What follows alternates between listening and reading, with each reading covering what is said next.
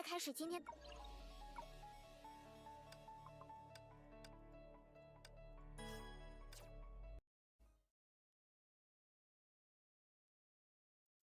在下李素商，请赐教。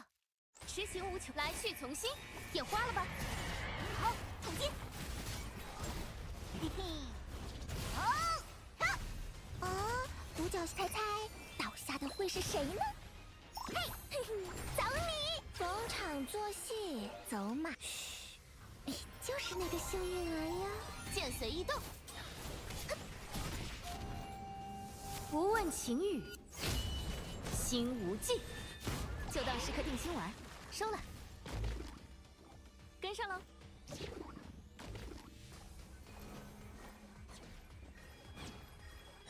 哈，收放自如，有破绽。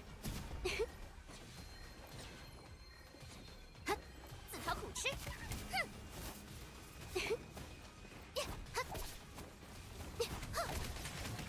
痴行无穷，一息万变，眼花了吧？哈天哈！没吃饭吗？1、2、3，哈！吼，大的来喽！啊，毁灭吧！主教来了，全打了。那我走了。这一剑，保你吃不了。兜着走，山河千里。任我行，太慢了，一清玉正，呀！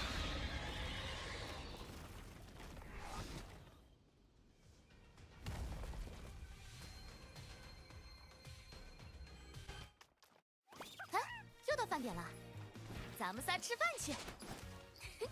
走喽。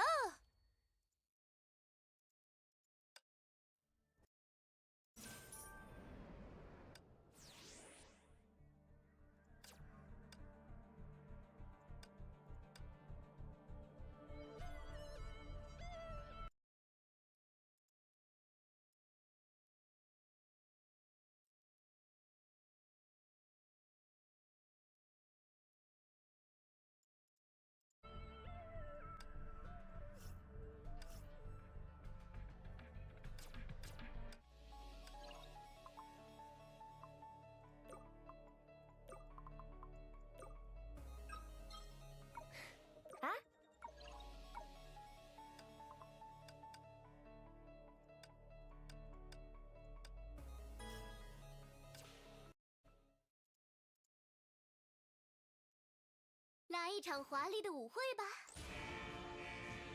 要跟上很热闹的吗？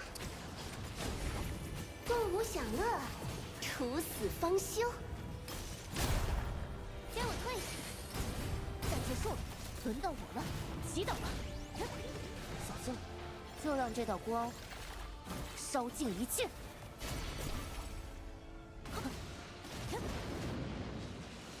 是离职。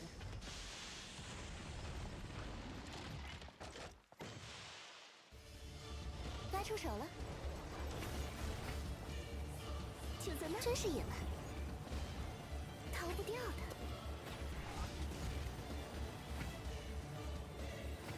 嘿，感觉如何？负我狂焰，与我同欢。给我退下！嗨，要一起看星星吗？天地三才，影其听之。好看吗？准备好共舞一曲了吗？我好想听你夸夸我。Man, the power creep in this game is just so dumb.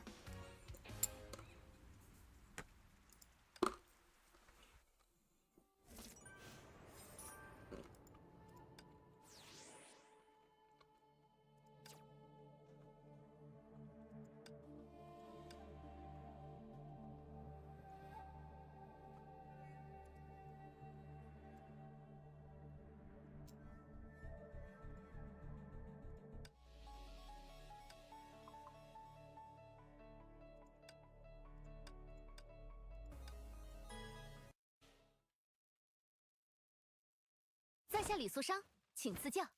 吃一息万变。我也来掺和坏消息，你该谢幕了。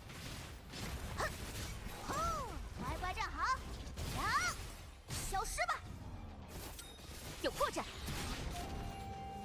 山河千里，任我行。跟上喽！享受路上的瞬间，也是旅行的一环呢。哼，来去从心。是。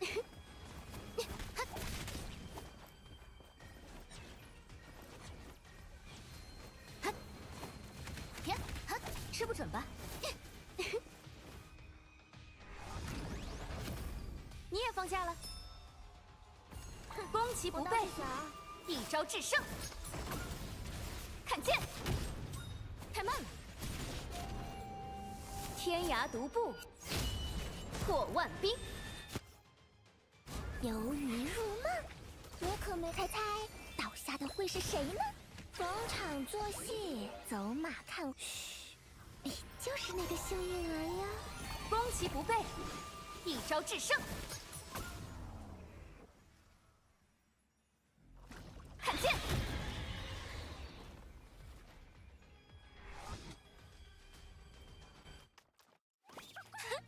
这一趟本姑娘玩的超级开心。你呢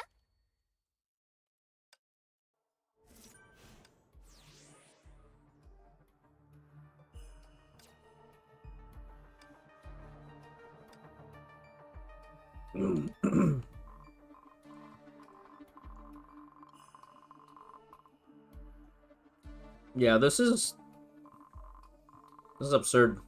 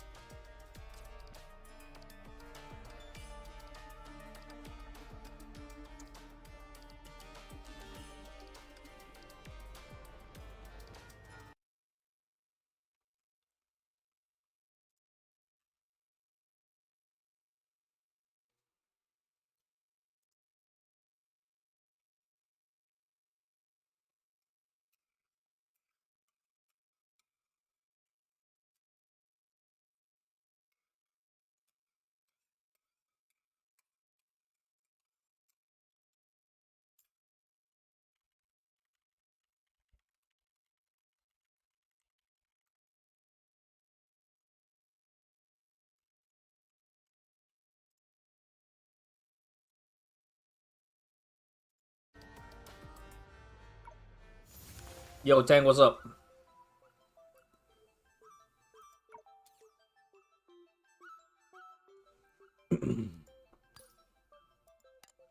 I gotta do these dailies, this special quest, so that I can unlock the dailies. Simsir, what is going on with the power creep in this game? MA is such a joke now.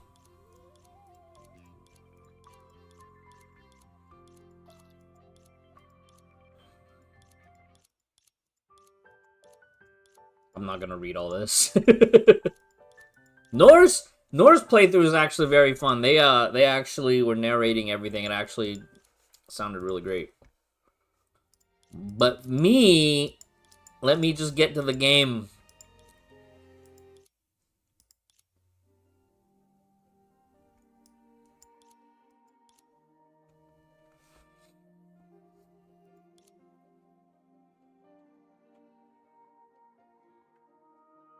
Are you getting the Lizzie outfit, Simsir?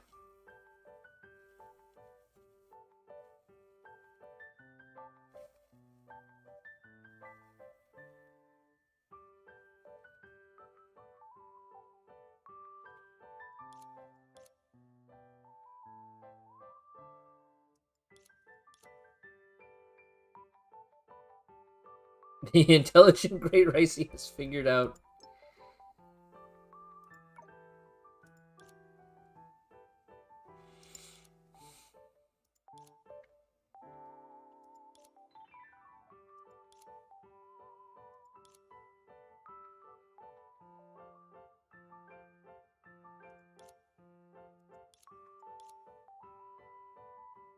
feel like I'm forgetting something.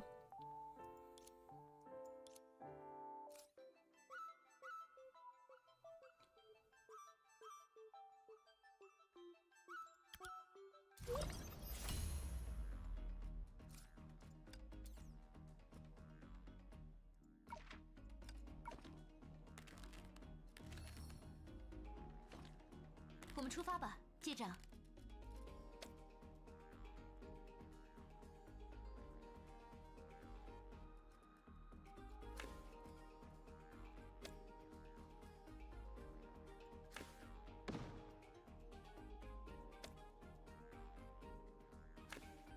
不用担心，我会守护大家。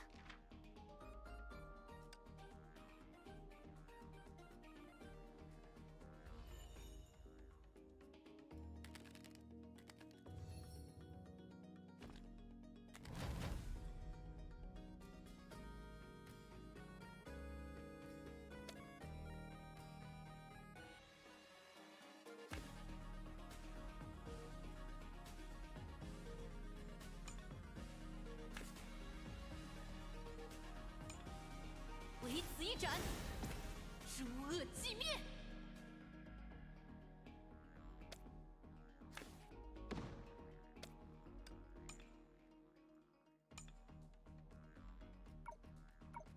长夜将逝。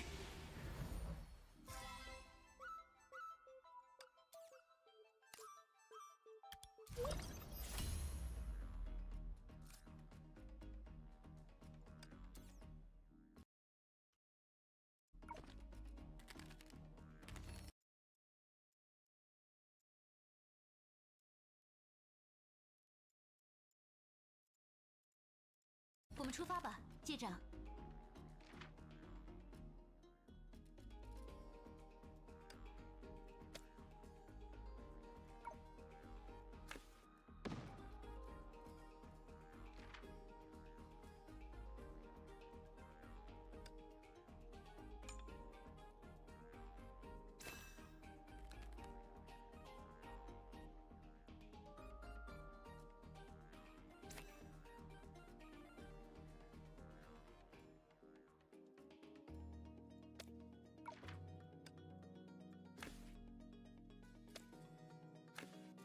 不用担心，我会守护大家。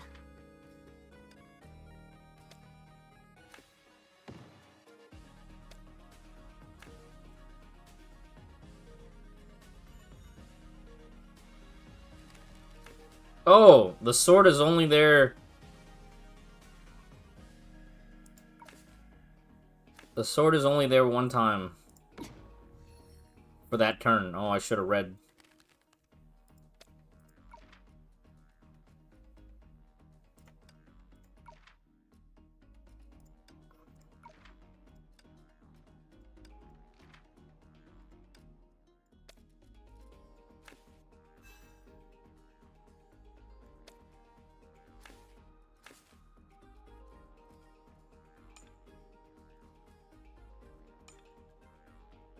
“长夜将逝”。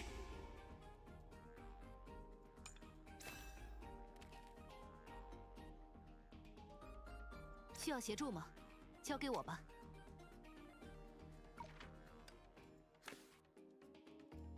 唯此一斩，诛恶寂灭。That was a very risky all-in.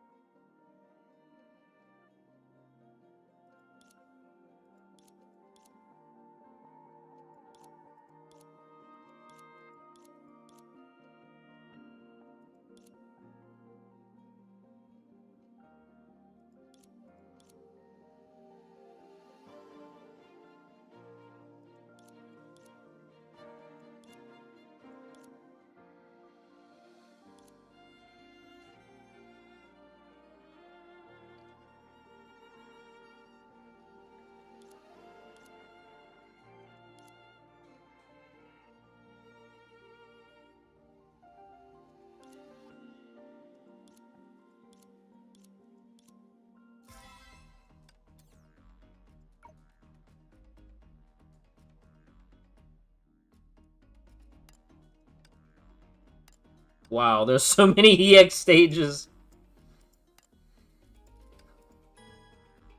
This is Hearthstone. This is Honkai Stone.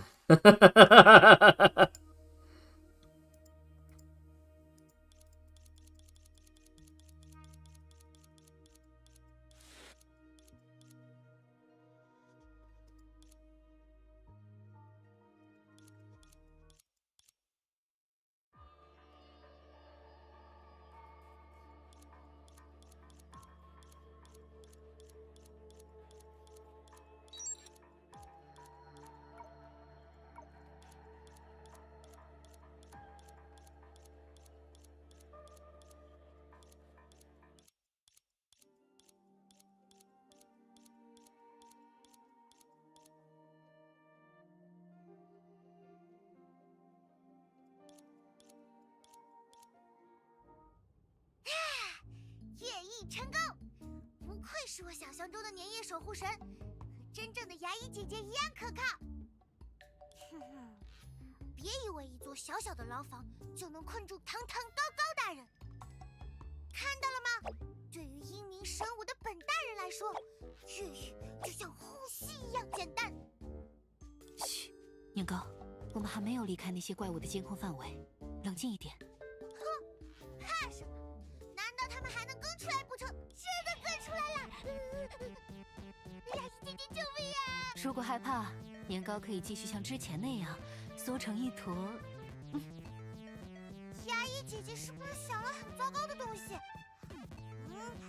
告诉你，高高大人一点也不怕，缩成一坨是为了那你蓄了这么久的力，是准备释放什么绝招？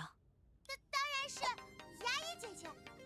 他们敢违抗拥有牙医姐姐的我吗？哼哼，你们这群坏家伙，就让你们见识见识年夜守护神的厉害！上吧，梦里的牙医姐姐！好，好，好，这就上。扰攘接技，万军击转，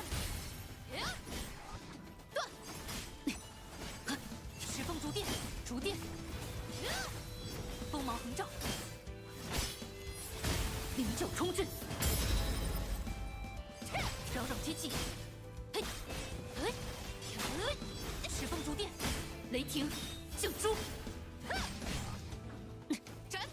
哇，轻轻松松，牙医姐姐好厉害！能够梦到这么强的牙医姐姐，高高大人也很厉害。锋芒横照，阴雷，晦明，绝，随夜色湮灭。哼，扰攘接技，一起加油吧！打到石风逐电，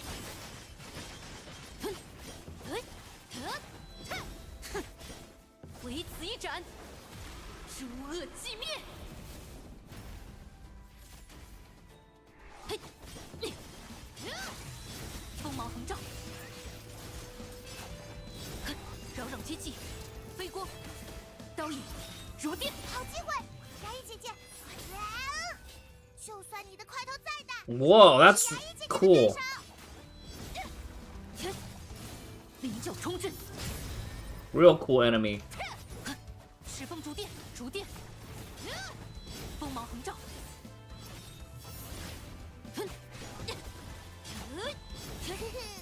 再威风的敌人，在牙医姐姐的面前，请你乖乖听话。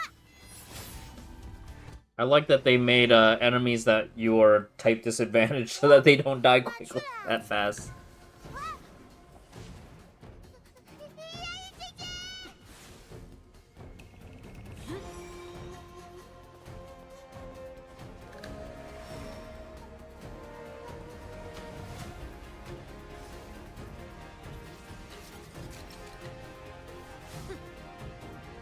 就此轮灭吧！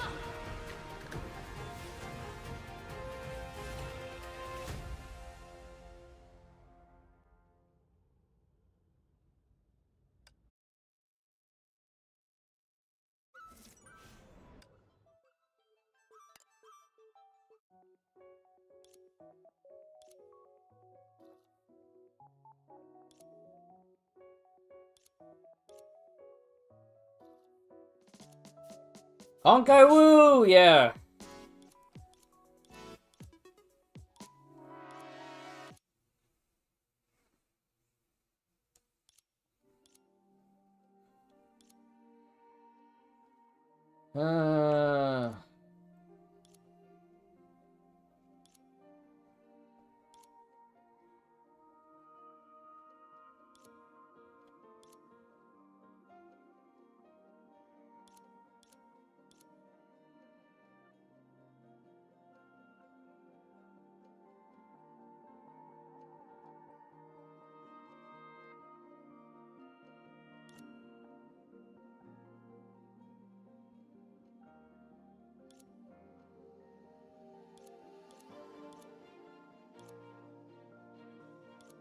How many more Mays can there be?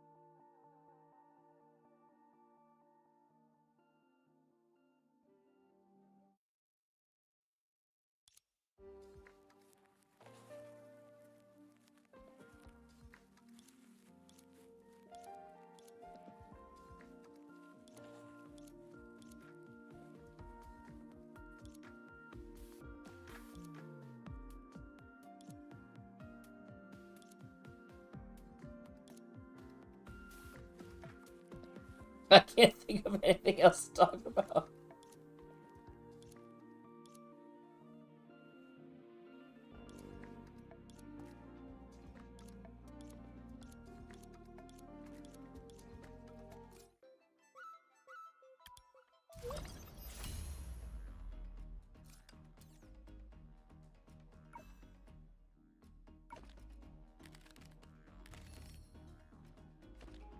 不用担心，我会守护大家。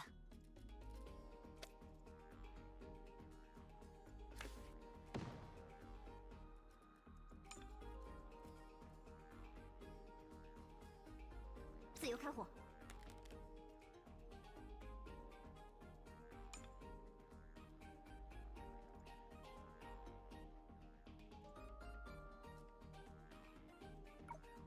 立场展开。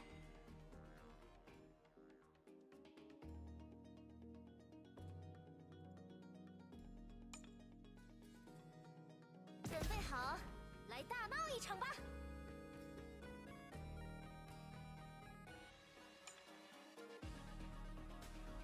自由开火。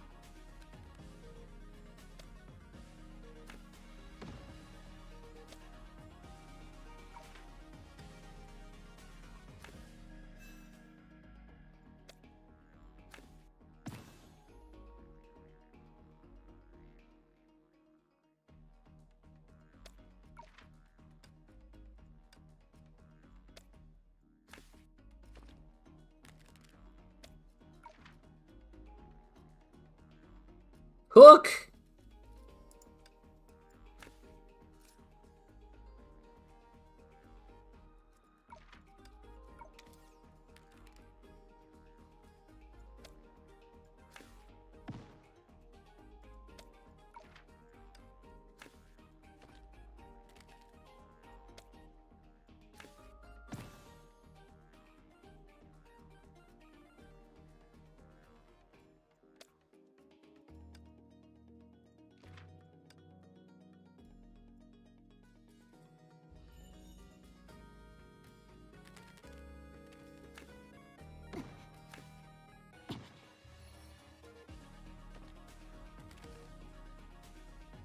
需要协助吗？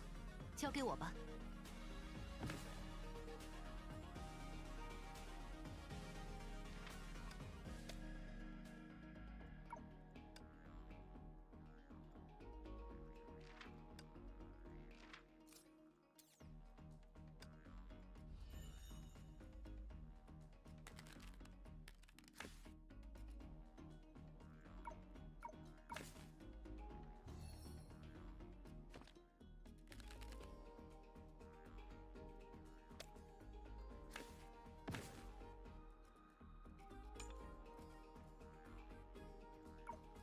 随夜色湮灭。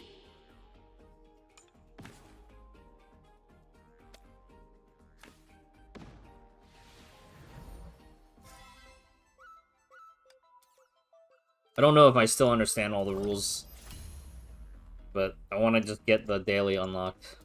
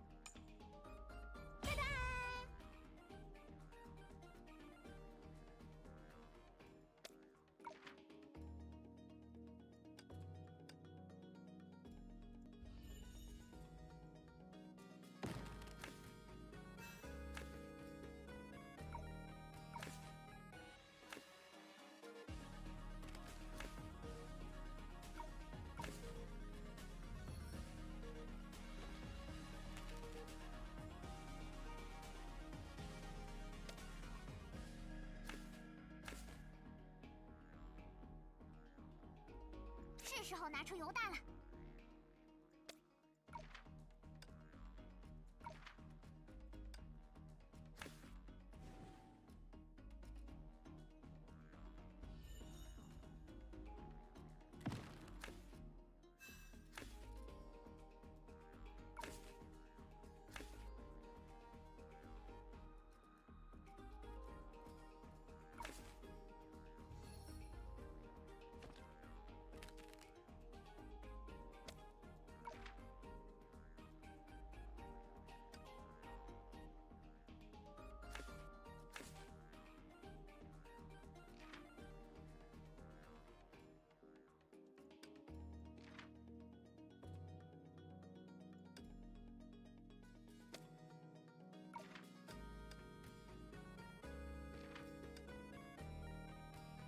有我在呢。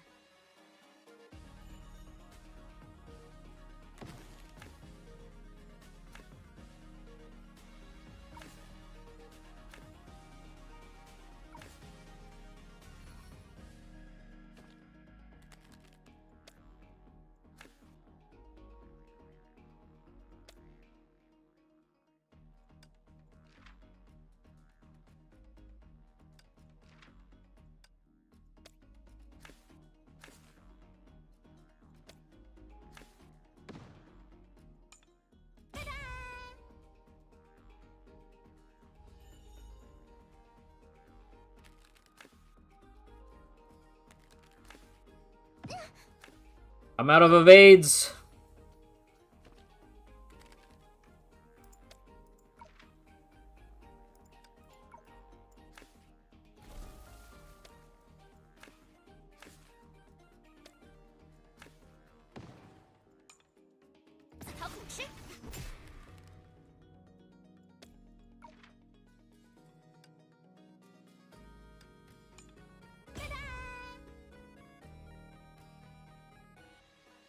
是时候拿出油弹了。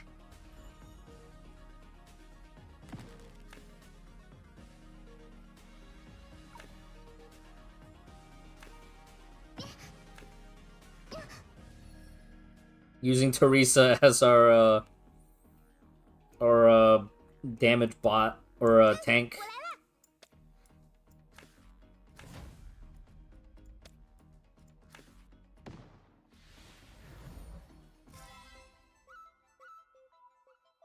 It's a fun little combo.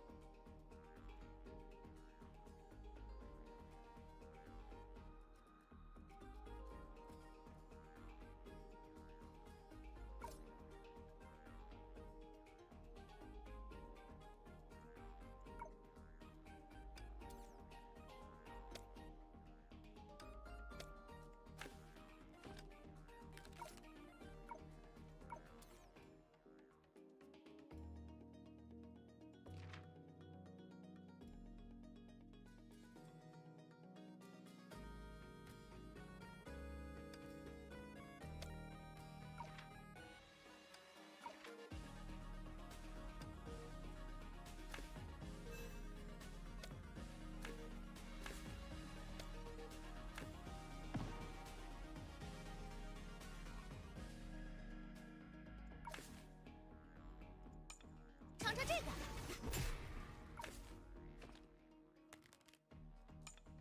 我来帮忙。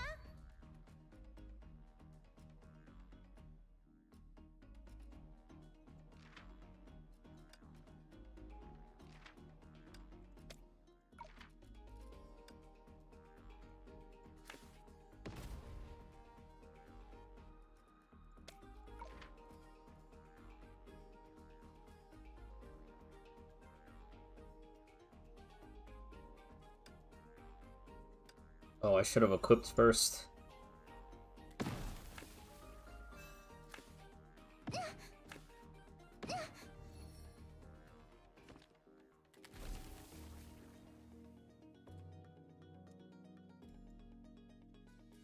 是时候拿出犹大了。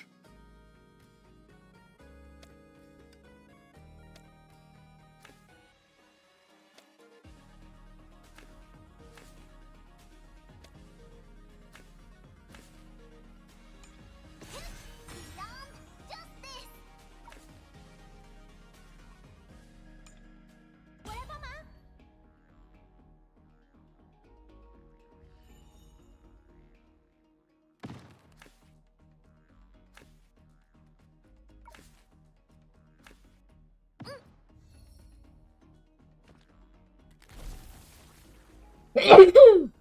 All right, here we go.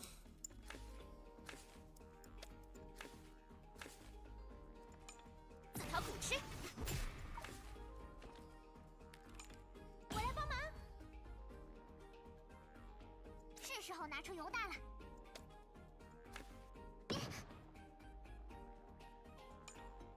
我来帮忙。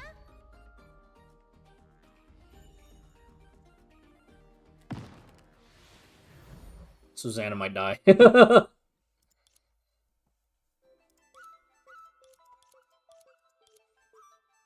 I really wish they actually came up with like a proper model for him. Like when they did the artwork for him in the Honkai 3rd Evangelion collab, it was really good.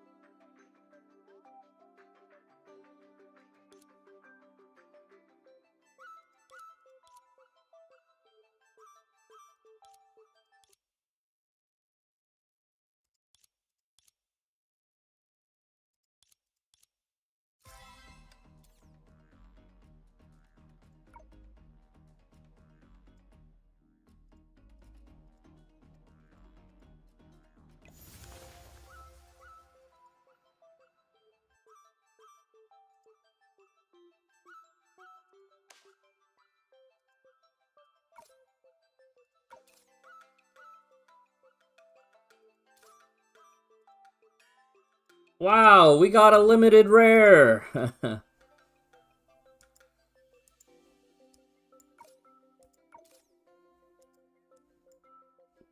Wow.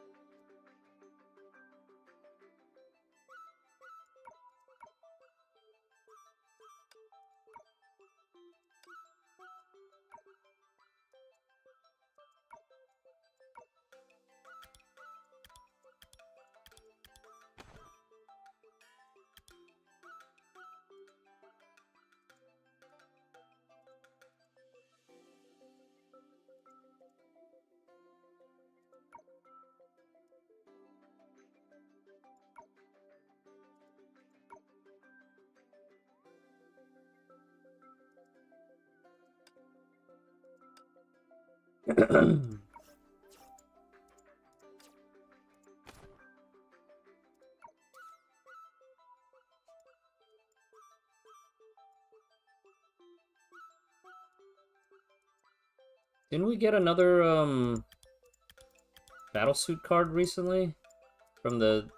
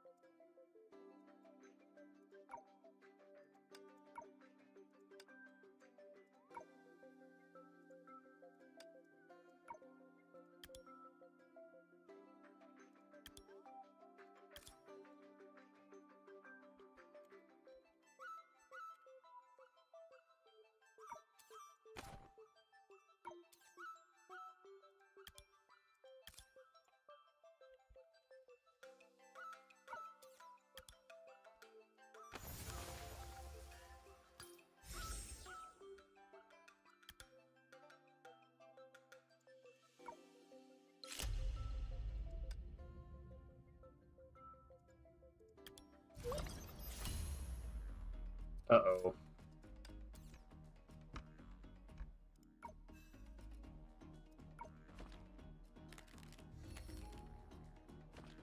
我们出发吧，机长。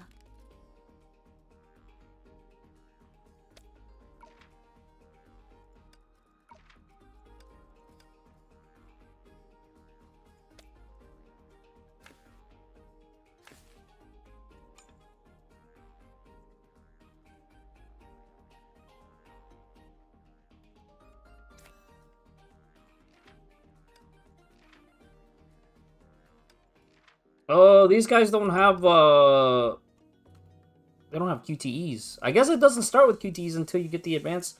Man, maybe I should play the Susanna deck.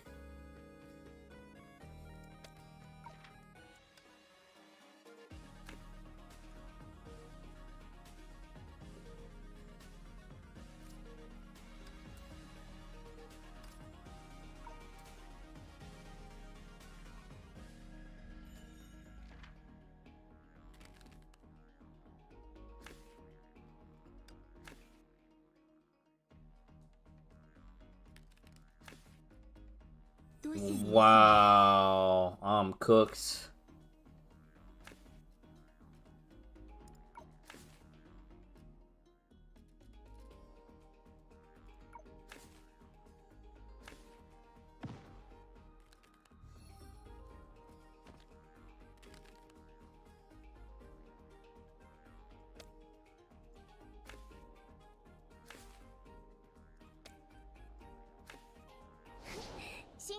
Tiana，出击！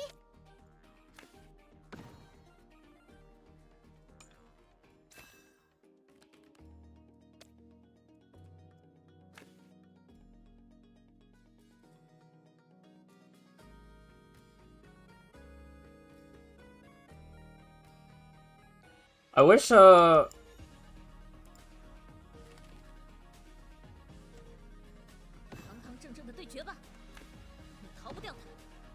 this kind of sucks.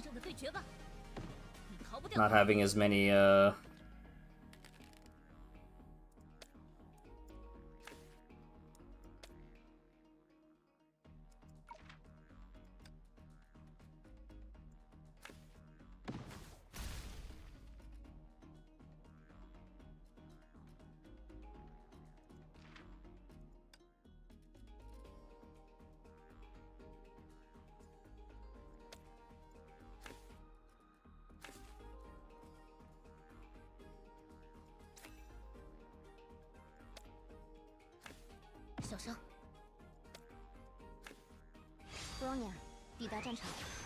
should have QTE'd first.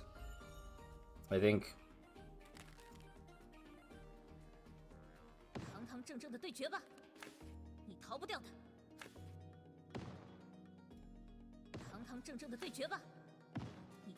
I guess I just need to stack more attack cards.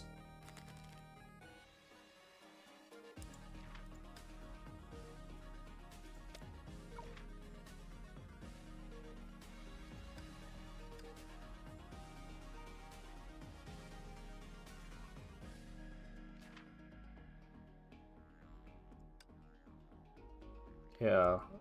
陪你玩玩。 You're in trouble now.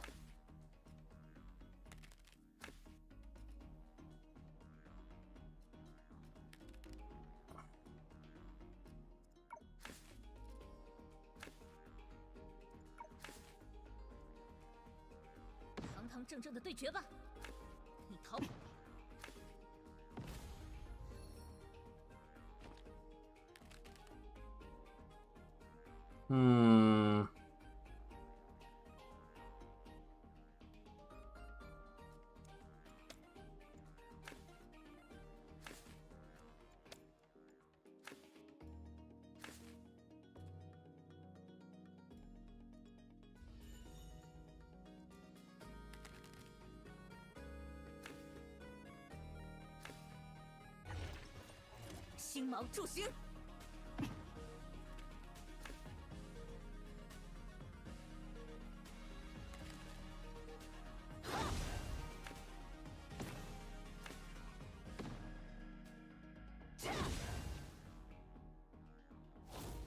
心汇聚于此。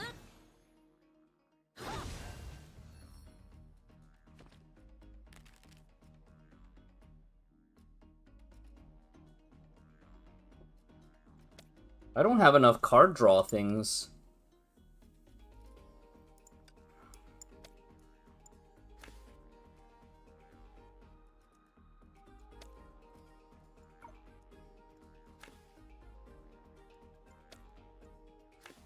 小声，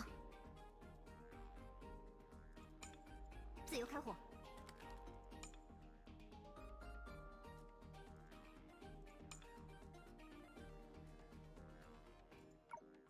立场展开，准备好，来大闹一场吧！ Aw, damn it.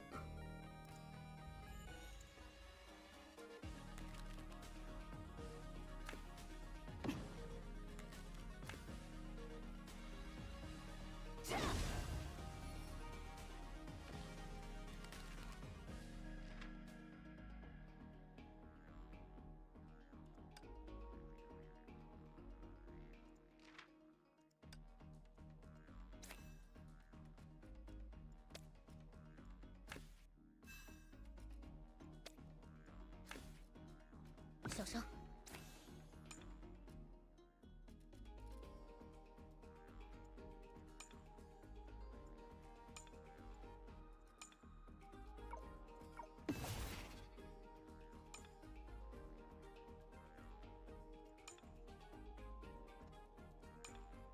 准备好，来大闹一场吧！自由开火。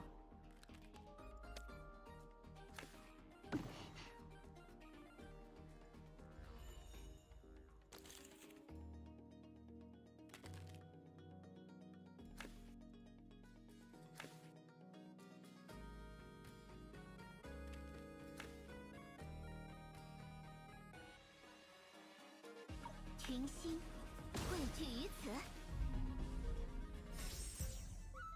Wow. That deck did not do so well. I need more attack cards. And I need more weapon draw. I need more draw cards.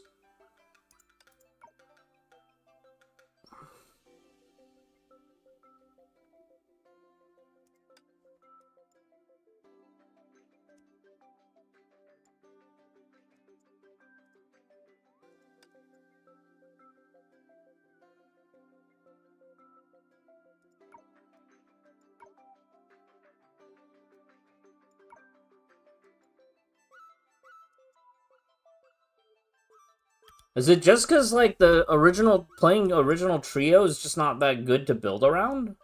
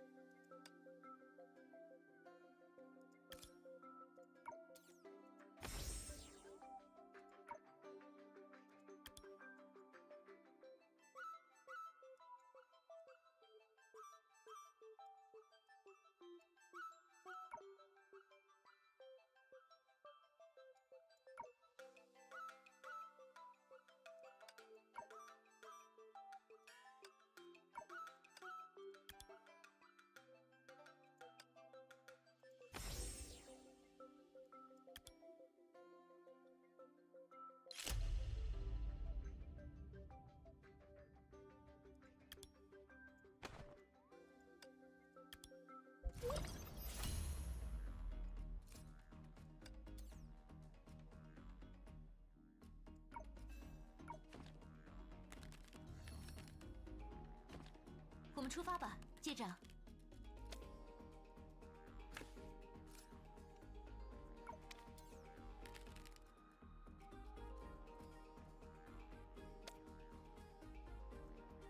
How many cards can you have in your hand?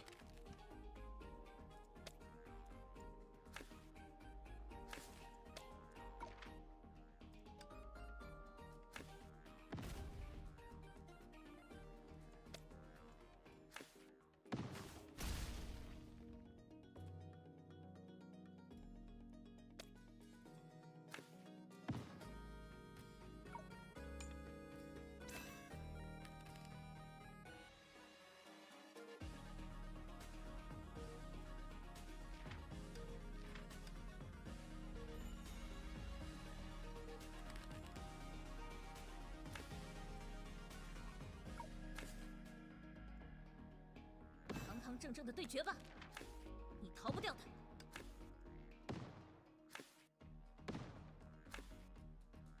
多谢您的信任。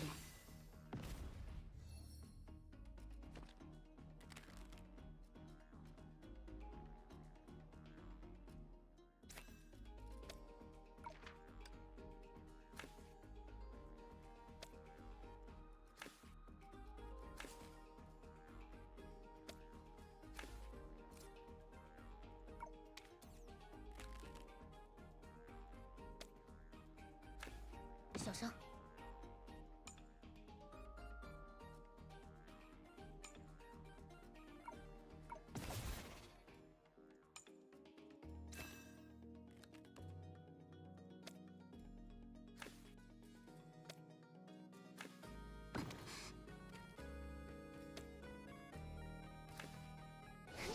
新年使者提安娜出击！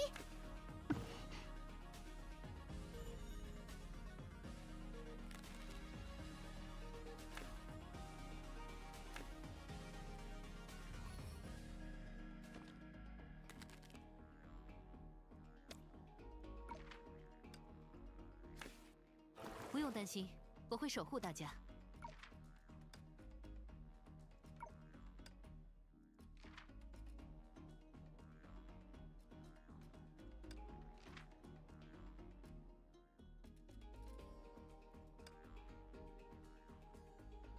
需要协助吗？交给我吧。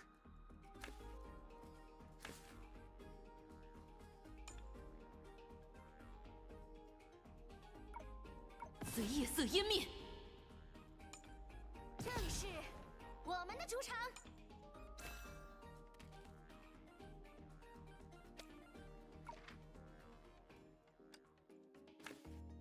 布罗尼亚，抵达战场。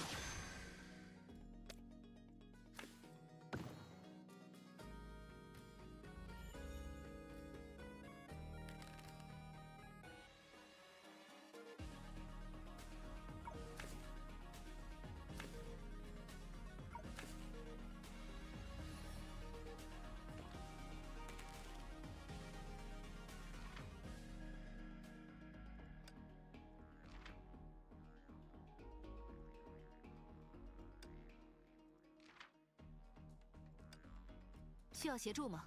交给我吧。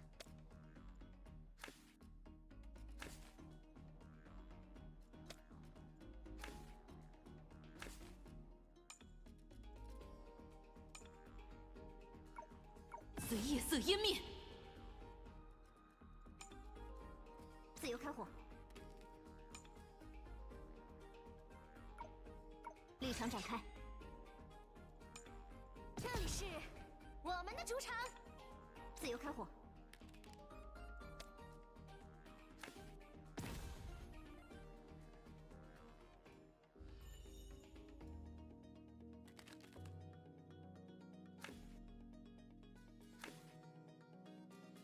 Pot of greed.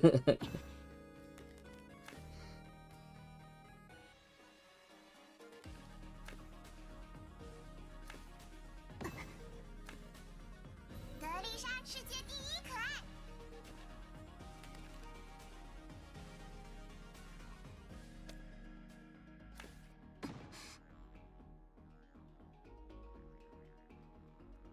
需要协助吗？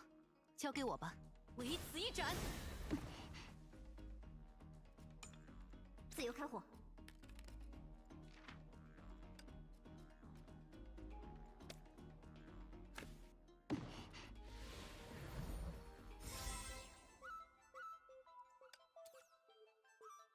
Jesus. I don't know if I like this game.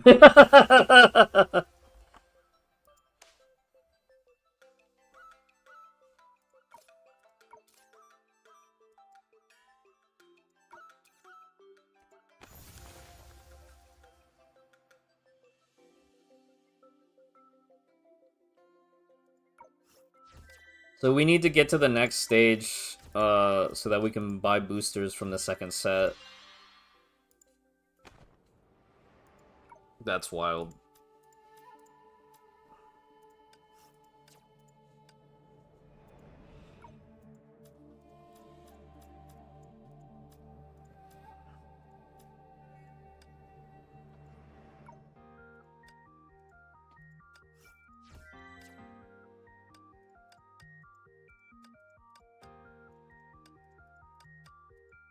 Okay, good stuff. Good stuff. Honkai Woo!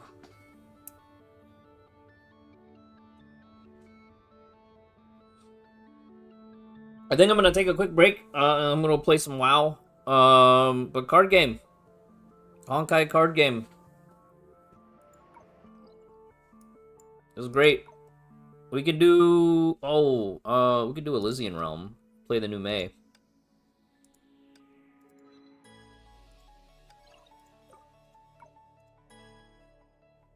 Spam this real quick. Alright, we'll spam this real quick, and then I'm gonna go make some 不 food. 用担心，我会守护大家。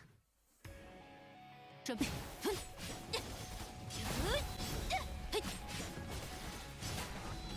扰扰接技，逐电，锋芒红照，万军击转，慧明，绝，灵鹫冲阵，刀影，逐电，石峰逐电，把油结，长夜将逝，扰扰接技，飞光，万军击转，慧明，绝，一起加油吧！该终结锋芒红照，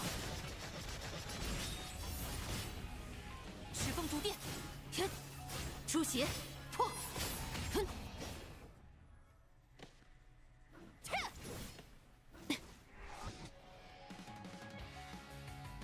未来的路，我们会共同开辟。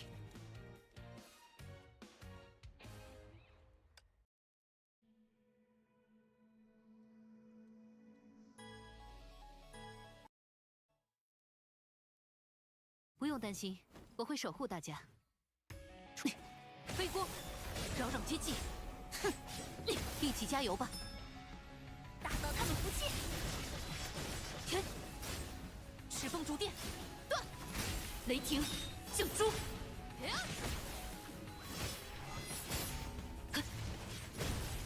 灵鹫冲阵，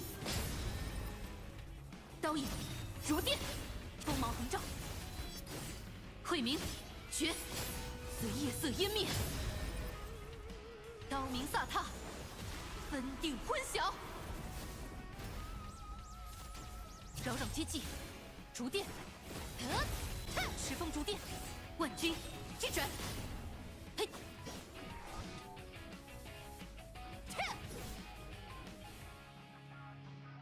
我会守护大家，这就是我挥刀的意义。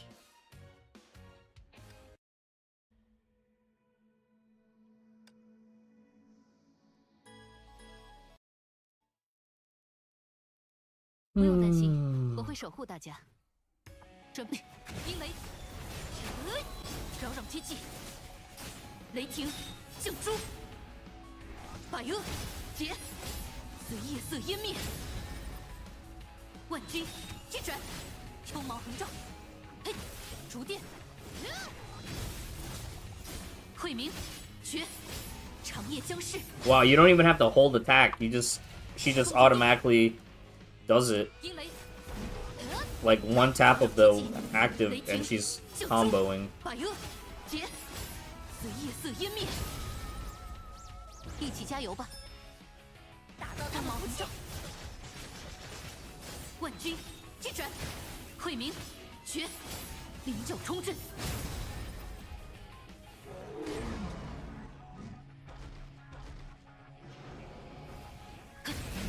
石峰逐电，雷霆，救诛，把油结，随夜色湮灭，刀鸣飒沓，分定昏晓。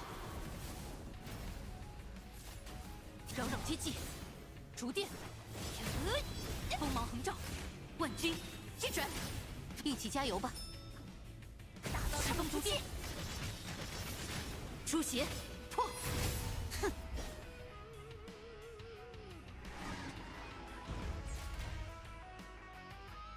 未来的路，我们会共同开辟。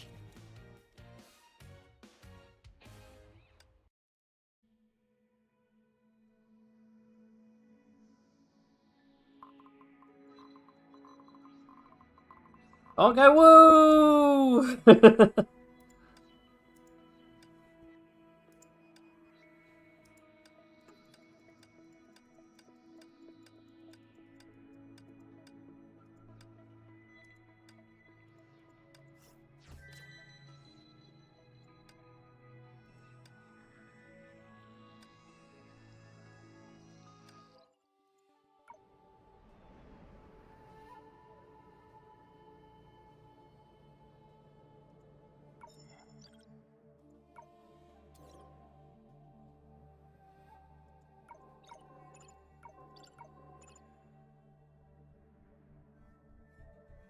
Wait a minute! Oh my god! Guys! Wait a minute! Oh my god! Simser! Ain't no way! Ain't no way! Bro! I got the 833 with unmaxed stigs! Bro!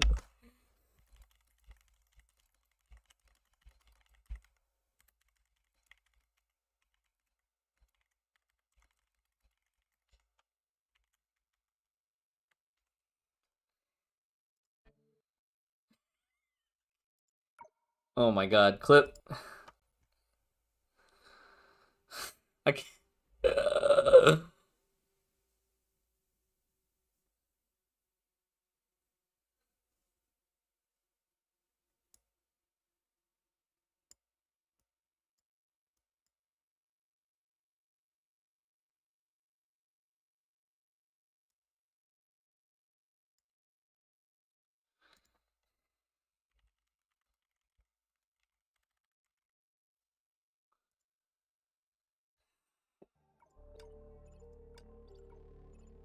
I knew something was missing. Wait a minute! Oh my god, that's really loud. That's so loud.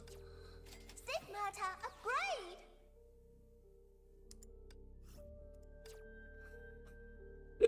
upgrade. Okay, I think the M piece we could have... Oh, but they started... No, wait, the 46 is from the affix. So M piece I could have left alone. Well, no, because M piece, this goes up, right? Yeah, 24... Oh my god. I was like, why am I missing so much damage? Bro. I need to share the news with Honkai Twitter.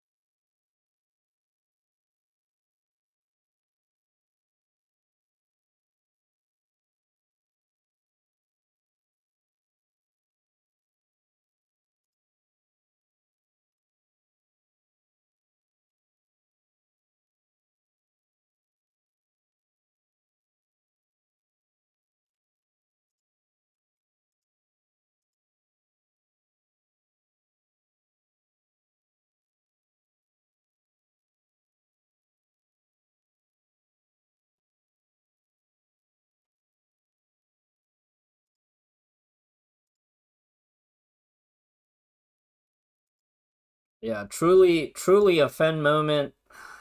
I think y'all only really appreciate this because you've seen me do something stupid like this for the last 5 years. Okay, that that looks a bit better, doesn't it? Oh my god. Okay, woo.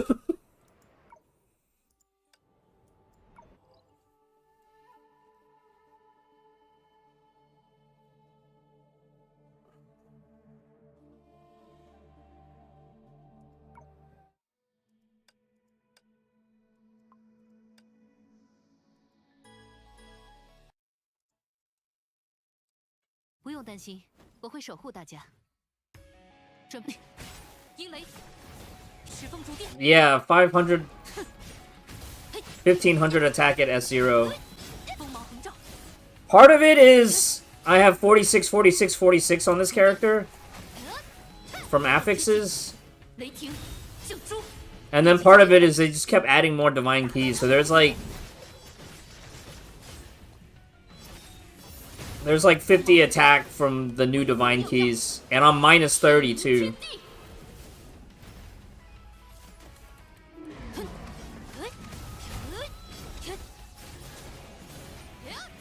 阴雷，一起加油吧！该终结扰扰贴近。 Yeah, yeah, statflation, HP inflation, 随夜色湮灭。 mechanic power creep. 石风逐电，微光耀耀，辟明天地。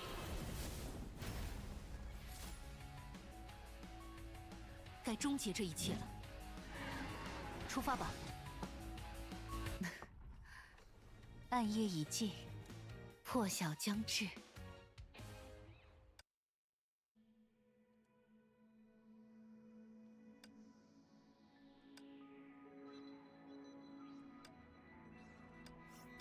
What a time to be alive. I could be playing WoW.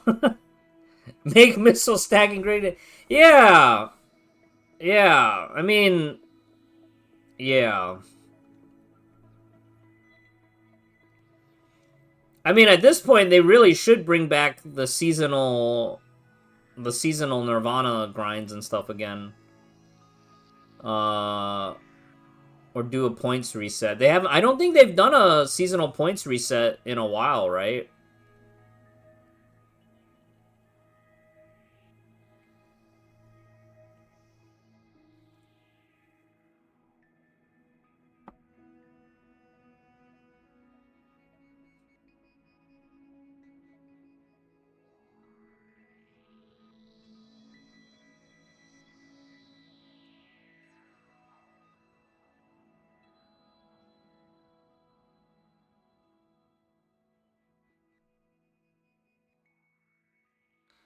Like, for trophies. Trophies were supposed to get reset at some point, I think, but they never did.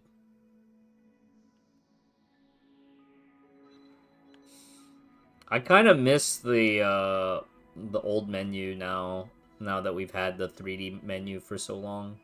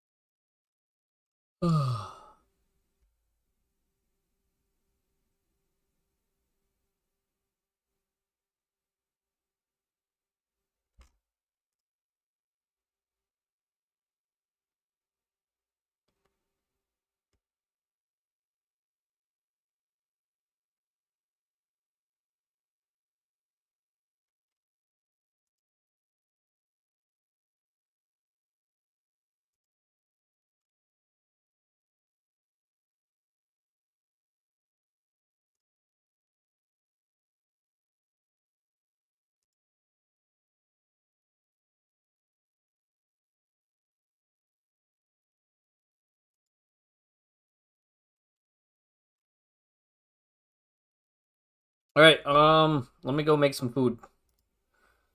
Let me go. I'm gonna go make some food.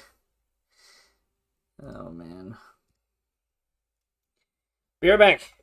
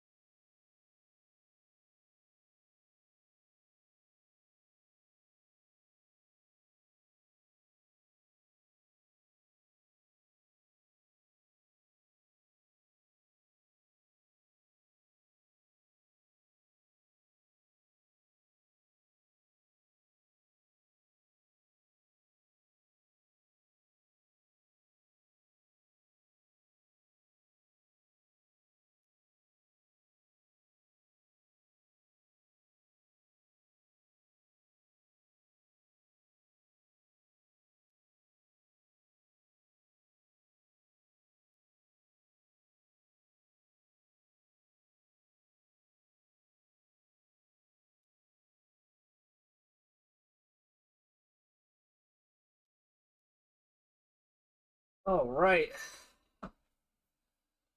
Sounds good. Have a good night, Simsir. Appreciate you. All right. I think we're gonna switch over to WoW for a bit.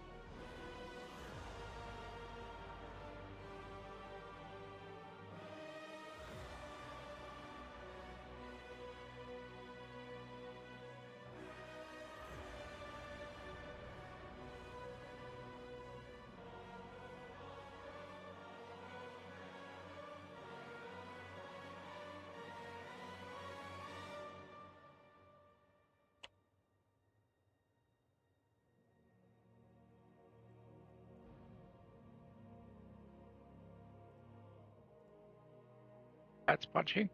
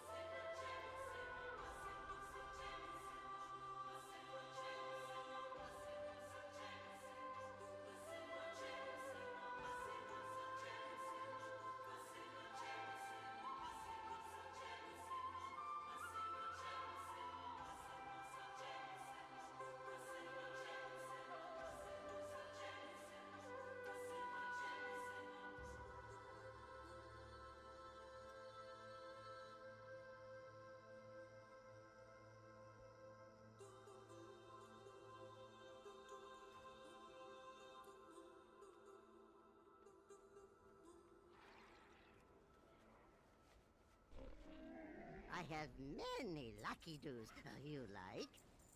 Farewell, friend of the...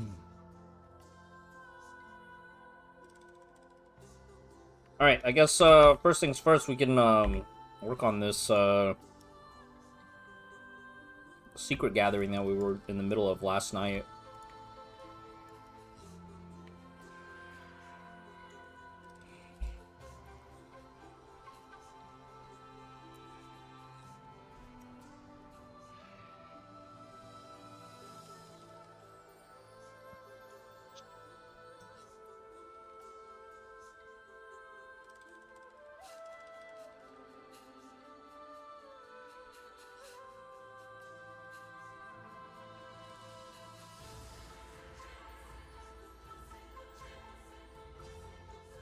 You good, Vic?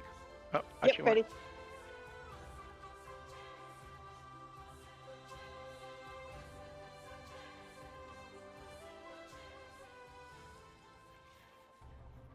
Your quest.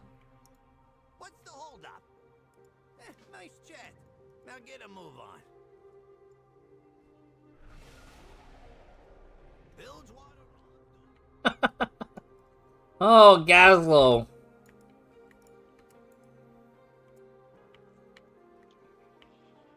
Good Gazlo.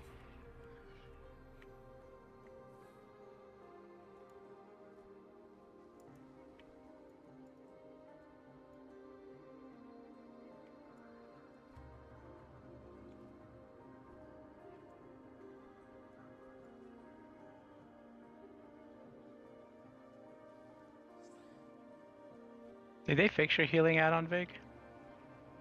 No. Oh, so you're still using the Blizz one? I'm using Blizz frames with click for casting. That is what I used to use. It's okay.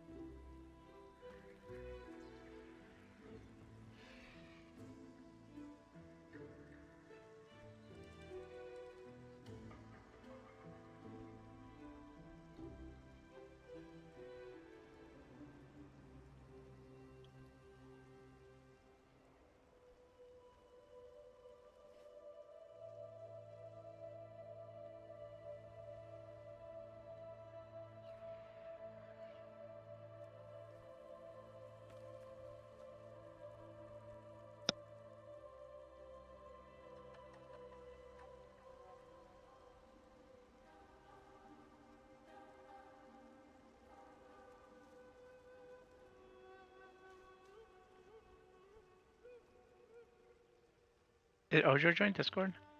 Mm-hmm. Yeah, I'm here. Have you heard from Darkin? No, not at all. Actually, I did hear from him maybe a few weeks ago. He bought a new vehicle. Hmm. But nothing about WoW.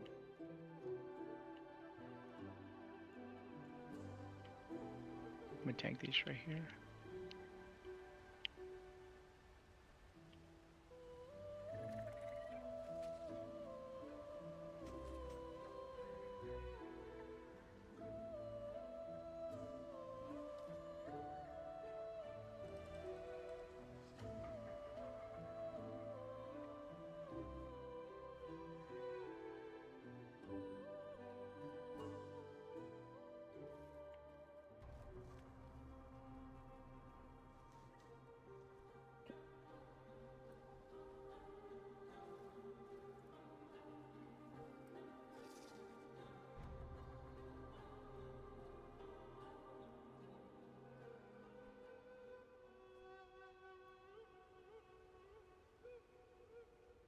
Move from the eagle.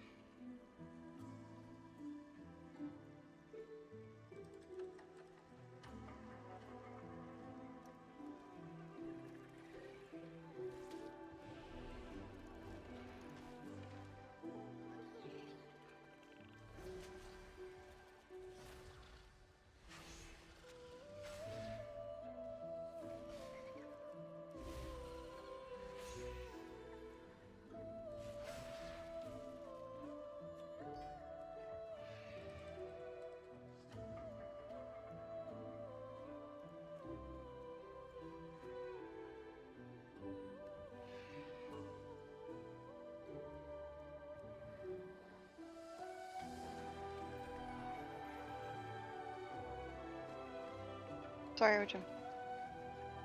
I got stunned in that. Yeah, I was late on this one, my bad.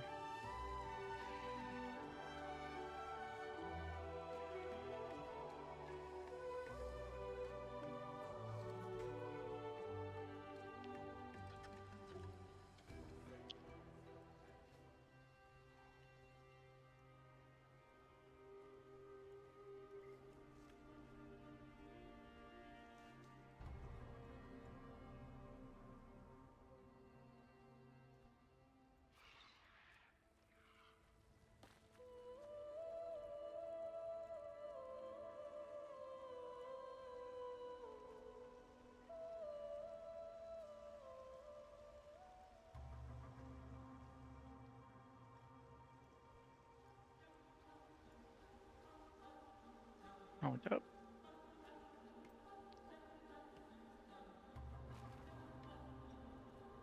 Gonna go around this tree.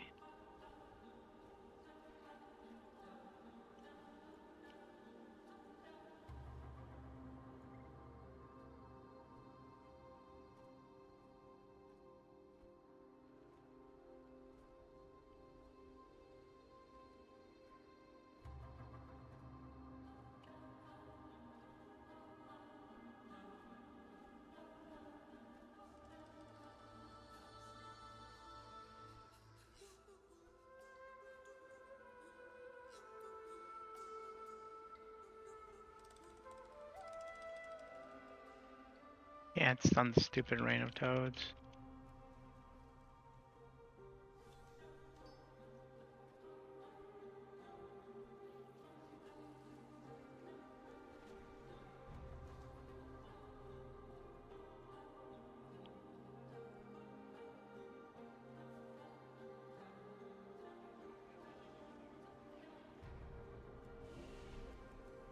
Okay, make sure that when the eagle targets you at a green arrow, you run into a trap.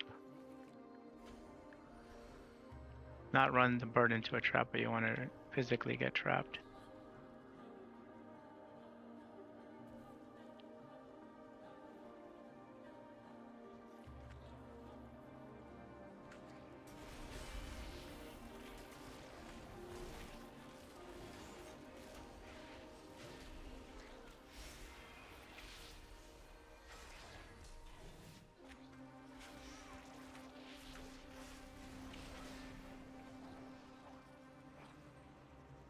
You gotta take that. Okay, get trapped.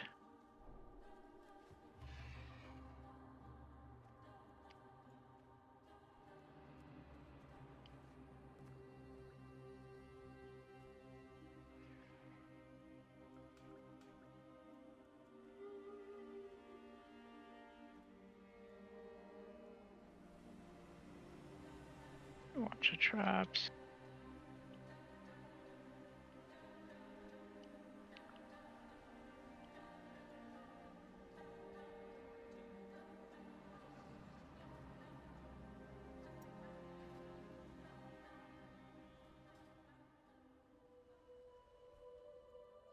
Get trapped. Oh, Jesus.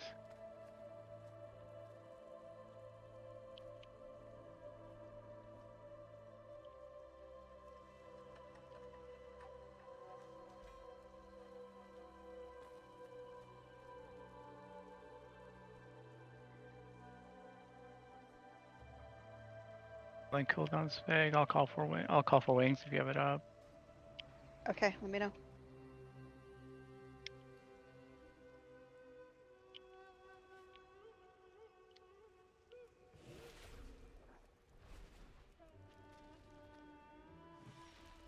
I think I'm okay. There's no traps.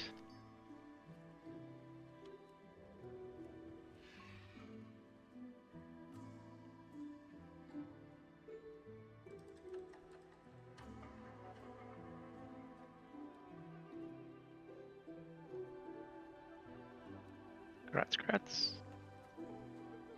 Thanks. Oh no.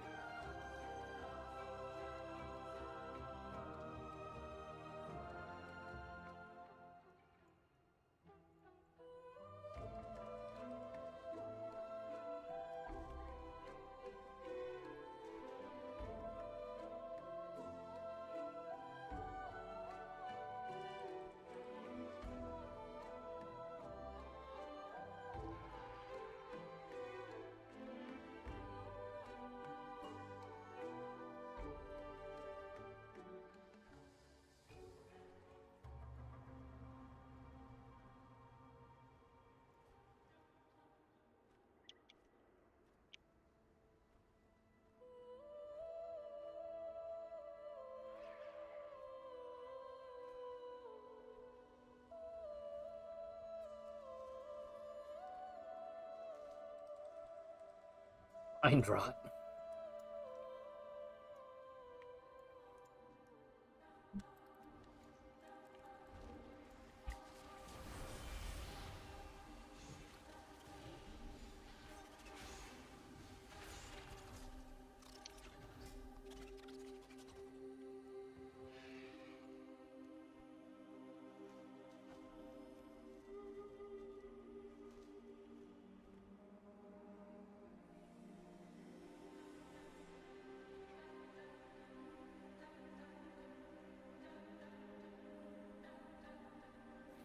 Just a little shadowy thingies, that's what stuns you.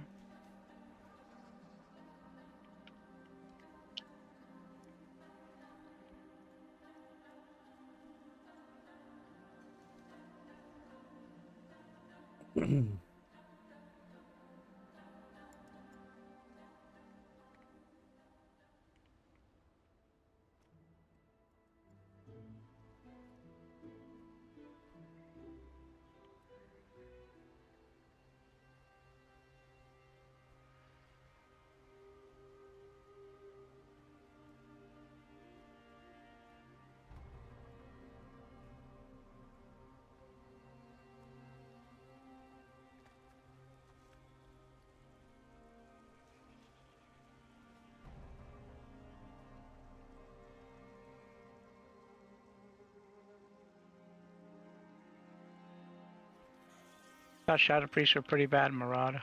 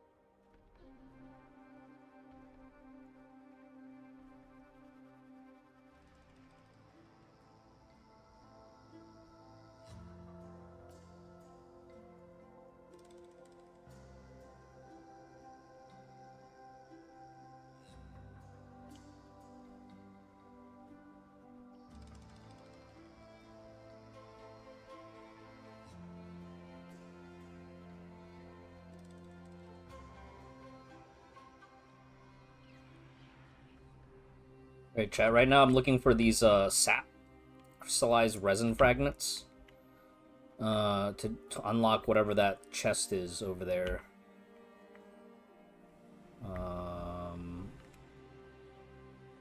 But the spawn distance is a little bit wacky. I have to go up and down this river.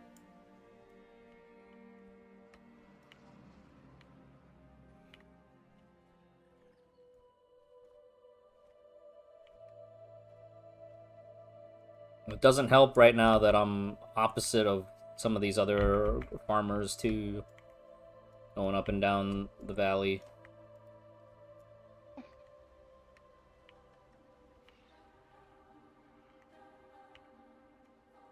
But at least these, after you tap the node, they don't despawn right away. So it's not that terrible.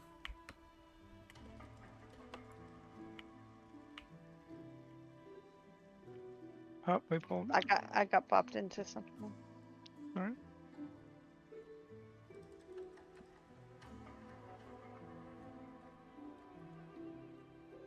Oh, shit, it can... even as high as the waterfall.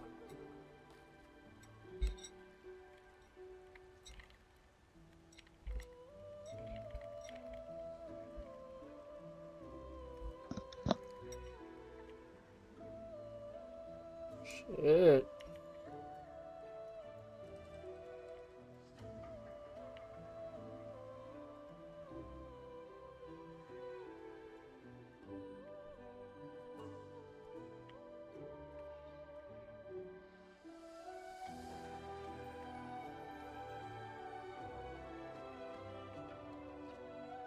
Okay, 2 people call it out. You have to combine the 2 orbs 2 at a time. You can't do them all at the same time. We get lines to each other or something. You get aligned to an ad, and then you have to run. See, here comes the ads. So 2 ads need to hit each other first. So call it out who's hitting one. So mine's hitting Marat's first. So you two keep kiting. 2 more seconds, 1 second. Now you can. Yeah.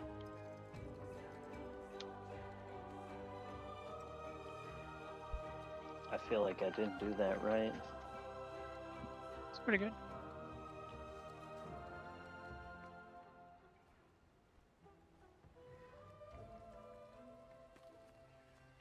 Here they come again.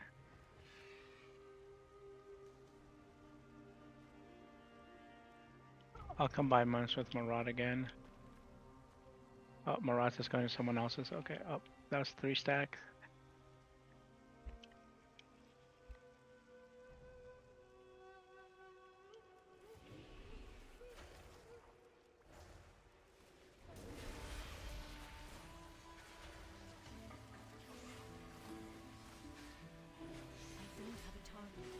I'm sorry, champion. The priest killed you. I'm not sure what I did. I think I must have run into someone else's. Yeah, there was 3 that hit.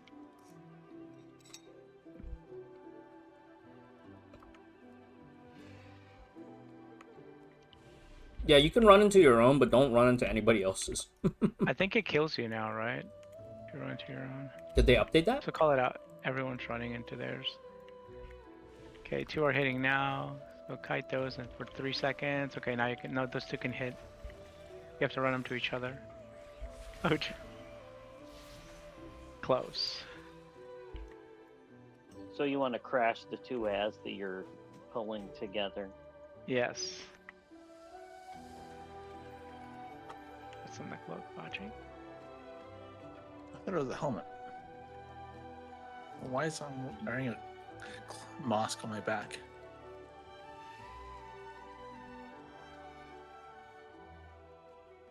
It's weird.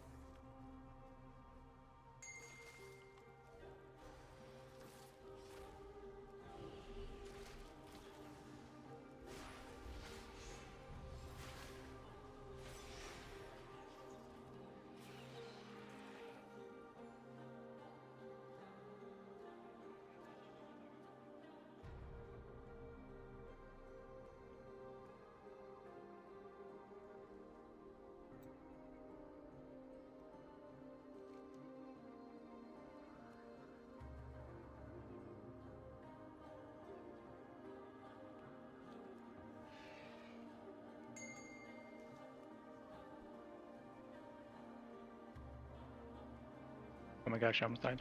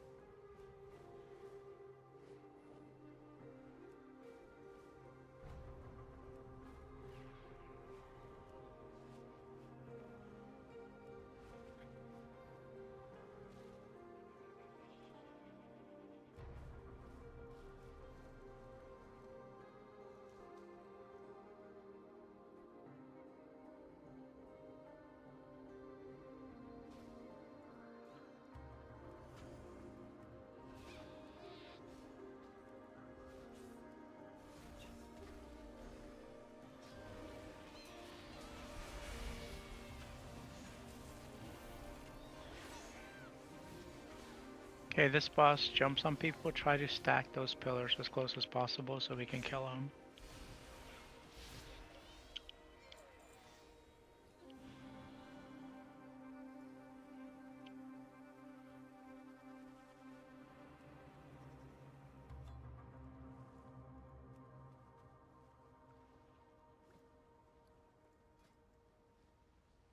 Here comes the leaps. You're good.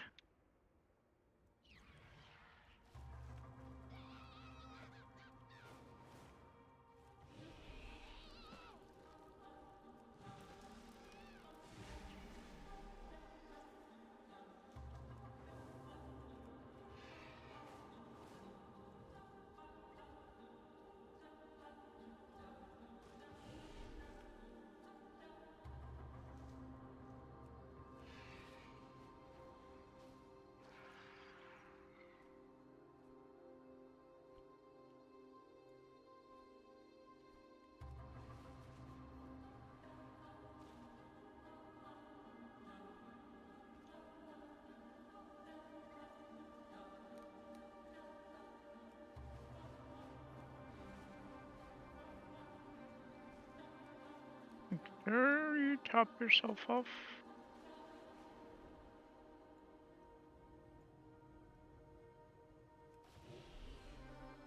You are strange to me.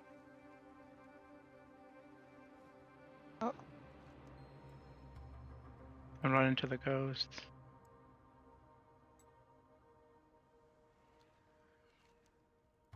Go now, please.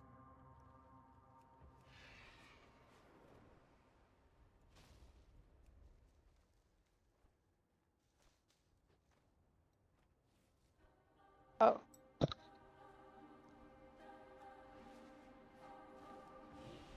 You are strange to me. I don't think I can get it. I'm down at the bottom, so Go probably not. now, please.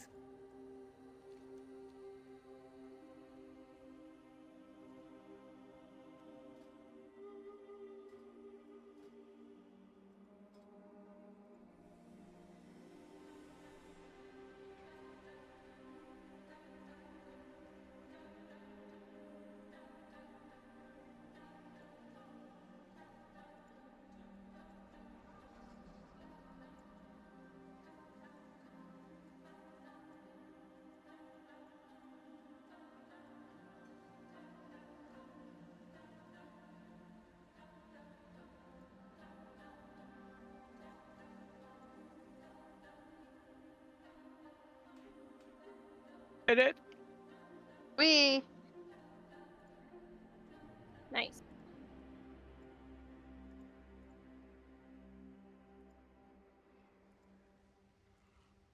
There's a rock here if you want to release. What's in the A trinket. third That's my trinket, first Ojo? one today. On the upside, I think I can trade that.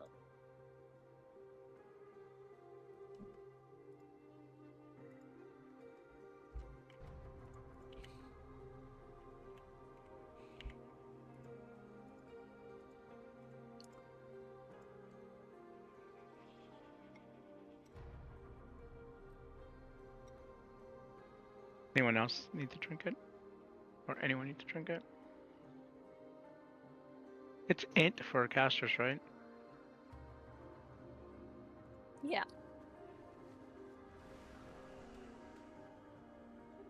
I mean, I'd use it for my DPS spec, but I don't necessarily need it.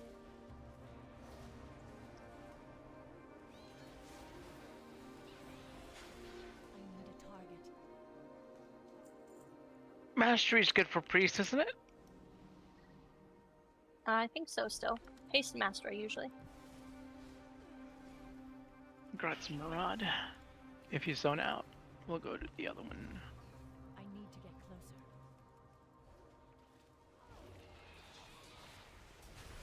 To the den.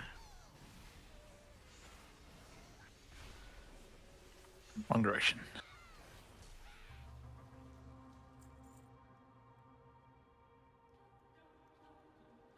Task will wait.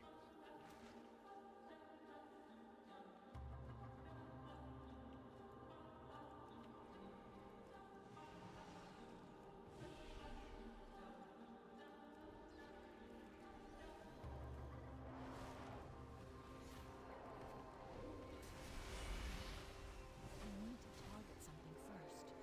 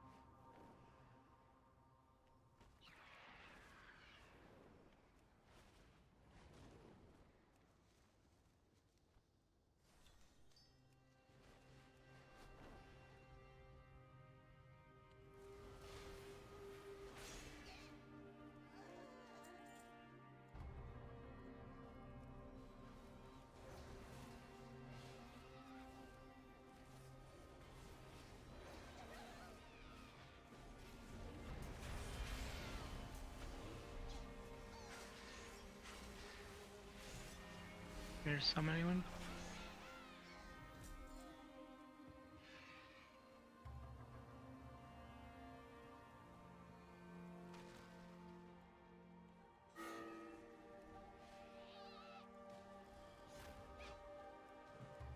Much more inside already.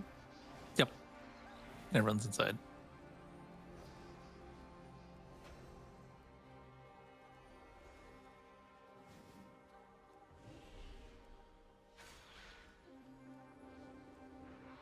Whatever you do, do not try to click on the little barrels before the first boss while you're mounted up.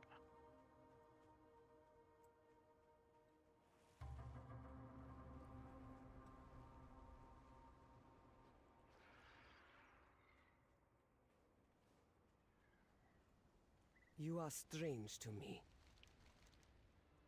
Go now, please.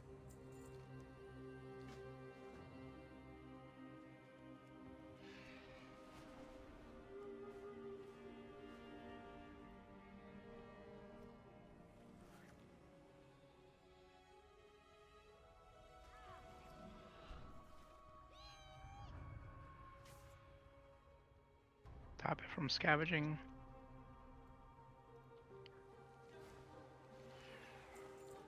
Go now, please.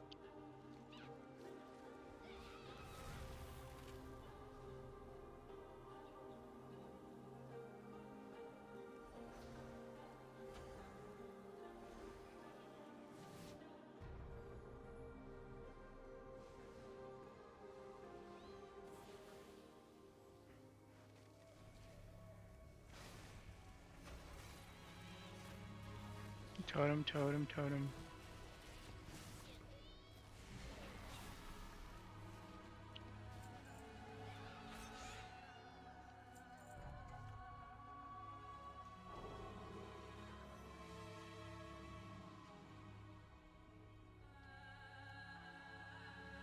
Totem.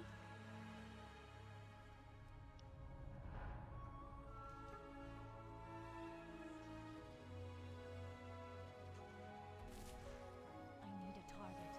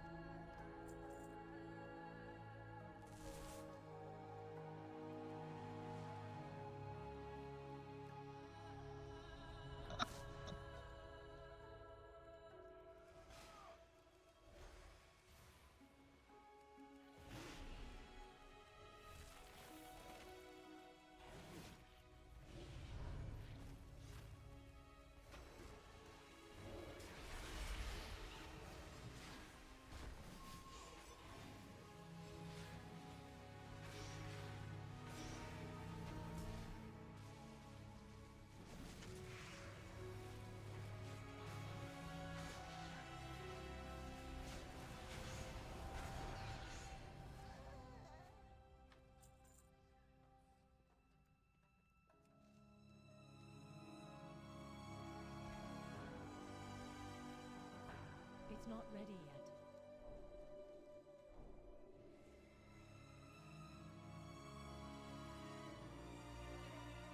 Oh, we got the fishing one. Can somebody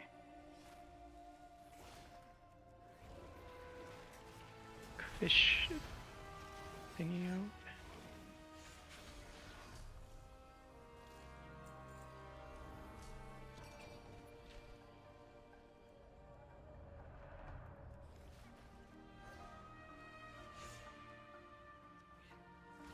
I kept saying water too shallow for me.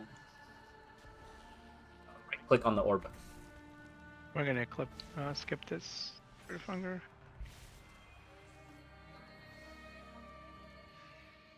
Is this a stealth skip? No, just you can just run through it. I just don't want to pull the. Go now. Oh yeah, that first pull has a weird angle that you have to cast your line from.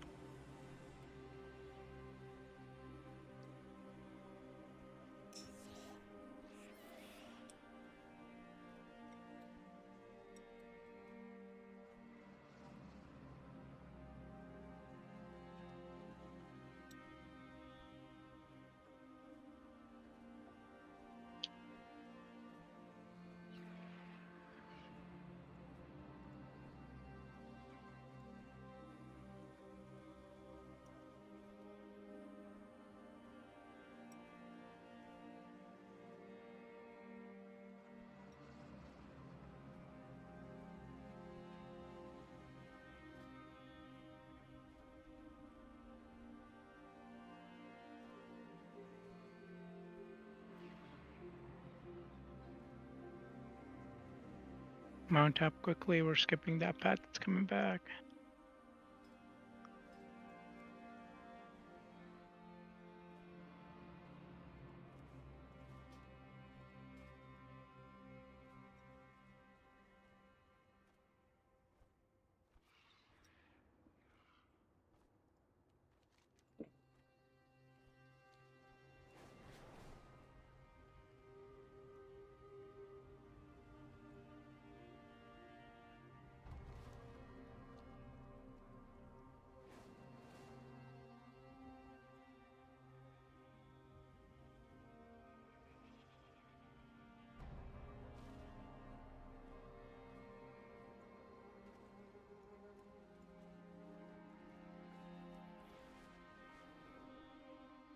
And we just need to fish the last one up right here.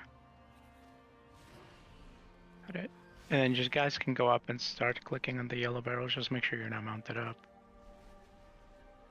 Hopefully Flip Blizzard fixes it. I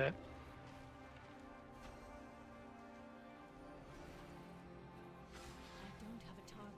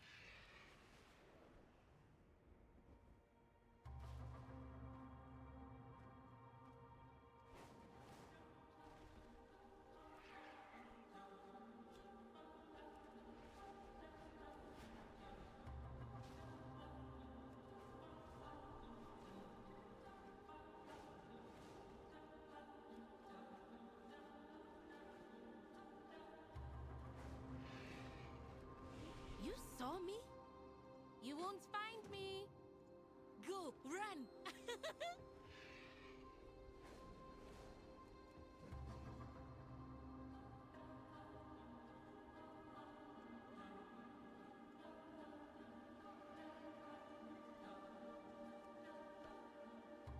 Oh, there's one more I missed.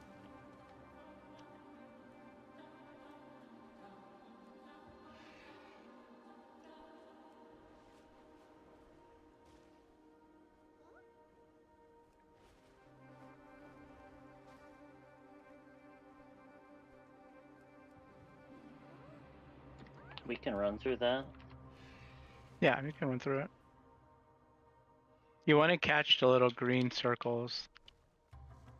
Like one that explodes gives us a 10 stack, so if more than one explode, then...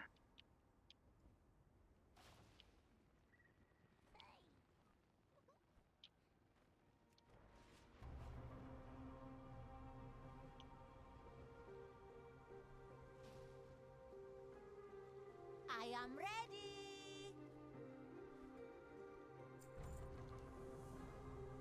More woods to the wild. You won't find me.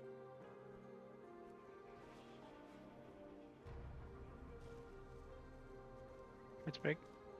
Nice.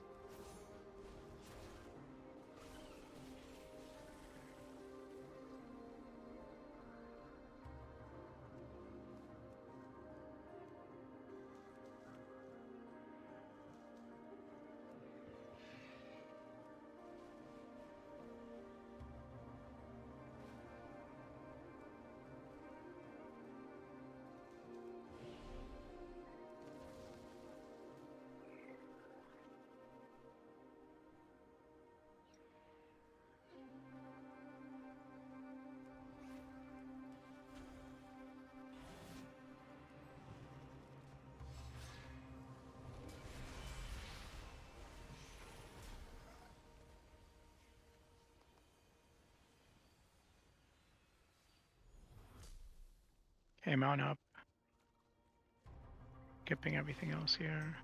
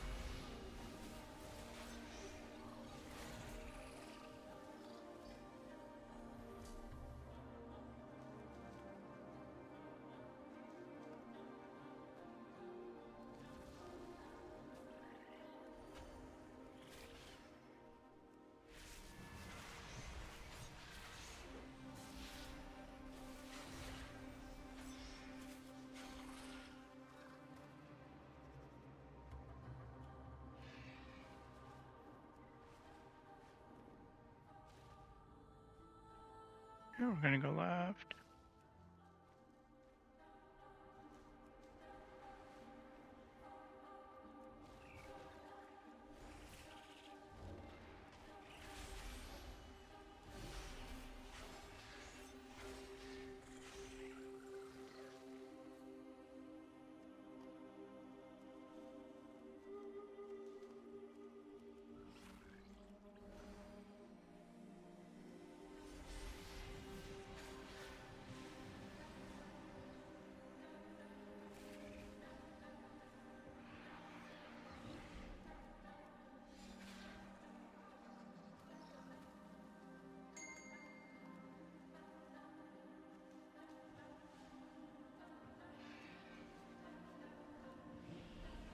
I'm stuck on this route back here. I don't know what. I'll bubble. Don't go out. Don't go too far out. You're gonna pull that out.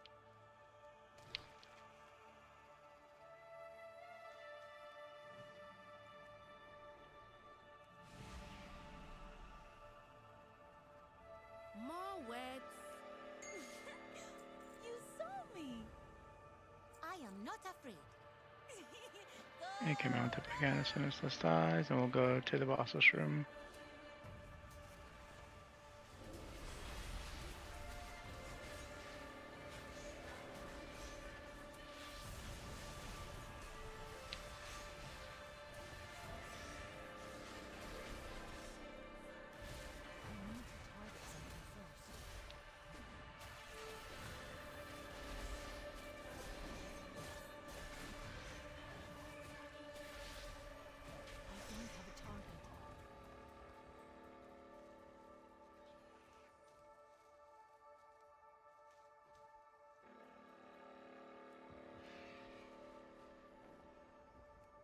More words?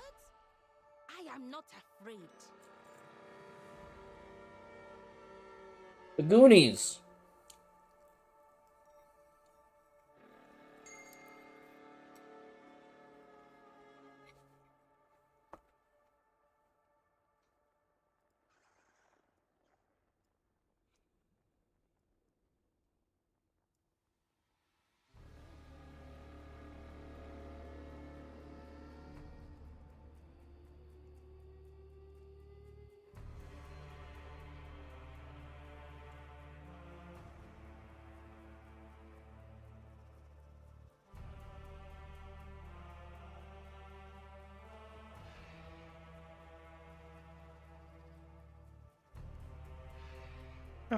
Shoot. Alright.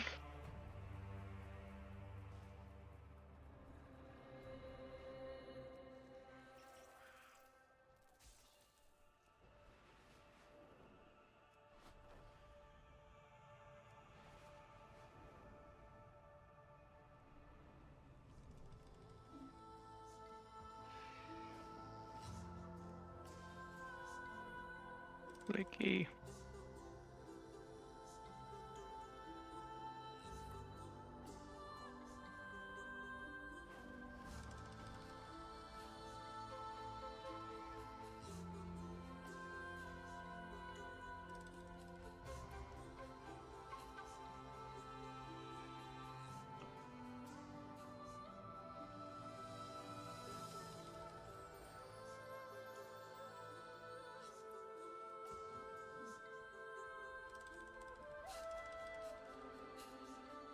I've never played a male human before. Gotta catch those.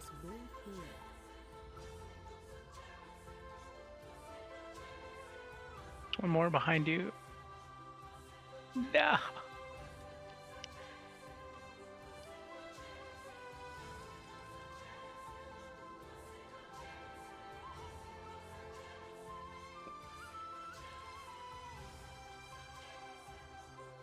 You need much.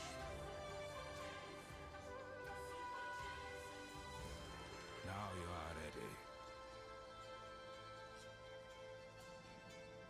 On high.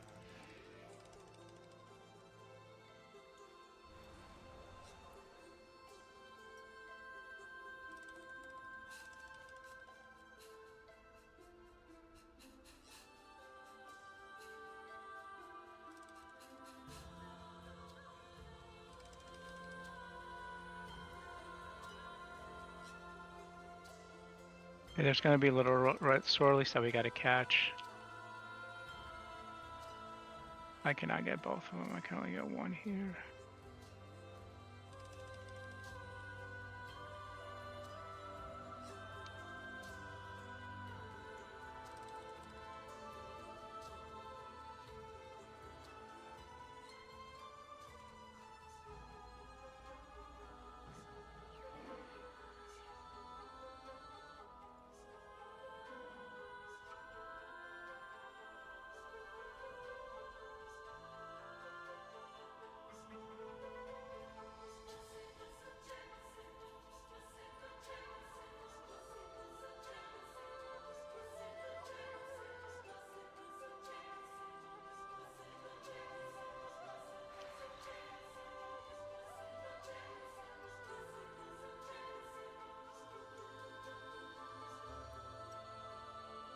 Watch me.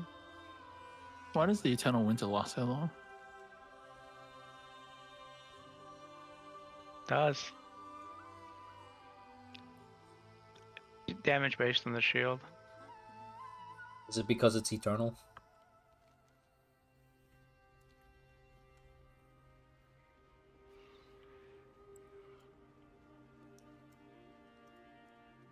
Also, I'm disappointed that Death Advance does not ignore that sliding mechanic. Oh wow, that is weird.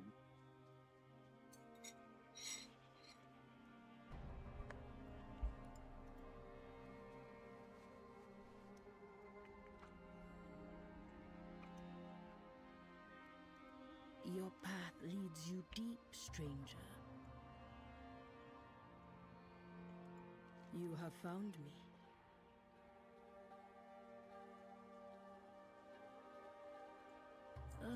You hail from above. Do not fear the dark.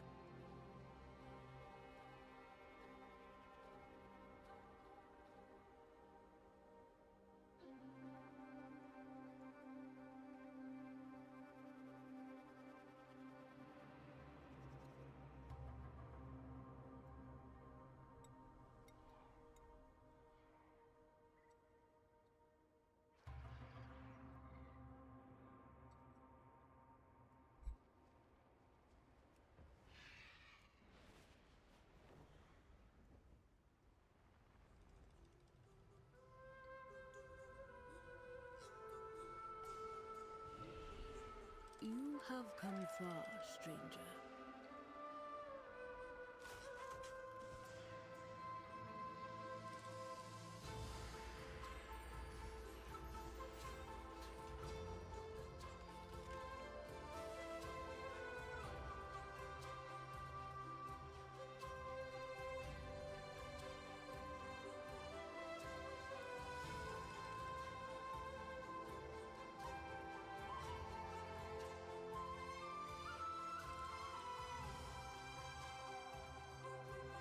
Is it a toy maraude?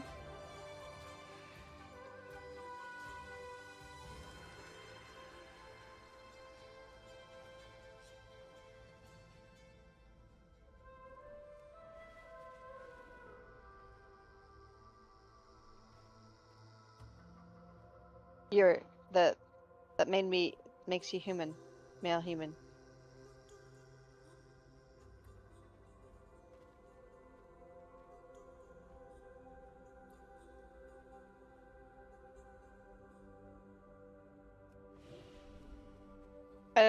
Affecting prison. Okay.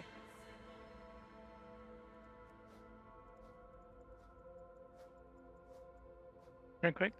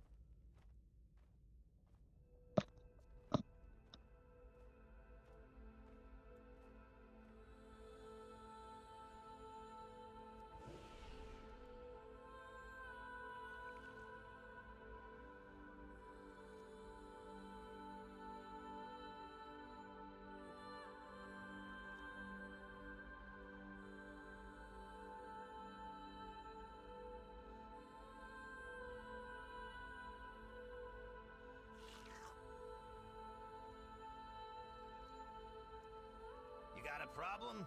I got solutions.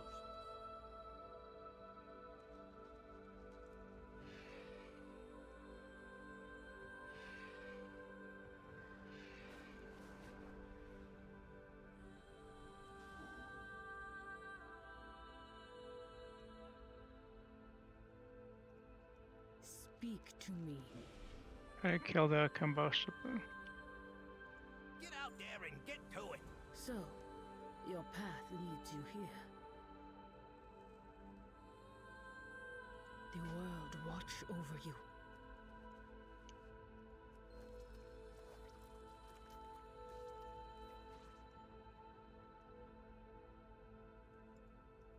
You're talking to the goblin in charge.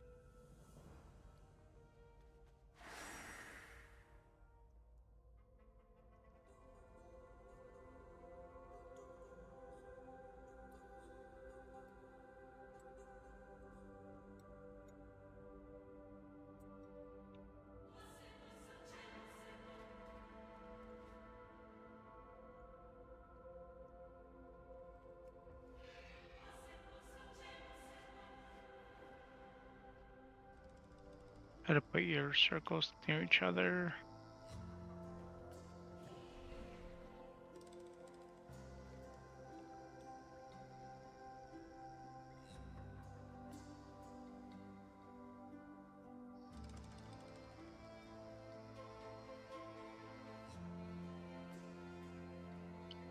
Oh, one more village. One more village and one middle quest, and then we're free.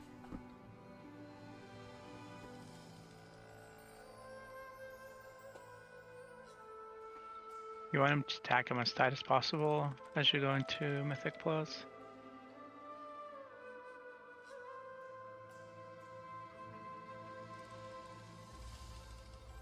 Should the circles overlap, or should they just be close? Close to each other, because they're all going to charge the boss in a second, and we take damage depending on how much. So we have to block the charges.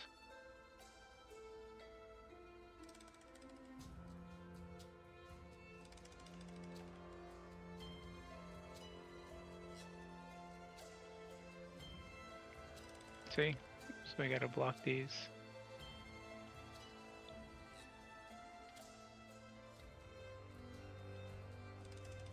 And it'll scale like I've got 4 bleeds.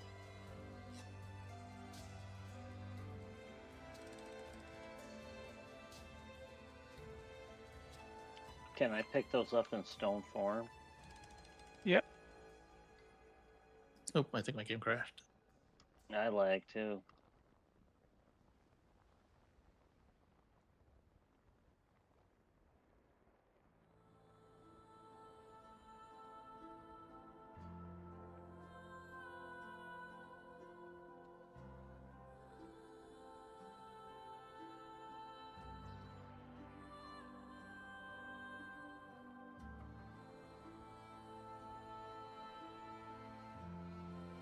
Oh no.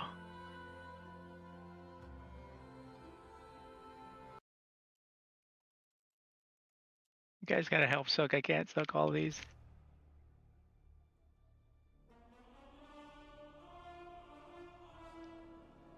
So you guys are still in?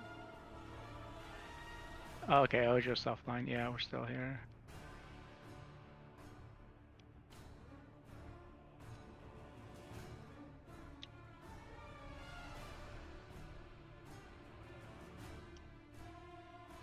Nope, dead.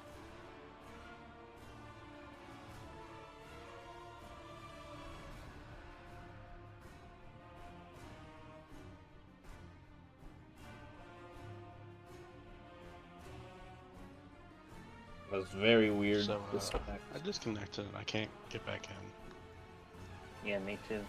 You, Mpachi. I also got kicked offline. I'm using AT&T fiber.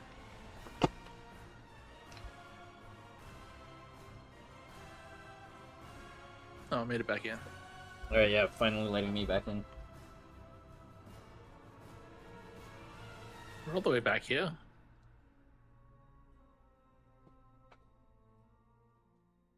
Yeah, straight to the boss.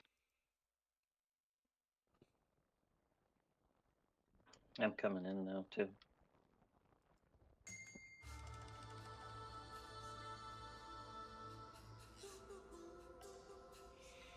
I need to target something first.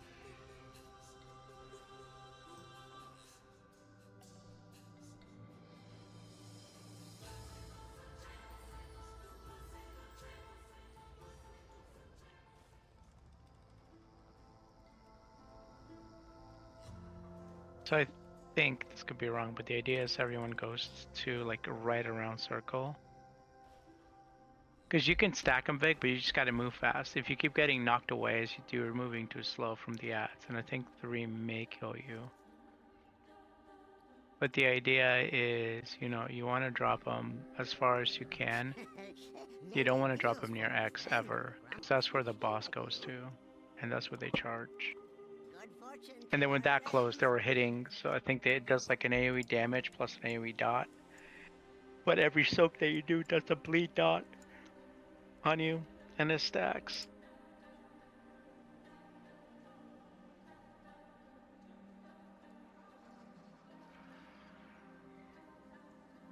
Okay, Yeah, I 3, guess 2, 1. the solve for that would be to like have the tuning basically locked in well in advance and be like, okay, Square, we're not changing square, it. There's square, the best. square, You know, square. play bear, enjoy, right? Which I guess is something you could do, but I feel like people would, you know. So the next there are one a you lot want of to people go who in are not between fodder rollers those that are just like, bears. I'm a prop paladin main. God, boy, I hope prop paladin doesn't suck, and if it does, I'm you know, relying on Blizzard to at least make it not suck by that much, right? And if they're Don't if be you're- if knocked they're not away necessarily going to too do that, far. that would be. I think there'd be a lot more people that would be negatively impacted by that than like the current paradigm. Yeah, I mean, to be fair, Blizzard has came out and said Okay, that they put 'em kind of do that already, near, where they not towards red. try not to tune too much because they don't want the meta or whatever you're doing to feel invalidated. Like, they don't want to shift it too much. They just want to keep it sort of how it is. Yeah, exactly. I Like remember that the them saying goal that. is to, especially for the 2 tuning passes after Mythic has come out, right? So they've announced that basically there are like 4 Tuesdays where they're Try they're to playing stick 'em 2 tuning behind near on the start of blue the if you season, right? can. March 17th, and then the next 3 Tuesdays afterwards. No. And they said for the 2 at the end of that, so the one that is the second week of Mythic At when the March end of on Heroic Caldenas Week comes and out. at the end of Mythic Week 1. Right, the 2 later No, I'm ones dead. are going to be That's bad. more. That was my fault. Like subdued. They're gonna. I didn't know they would take knock me smaller back. swings at those, right? Yeah, and we have years of evidence of this point where like the biggest nerf or change they'll ever make is like 5% to a class that is absolutely horrible, and nerfing something that's extremely good by usually like 3 or 2%. Like they don't nerf things by like even 5% that are. I feel like the biggest one was like, do you remember the Flame Shaper Nerebar Palace? Like week 3 nerf? Oh, week That 3, one I I'm not remember sure. being pretty I'm big. talking specifically within the confines of what they're saying they're going to do right now, which is right. There isn't always a heroic week, but the heroic week tuning, and then the mythic week, like you've seen a week of mythic now, that, which are the only ones they have announced so far, right? Those ones are all no, very. they've announced 4. So they've announced tuning at the start of Did heroic my week, brazier tuning at the start of Mythic awakening week, not and then tuning anyone? at the start of Mythic's weeks 2 and 3. Okay, those are. forgetting I 3 I 'cause guess the it race got is always me. over by then, Yeah. so that's not that one might be pretty big, but the other 3. I was confused as to why after I the was first up. one will be extremely small. I think it won't change. In fact, I don't No think worries. it has changed the meta or your raid combat. This magic here is Yeah. old and dangerous. Take what wisdom It's you can. weird because Okay, they here we said, go. so here's the Know your I'll try not body to fail one this here's the time. post. So yeah, these are the tuning plans, right? Heroic week, Mythic week, March on Caldenas week, and then the week after that. And it's for the later 2, we err on the side of caution with the amount we do, which is weird because that's like the 31st and the 7th. So the one that actually comes out on the start of Mythic week, which they will like presumably announce on the Friday during Heroic week, is not one of those 2, and so that one might still be bigger based on this post. But based off historical precedent, Next, yeah, in front typically of like blue. this would be the biggest one, right? The March 17th one would be the biggest one, Good. and then all the ones after would be like the, 5% tops type thing, more 3%, that sort of thing.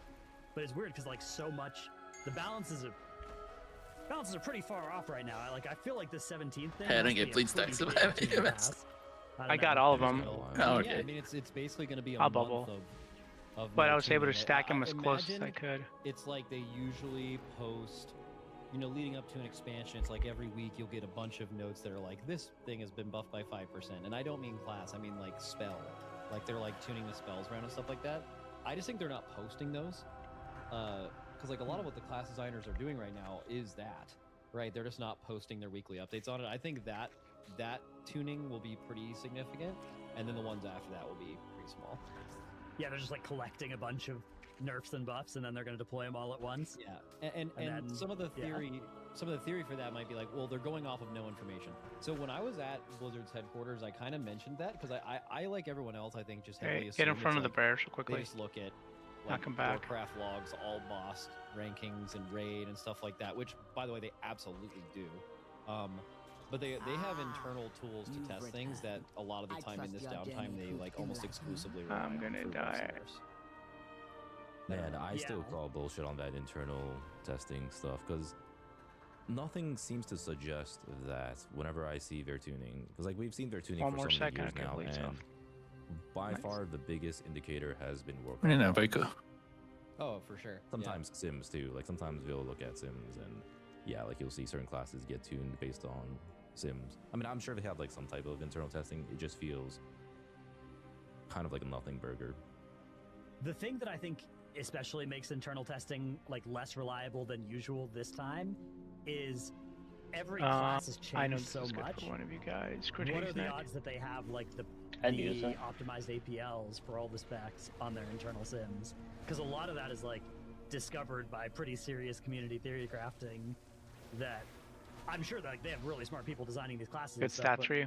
I'm sure some of those things of like, Yeah, oh, crit and haste actually are I should both fine. prioritize this proc in this way, and like, oh, if you do this, you know, is a 5% How did deal. they If you're playing target these me? talents or this Yeah, like specific those sorts of build. APL optimizations and discoveries, I imagine are more out of whack than usual, given that every spec just got overhauled like it did.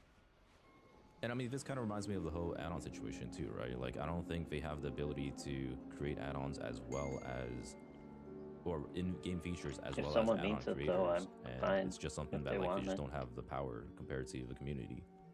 Hey man, Dude, it's the only piece I can speaking of trade. add-ons, this details It's fine. story that It's you good. like, I Donkey, is definitely want it. absolutely absurd. This Yeah, I is the couldn't most even- I don't know ridiculous how thing it I've hasn't ever been seen. talked I don't even know at how all. it's not real. Yeah, I don't know how it's real. Like it's Me and Mara it didn't need sounds it. like some made up Looney Tune shit. So, for those who don't know, Oh, some yeah, I people have- discovered that like their computer was running slow. What did then you they say, were running Pachi? details, right? And people looked We, into it. I don't think we need And it. they found files Okay. ranging from 1 to 500 extra gigabytes just sitting in Be back in their a sec. like add-ons folder in details.lua.bach or whatever, one of these files that it creates. And then here are some screenshots apparently from the details code. So From their GitHub, yeah. yeah, this is there's a check-in here that's like, if the time is past is like if it's late enough, March right? 1st, Like if it, basically. yeah, if it's past If it's March past 1st, launch. yeah, and also there's another tab where there's literally a is add-on apocalypse WoW function here that if it's true it like does all this Thanks for stuff inviting that me, guys. is like Yes. I don't know, like basically Well, like that the- part's kind of the nothing. malware Yeah, but same yeah, here. the bigger one is the details Okay. wiping part. And I They love set that a they bunch Yeah, took I guess, all I of guess the that like there's a reasonable explanation for the why you have ambient an lighting add-on effects apocalypse that they thing where it's did like, in oh, the Surmar add-on and needs to applied actually them function differently to in a non-malware way after the change whatever the happens. city's called. So I can see that being justifiable. Silverman. But yeah, this so this pretty. time call is very very suspicious. Yeah, so I don't know if people have noticed, but like there was this when people were playing the game after launch, their games were crashing. At least like I noticed my game was crashing too, and I was wondering what the hell it was. Like I was streaming this too. And so it turned out that it was coming from details. But more specifically, he put out an update afterwards that quote unquote fixed this, but like why was this even there to begin with? And a lot of people that were playing on Classic noticed this too, where they'd be like, wait, what the fuck? Like, why is my game crashing? And why is it doing all these weird things to my WoW? And yeah, it turns out that the guy added like a kill switch of some sort. Yeah, he allegedly said that. What was the purpose? Like, I don't get it. Well, we don't know, right? Like, people asked him, and I've seen some of the stuff on GitHub, and he was just like, oh, I don't know. I mean, I don't know why this was there, or like, I forgot about it, which is like, I mean, he made this, which is really weird. Like, basically, this was intended if you were using details after midnight, it would explode your game, right? And like, yeah, it's like why didn't it? So, you know, one theory would be that, okay, you know, maybe they don't want people to update details, right? Like, maybe they want details to be gone for good, and if anyone wants to update it, it wouldn't work. But that already exists, where Blizzard made it so that you can't load if it's not version 12.0.1. So why is this even there? Yeah, that's why that time call is so suspicious to me, because there is literally Midnight won't load add-ons unless they have had their game version updated to the Midnight game version. I guess, yeah, most charitable possible cope for how this could have been like an accident or whatever is like, you're trying out some new tech for the post add-on apocalypse way that the add-on's gonna function. Maybe you put in as a failsafe to make sure that it doesn't deploy to the live code. You make it so that it only deploys after March 1st or whatever. And you screw up some of that code, right? And like that is leading to now it accidentally creating a 500 gigabyte file on people's computers. So I guess there's like maybe it could be a series of big weird mistakes, but it does seem more likely to me that it's like, yeah, intentional sabotage. Yeah, so I just saw something from Twix. Apparently he tried the wipe thing for fun, and he's like, do not do this. He bricked his UI forever. It just like completely fucked everything up. So this was basically a bomb set in there. And that is fucking insane. Yeah, I feel like, I don't know, I mean, I guess you're probably never going to get like a straight answer, because you'd probably, if it was something you had actually done on purpose, you probably wouldn't want to admit it, because I don't know, I mean, you've malwared some people's computers, right? Like, that's not even just their WoW game, right? Like, you put 500 gigabyte file on somebody's computer unknowingly. I'm sure there are people who are never going to hear about this and are like, just now their computer's worse and they've got less space on it. So I imagine you wouldn't ever admit that, but that's kind of what I think maybe happened. Yeah. Wow. I don't know. It's I'm curious what, if any, explanation for how this happened will ever come out. But yeah, it doesn't seem like one's forthcoming. So who knows? Yeah, I mean, that's kind of crazy. It's open source too, so like anyone can see this.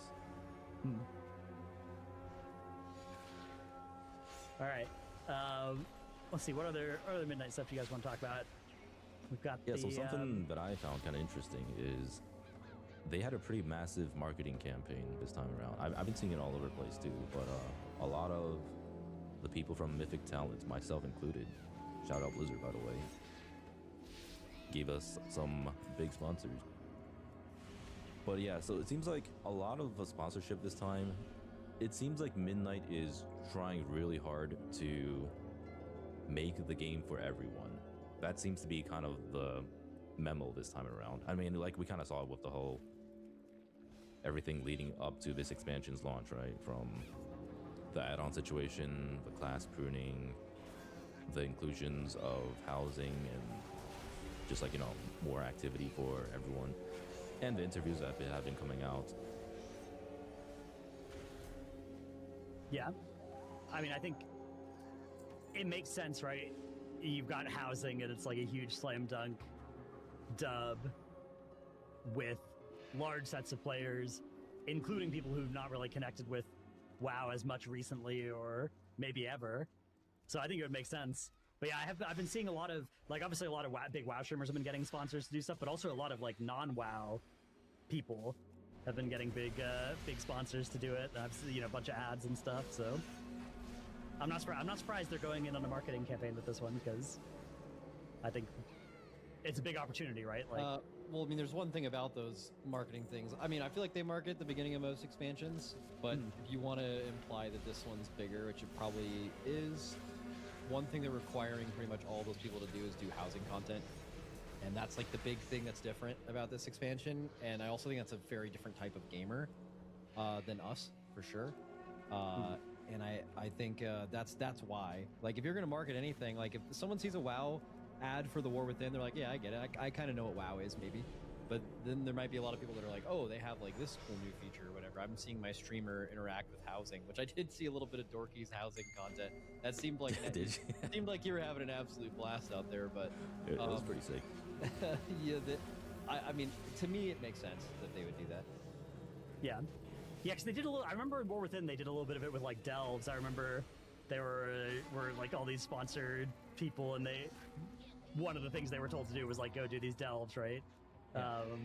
But I think the housing is like much more clearly, different than regular WoW. Delves to the casual eye, delves look like dungeons, right? If you don't know anything about WoW, they look very similar, especially if you're doing it in a group like all those sponsored streams were.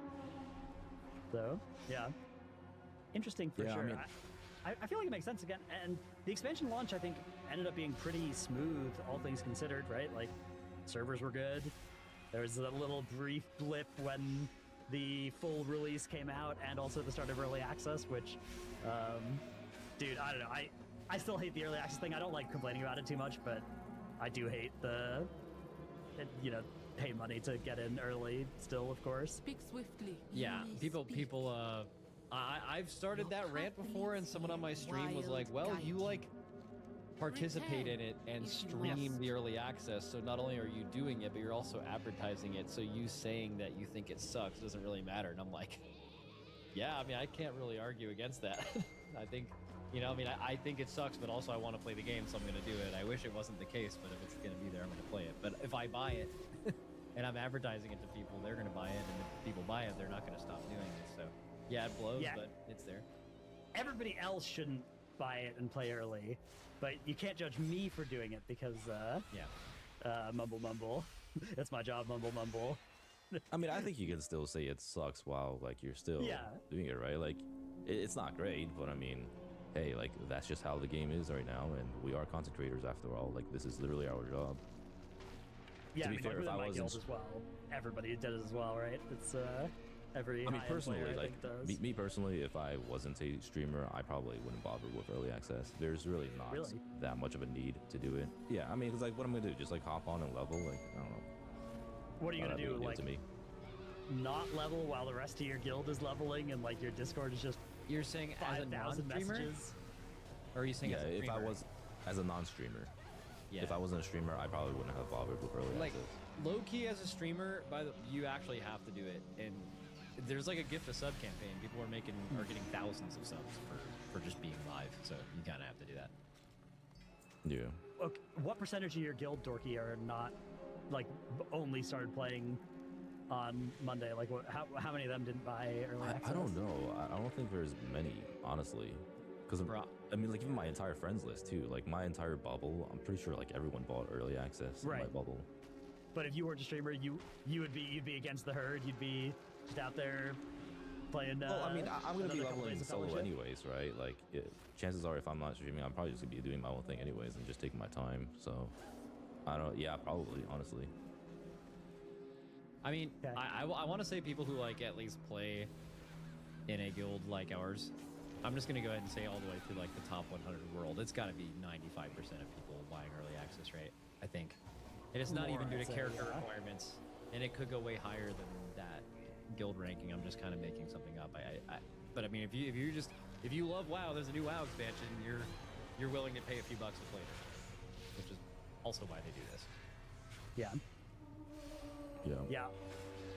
They've also started selling the decor in the shop. I don't know if you guys saw this today too. But there's some fairly expensive bundles as well, where you're paying like $35 for some of the bundles of a moderate amount of furniture, but I guess $25 for there's the Wait, hold on. These like I haven't spring looked at it, but blossom packs. did they do the thing where they said they weren't gonna make you pay for, like, so you know how, say you were to buy an item that is like $1.99, but in order to get $1.99, you have to buy a $5 pack. They've stuck to their word. They explicitly said they weren't going to do that, and they so far still haven't done, like, everything you can buy the exact amount of Heartsteel to buy it, and there's no bonuses for buying more or anything like that. There are a couple of bundles where you'll get like some furniture and some Heartsteel, but those are not like, there's not that thing where it's like, yeah, you have to pay 210 and you can only buy 200 or 400, right? Like that, that kind of thing. They haven't done, and they explicitly said they weren't going to do that, which doesn't mean they might not at some point down the line. But so far, all the things they've said about Heartsteel are still true. Okay, that's cool. Yeah. Again, if they were going to not do that, I think they'll probably wait a little while rather than the first time they put it up on the shop to break all those promises. Yeah, that's true. How do you guys feel about the amount of time it takes to level guys this time around? Or just the campaign in general?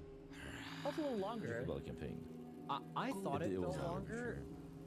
That second time especially, I was like, man, I'm ready for this to be over. Because I didn't do the delve, which was like even just a little bit better. But yeah, I would say the thing that's missing from this expansion is like one thing, and it's dungeon blasting being viable. Like I don't think you have to be young maxing like last expansion. For you guys who don't know what that is, that was like you basically just kept cycling in people on characters that were like in mythic gear. And this expansion, for example, would have been level 80. You cycle in level 80s, which are way more powerful than like 89s, for example. You linearly lose strength as you level. So then you like just make sure one of those is in there to carry your dungeons, and then like you were just blasting through them. Or even not, I'm pretty sure even last expansion, just never even swapping characters and just dungeon blasting was just fast. It was good. This expansion, that's the worst it's ever been. It's basically not viable. It's extremely slow. So like that, I feel like that being gone is like like, you know, in ARPGs like mix up your content. If you guys play Diablo, you don't want to always be doing Helltides. You don't want to always be in the pit. You want to be doing different things. Like, okay, you do campaign leveling, nice. You want to do some delves, like, but maybe the next time I level a character, maybe I want to spam dungeons. Maybe I'm bored with that. Maybe next time I want to go back and do some efficient side quests or whatever. But there's like no variety. It's like all the same thing. I mean, you kind of can, but it's not optimal for sure. Because like you can just do the campaign, and then as you're doing the campaign, you run to a dungeon, then maybe spam that dungeon, and then maybe there'll be like a delve that you can go into and spam. But the problem is it just feels inefficient. Honestly, like the leveling has definitely slowed down, and I've heard that from everyone. Like it doesn't matter if you're someone who only does the campaign or if you're someone who does dungeons. The only thing that's been faster is actually delve blasting, which I have actually enjoyed thoroughly. I love that type of grind where you just go in there, you pull a ton of mobs, and you just AoE them all down. I was doing that on all 5 of my characters, all 5 of my alts, and it's been like an absolute blast. Reset yeah. I did that on my my 6th character. It was definitely faster, so I would maybe do it because it was faster, but I enjoy that less. Like if everything was equally fast, I would do side quests. That would be my what the hell, really? preferred way to go. Yeah, that's crazy. Campaign plus side quests, switch zone to zone. I like the one of each delve being optimal. But I wouldn't do delve spam, the Shadowguard point, like first pull spam. It gets like mind numbing to me. Dude, that's crazy. I'm the complete opposite. Like that was the most fun I had this expansion so far. I love doing that so much. It just like puts me in a zen state where I'm just turning my brain off entirely and I'm just blasting. I respect it because I kind of understand like doing that in ARPGs. You know, for like I could do for a bunch of time in an ARPG, spamming the same map over and over again. But part of that's like the process of setting it up and then seeing all the loot you're getting. If it's just like, yeah, I'm leveling my WoW character this way, I don't know, I'm not getting anything out of that. I do miss the option for dungeon leveling, even though I don't usually like dungeon leveling. Doing it on like 1 or 2 characters is always fun with, you know, because you're doing it with your friends also. Like, that is a good way to level with your friends, and this expansion didn't really have good ways to level with your friends, and that definitely detracted from it a little bit for me. But overall, I don't know. The zones were nice. I think I feel like the Void Storm is the weakest zone. I don't know about you guys. I like all the other zones. 100% agreed. It's Koresh 2.0, and I mean, honestly, those kind of zones in general are the worst, in my opinion. I feel like anytime they have some type of voidy zones, they're so empty, they're so uninspiring, they all just look the same. I don't know, there's like nothing good about those types of zones. But the rest of the I like zones the are aesthetic. amazing. I just felt like the quests were Harndar annoying. rocks. Yeah, Harndar's great. Harndar's also my favorite. Yeah, I like the. I feel like I Harndar's the zone that most surprised me. That I didn't think I was going to enjoy it, but I actually enjoyed it a lot. So, dub there. Yeah, I mean, the campaign this time around, I actually enjoyed more than the last two expansions. Like, something about the lore just felt a lot more show than tell. Because, like, the previous ones were... I had no idea what the hell was happening in all of Orphan and Dragonflight. It just felt like way too much exposition, and I could not really follow along with the story. And, like, usually I try to give an effort to, like, follow, right? Because I actually watch all the cutscenes, etc. And this time around, it felt... I need to level another character and actually watch them. Watch cutscenes? Wait, no, I on the clock. Cutscenes? You're watching. Well, I mean, I know Max doesn't, but I mean, I watch them. What I usually want to do is after I'm off the clock, I'll do I'll level an extra character and watch all the cutscenes and stuff. But this time around, it was like I needed to make sure I leveled my 6th character in time to hit the first reset.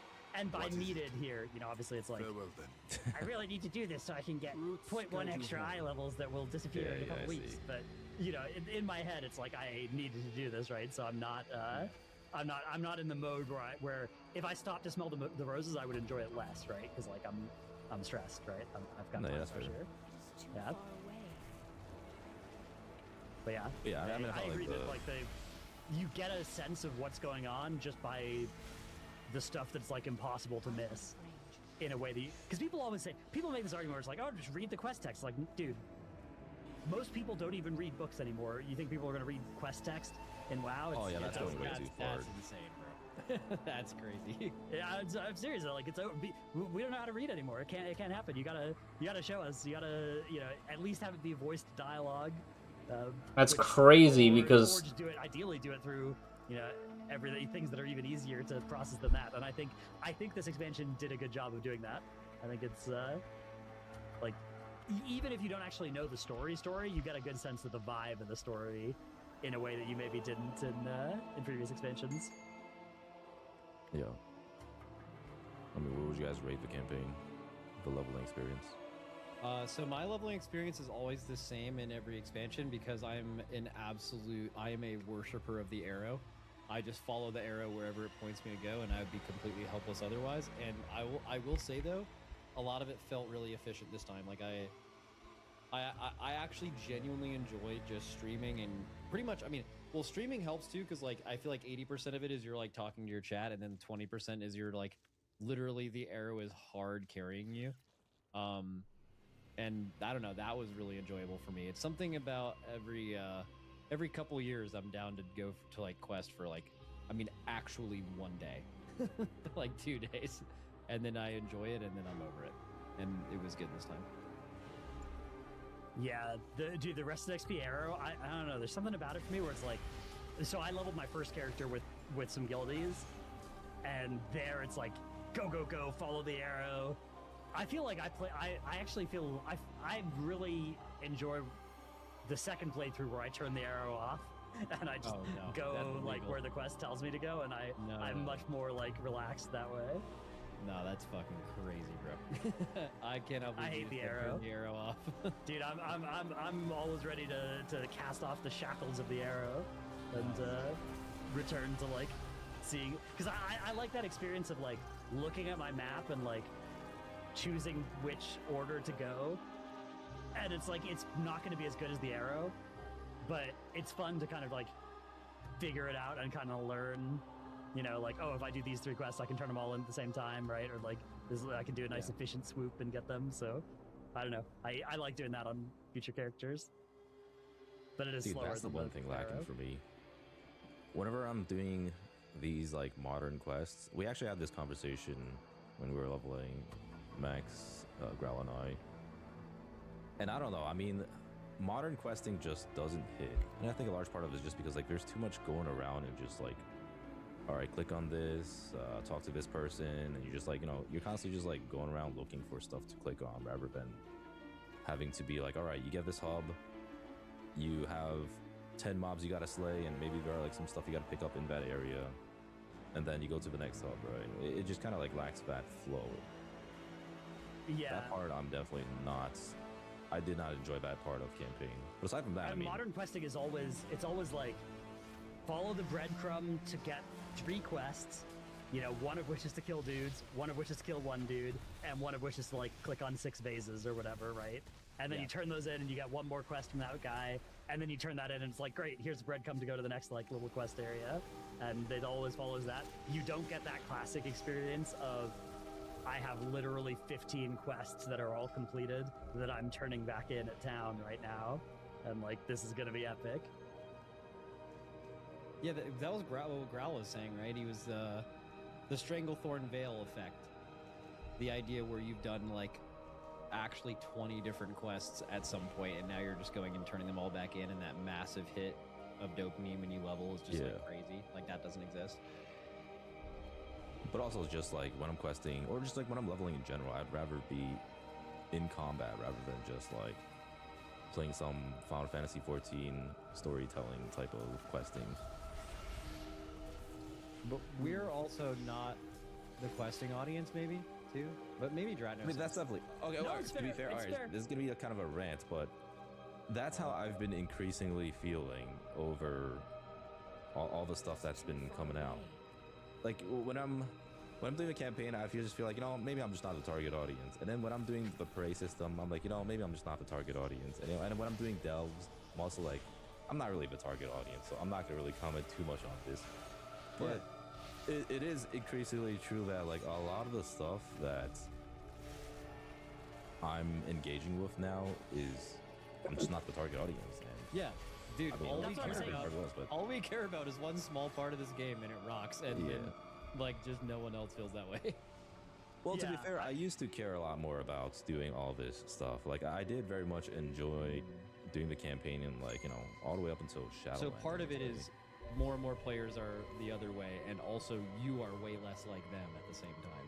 Yeah. I mean, it's kind of like ties into the whole, like, they're making the game for everyone, right? Because, like, part of it feels like when you're making the game for everyone, there's not really any particular audience in mind. Because, like, I'm sure people enjoy all these parts of it, but they probably don't enjoy, say, Mythic rating or whatever I might enjoy, like M+. Yeah, it's kind of just like a small rant of just how it's been feeling to do a lot of these content. Yeah. Farewell then. Yeah. I don't know. I mean, I feel like everybody sort of over time, if you play WoW longer and longer, if you move into doing dungeons or raids or stuff, it's like very likely that you are going to care less and less about questing, right? Like that's just, even if you did when you first played the game, it's usually the pathway, right?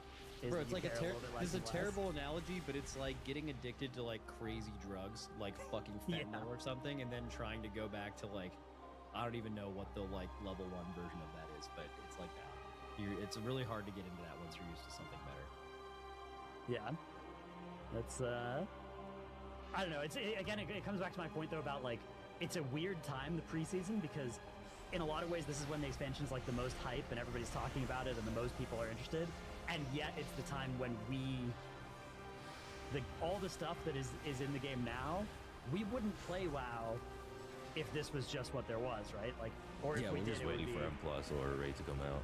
Yeah, we maybe would, but we wouldn't be WoW streamers or content creators, right? In a world where like this is what WoW was, it has very little interest for us, right? Yeah, multiple games within a game. Yeah, exactly. Which is an interesting point, though. Yeah, because they do keep creating systems that we sort of feel obligated to put the "this isn't for us" disclaimer tag on. But they also invest, you know, a lot of time. Like there are going to be a bunch of mini raids this time around. M+. I guess M+ hasn't had any like big overhauls, but it's had, you know, they keep doing stuff with it, right? Like tweaking the seasonal and then getting rid of it, and then you know, putting in all these different things, getting rid of like putting in the Xal'atath's Guile stuff and just killing affixes and high keys. So it's not like the parts of the game that are for us are necessarily being neglected, but oh yeah, I mean, they I'm have sure created like 10 new things that are new categories that we talk about but aren't the core audience for. And I mean, like, this is gonna be the same as how I've approached Delves initially, but I really do want that to be for me, you know, or like maybe not for me, but like I would really want to enjoy it. Is the big takeaway, because it's not like I don't want to have solo content. Like, I love having solo content in the game. It's just the way they've designed the solo content, the way they designed Delves or Prey has not been the most exciting, just for me personally. Yeah, I think that's fair, right? Like the Delves, Roots guide you home. when we didn't know what Delves were, you kind of could come up in your head with a version of Delves that were whatever you wanted them to be, right? And like, is there a solo content you could do with your MMO character that would be really fun for us? Yes, I mean, we've had it with Mage Tower before, right? And so there's a set of us that did like project that onto it, even if that's kind of never what it actually was going to be. So, I don't know. Yeah, but Nemesis fight was awesome. Like, that was actually something I really enjoyed from Delves. Speaking of that, they added on to that this season, right? They're doing like a crazy first 4,000 to people who do it are on a list or something like that. Yeah, it's like a Hall of Fame basically for the Delve boss on ? Which exactly. Which like last season, that was a huge deal, right? Like everyone loved the Kaideza fight. So like I think I could also see that maybe being controversial. Like it's them, like this is a version, this is a part of the game that's not supposed to be competitive, and they're adding like a rush into it thing. I don't know, like maybe not, maybe I'm creating something that isn't there. But so I do think it's weird that these Delve nemesis are linked to Delves rather than like something else or being their own, you know, thing. Because it does seem like the player base that enjoy regular Delves and the player base who enjoys these ? Fights actually being hard are two pretty separate groups of people. And I've seen a lot of complaints on Reddit over the course of the 3 seasons in War Within. I saw a lot of complaints from Delve-focused players who thought that the Nemesis was too hard.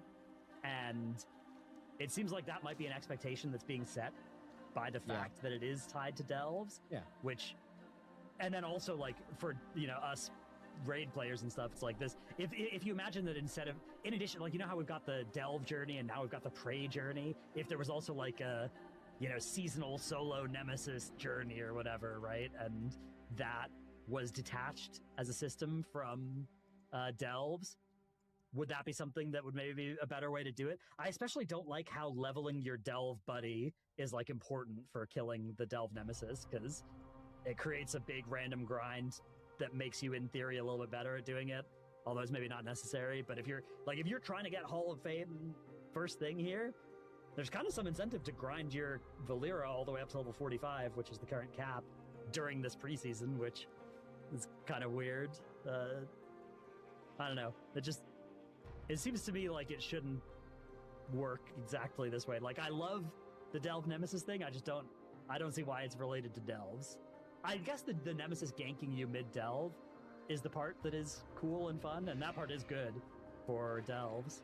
That part, I think that does add to So your them. theory is a lot of players would have been less unhappy and made less Reddit threads last season if everything existed currently as it is, except the Nemesis boss just did not have any Delve association with it whatsoever.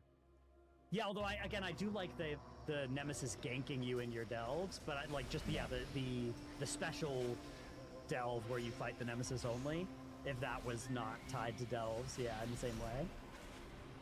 Well, they never said, so I remember this one Delve interview they had. They never really said that like Delves were meant to be easy or like casual by any means. Didn't they? No, yeah, they've said that like, oh, it's not meant to be something that's like I feel for like casuals or whatever. But like feel that's like something that we've implied for didn't. the longest time. I don't think so. I could be wrong, but like I remember directly having an interview with them about it, and like Ian almost immediately alluded to like this might not be something that is for the like Mythic Raider. But like I could be wrong.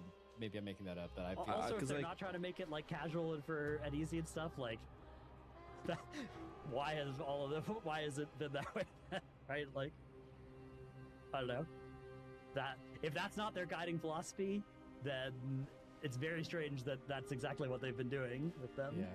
Yeah, I'm like pretty certain on this. Like I can pull up the interview later. There was a delve guy, a mole master we can call him, that had a delve interview, and one of his questions was, so like who's the target audience for delves? And the delve guy did say that like they weren't supposed to be necessarily for solo players, or not.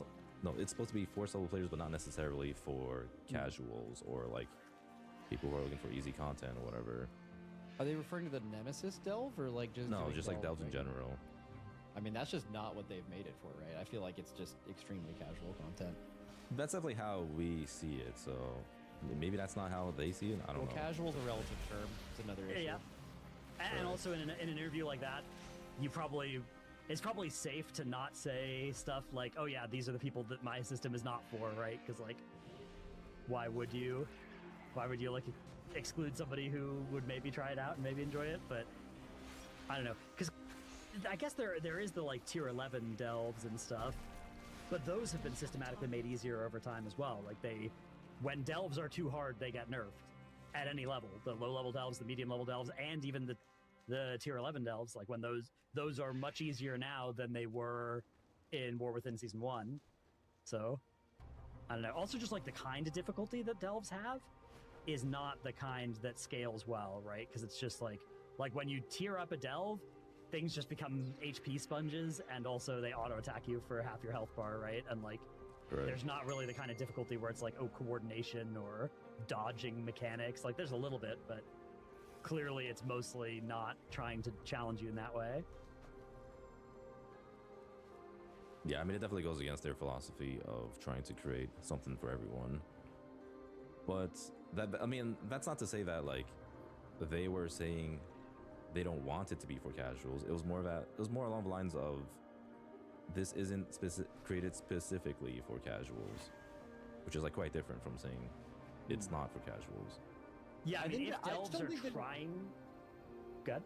I just don't think they want to put themselves into a box. Like they're someone who is creating a game for a lot of people. So anytime they're coming out for content, they don't want to say, "Oh, we're just making it for these people."Ey're gonna say something like, "We're making this for everyone."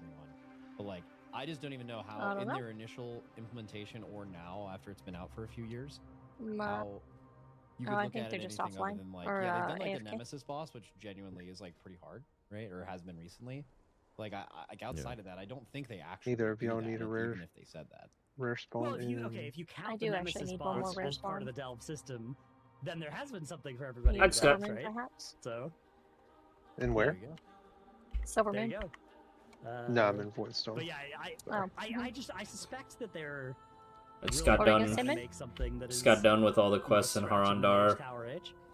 I am quested out for today. Mission failed. Yeah, I finished the campaign in Silvermoon, and again, that's new oh no, I just want to play around and make my house. Yeah, make sure you check the new Endeavor vendors. Okay, any other stuff you guys want to talk about? One of them sells a thing for 30 coupons, and it lets you buy paintings from Silvermoon. The prey for cheaper? system? No, just access to the regular paintings. There's still 1,500 gold. It's the one vendor that's like right outside the main middle of the city. Yeah, okay. Obviously, so many people are showing up for this rare. I'm doing like close to 20k DPSs. Health is just chilling. So many people are showing up. Oh my god! It just feels like more World Quest kind of. It's like a more value way to do World Quest within your World Quest. Like you're gonna World Quest in a zone, you might as well get this extra. There's it's a mechanic for it's like a rare. You're leveling in adventure mode, and then you happen to be doing a bonus objective on top of the side quest you're already doing. Right. That's what. It's kind of like emissaries used to be, right? It's like there's sort of an emissary in every zone that is the prey, but also it's like you kind of weirdly get screwed if you do the world I'll quest switch to before that picking up the prey, Moonfire and now you just don't have any build world where quests in your the zone, attacks and then you're proc doing the prey in Moonfire there. It's food. like, oh man, this kind of sucks. It's gonna be really annoying to spawn this stupid thing. It's a little Fair. tedious. That's my biggest criticism. I mean, it's like kind of cool and all. It's like, it reminds me of Monster Hunter. I don't know if you guys like ever engage with Monster Hunters, any of those games. I know Only in, like, the Max really old talked about ones. it. Oh wow. Yeah, I think I watched. They're you play redoing the Mage some, Weave or- ensembles. Dude, yeah, I fucking Yes. love Monster Hunters, actually. Yes, Holy you should cow, buy those them. look so much better And I was in kind of hoping it would current be a little form. bit more like Monster Hunter, but Although it's And- the skimpy pants don't look like they're fraction there. of But... what- No. If you toggle the It's pants kind of cool though. and you toggle the chest piece, there's a chest piece and the leggings that aren't shown on the sample when you first mouse over it. Oh. I think it's So There it is. the sexy top and the sexy pants for Mage Weave is in there. Because I have all the colors, right? I've got the purple, the red, the yellow. I have like all the Yeah, you pieces get of the all the fix. colors that I've collected over time. Yeah, But they're all the low res repeats versions. once every like 3 months. Yes. That means either I think they're gonna add the black and the other one probably soon Yeah. in a Yeah. in a future Exactly. trading It's post. talking to me. I just don't know what it's saying. Important Yeah, maybe there's a question very is small what file. color squirrel did you get? I I feel like haven't it's gotten a weird that scroll like yet. I should. I don't know. I keep getting this feeling where it's like they time gate all of the most. Oh my gosh, these little interesting stuff toy weapons. to when I will not have are the so time to cute. engage with it anymore. Like Yeah. Nightmare difficulty prey seems like it would actually be fun to do now, Right now, yeah. but it will not come out until the dungeons and the raids are out. Now I understand, you know, there are reasons to do that, but it does, for me specifically, it kind of sucks that, and that's true for a lot of things as well. Where it's like delves as well, right? Like the only delves that are out now are the low tier ones. I like how they at least have given us up a few more tiers of delves than they did in the War Within preseason, and I like the solution of, okay, you can do higher ones, but you don't get the rewards from it. I wish they did that with like the Nightmare delves too. Like at least, I don't know, let me do them, right? Like now when I've got a bunch of free time, at least let me do them and get the same rewards as if it was the easier ones, and let me at least just opt into the harder content for fun. But yeah, I feel like once Nightmare Prey actually comes out, I'm either not going to do it, or I'm going to be doing it in the context of like, I have 1 hour to do some stuff between keys or like before raid. So I don't know. I won't have the ability to, like, it feels like right now there's this 2-week window where I don't actually have stuff to do, and then there's a bunch of stuff that could be coming out now that isn't, that would be kind of fun to do right now. So I don't know. Okay, but the pearlescent yeah. butterfly mount, I mean, so honestly, pretty. I just feel like all the stuff Oh. they've been releasing is not rewarding enough. I usually go for the Now I know, like, oh, if we make them too rewarding, voidy then looking people things. feel like but they have to do that's very them. pretty. Yeah. But I'm kind of at that stage where I would be down to have content that you feel like you have to do again. Is that crazy to say? Yeah, I know the instinct you're talking about, because you sort of in our, I think this rare is like, supposed to dev be interview, like you wanted to ask about for a or you raid did or ask something. about the rewards from Yeah. the delve like labyrinth thing, and like, is there going to be myth track from that and that kind of thing? And yeah, it's like if you are a player You might who's have motivated run just into by the track of the gear world that you get boss from for the stuff, week or something. like the only thing that's kind of worth doing I don't right now have, is grinding renown, world and boss all of stuff the other unlocked stuff yet. is just worthless. Oh. But on the other hand, you know, if they imagine if all of those things did have, you know, hero track loot or I whatever think I'm behind close them, to myth the track loot end of the behind them, storyline. I don't know, wouldn't that kind of invalidate the actual sources of that stuff, right? Like, I don't know. What's the point of Yeah, you're mythic talking about, raiding like, if you get the invalidating- same loot from Nightmare difficulty prey? Like, there's no way that will be comparably difficult. Or if they did make it comparably difficult, that would be a disaster for a lot of other reasons. Yeah. I mean, I've already said that how I feel about gearing for the longest time, where I just feel like gear shouldn't be the main motivator behind mythic rating, but also understand that's just not how they design the game, which is probably Yeah. why they don't want to ever put better gear into open world content. But it just sucks because, like, that's basically why we're not going to be too interested in Nightmare Delves Nightmare Prey when it comes out, right? Because, like, there's just better things to do. There's no reason to really go into Nightmare Delves when it doesn't reward you anything. Yeah, the pacing would feel better. Like, I mean, I don't know if it's... I know they're trying to give people time to level up and stuff, but, like, I wonder if you know, other people, like a lot of people in the game, because like people are looking to like spam and play. You can tell because they're farming Mythic Zeros for no reason. They're farming rares and all these world quests for gear for no reason. Like if there was actually 100%. if there was something like the Giga version of that out of Prey, I feel like people would be like, okay, this is. It might not be a thing that you have to do, but like it's something to actually do that's new. Like you can make use of the fact that it's new. Like remember when rare farming in Dragonflight was new? That shit was crazy. Everyone was doing it. Dude. And now that's been out for like multiple expansions and it's less hype. But like, you know, this is the moment for Prey. Why are we not doing Prey right now on the hard mode? Yeah, I do get the like it is sort of nice for us that there is, you know, basically like there's not actually time pressure on us, right? Like it used to be in Legion, the how many hours could you play in the first month was a really important variable. And now it's like, okay, how many hours can you play? But it doesn't matter so much the first 2 weeks. It's the next 2 weeks after that. Like how many hours can you play those weeks? Once the actual M+ and stuff comes out. So I don't know. I'm not sure that it would necessarily be a downgrade to bring back some stuff that matters to the early weeks. And I do think it is, as you know, sometimes I worry that 220 we're trinket talking about off just, like, of a it. bubble of us. Oh my god.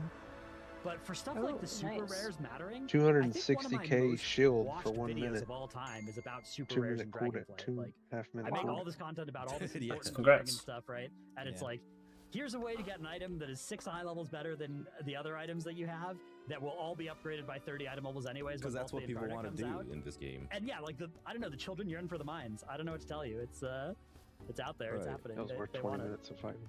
Yeah, I mean, like, the content clearly shows that, well, the content that you're creating clearly shows that that's what people want to do. Yeah, again, I And- wonder how much it's like I want to do it because I enjoy it versus That like void I pet, want to make sure and I'm then not when you falling behind. get And like it's, to I the want to avoid void FOMO or storm, whatever. you'll just Like that's, I come guess, the across most it negative naturally way I from could the frame it, storyline. but even Okay. so, It's just called I do an think there's room ominous for a hole. bit more like actual. And at every least time let you me click do on the it, it Nightmare says, Delves "Feed for me, fun." hungry. Even if you're not going to give me better rewards, I know that for most people it's like, okay, if there's no better rewards, I'm not going to bother doing it. But like, at least I don't know. For me, I would enjoy doing the question mark difficulty just for funsies, right? Like doing the harder stuff just for funsies. Well, so I actually have something to say about the whole FOMO and time gating. I feel like there's an easy solution to that that has never been brought up. Why can't they not just make it so that like you gain charges similar to the catalyst?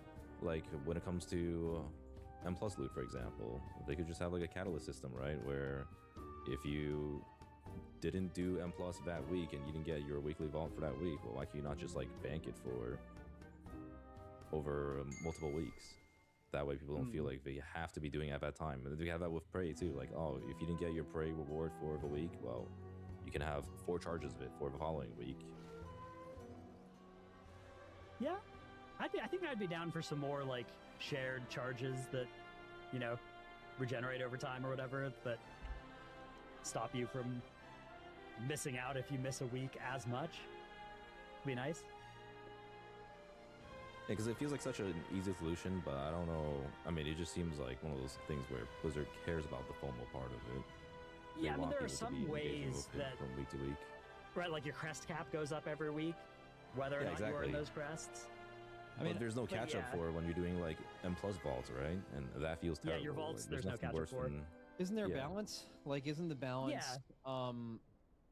Like you were just saying like earlier in this podcast, how like you wish there was like you wanted to like log in and like play the game. Like I wish I had to be online or whatever. I feel like right that now in Legion, perfect example of that being like too much. Or at the time, it kind of felt amazing, right? But then over time, it like felt a lot worse. Like maybe that's the grind. Like they don't want everything to be like, oh well, you can miss time because then you feel like you never have to log in. There's some feeling of like I want to be logged into Worldcraft, and it's about balancing that without it feeling bad, but also still existing.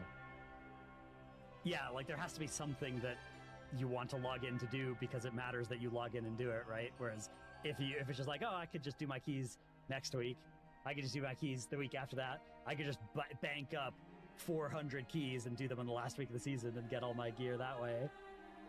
once you have that realization, you kind of like, it just clicks in your brain that nothing ever matters, and then you log off and quit for the season. I feel like that happens in ARPGs. I don't know if you when you guys get that experience, so it's like, oh, I'm done with this now, let me log off.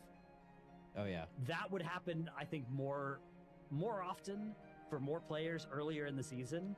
If there was too much of this, it doesn't matter when you log in, you're just, the rewards accumulate over time, right? Like, it's the ultimate time gate in that sense, right? Like, when you think about people's arguments against time gating, if you just made it so that you get the loot on a charge system that, you know, recovers, it gets an extra charge every week, that's basically just like, okay, your gear is just fully time gated. It's not based on what you do or log in and play, right? It's like, it's based on when you log in and collect, you know, how much of the time gate has elapsed.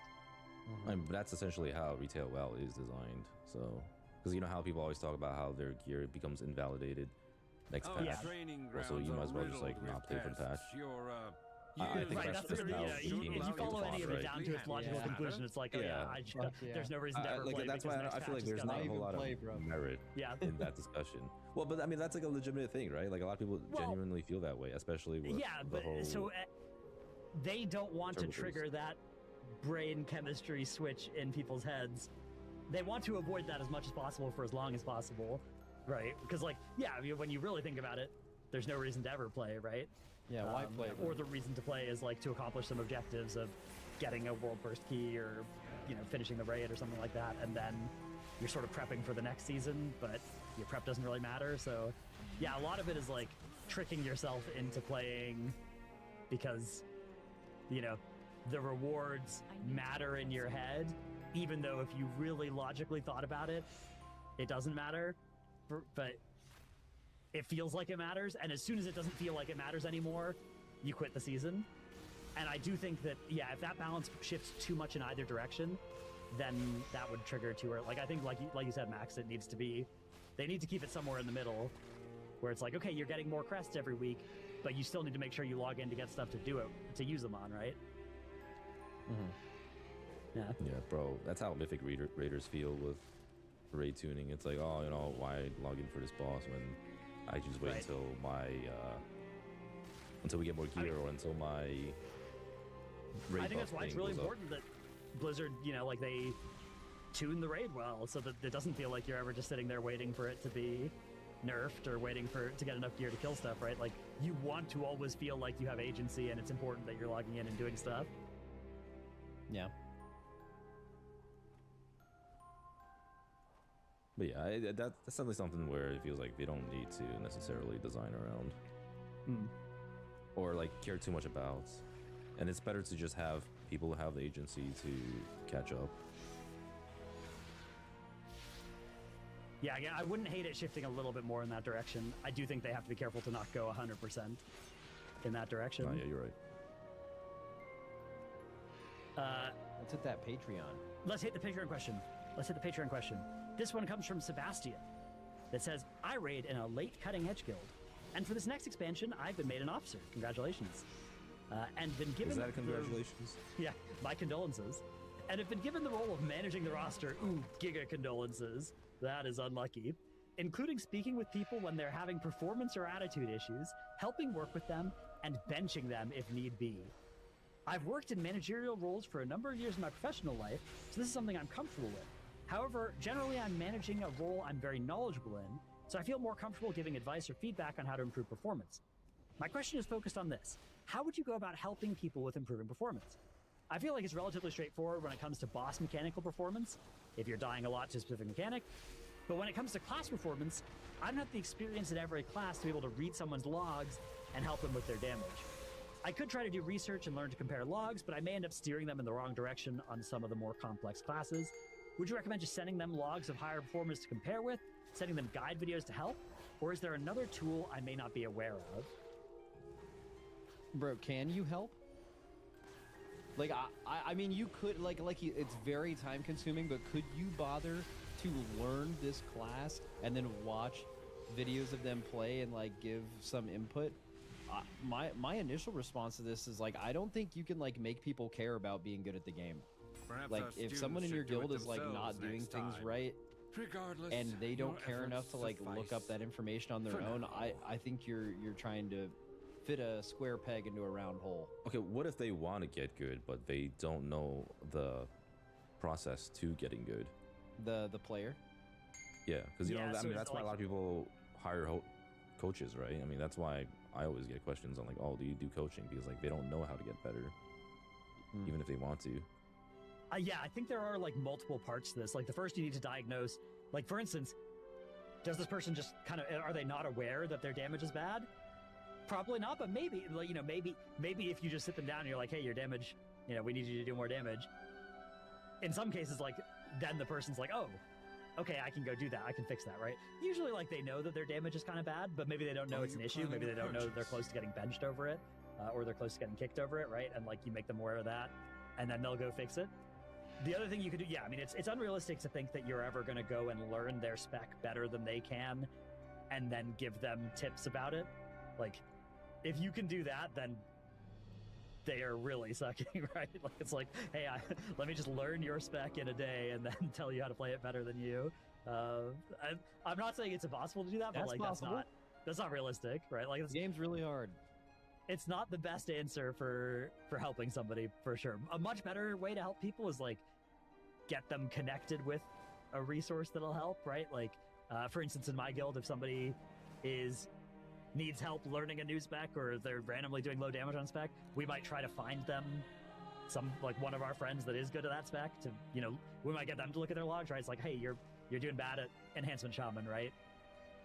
Let me send your logs to an enhancement shaman I know, who will then look through them and like they can give you advice, right? So like being that kind of interface is something that you can do. But yeah, I think end of the day, there's a good chance that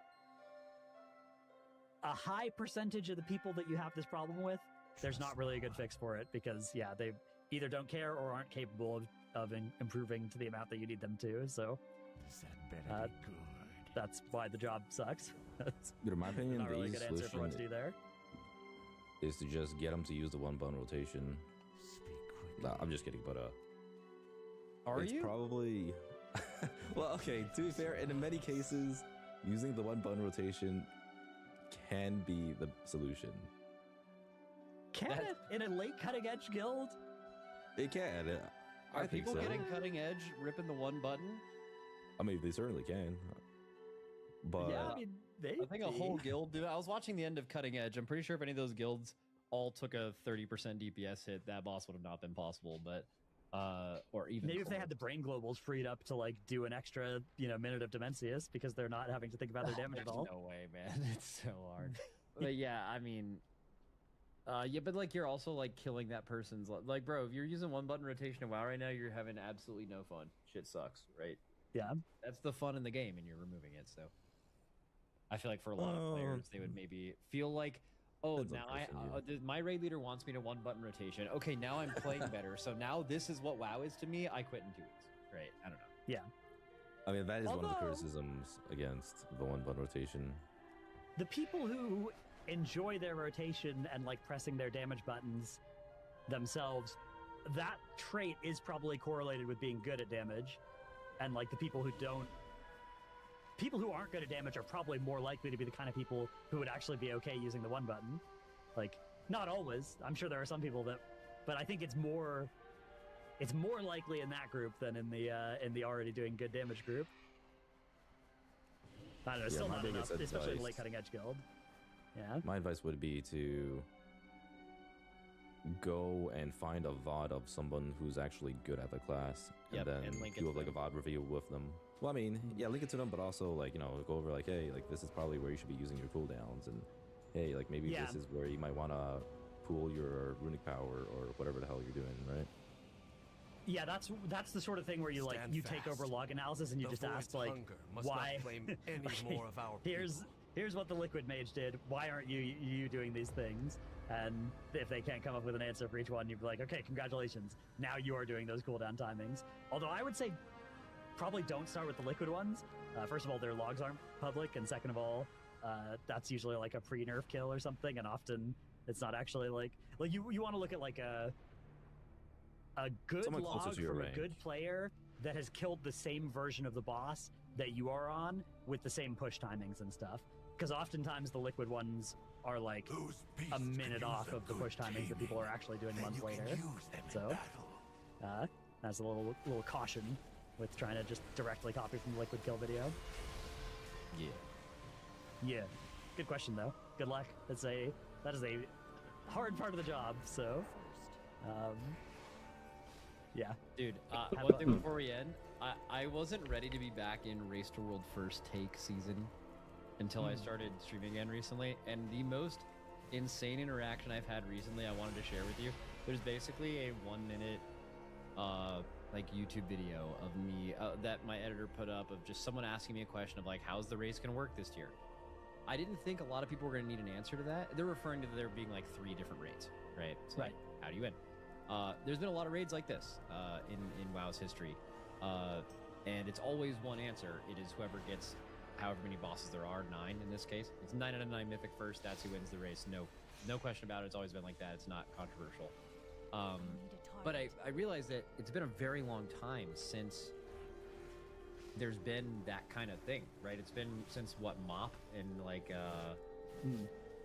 there was the High Mall Butcher incident, but yeah, the High Mall Butcher thing, exactly, a High Mall Butcher, and then but like that's the thing though, like in High Mall, you could have won the High Mall. This actually happened. Paragon won High Mall, and then they lost Blackrock Foundry, so they lost that whole tier.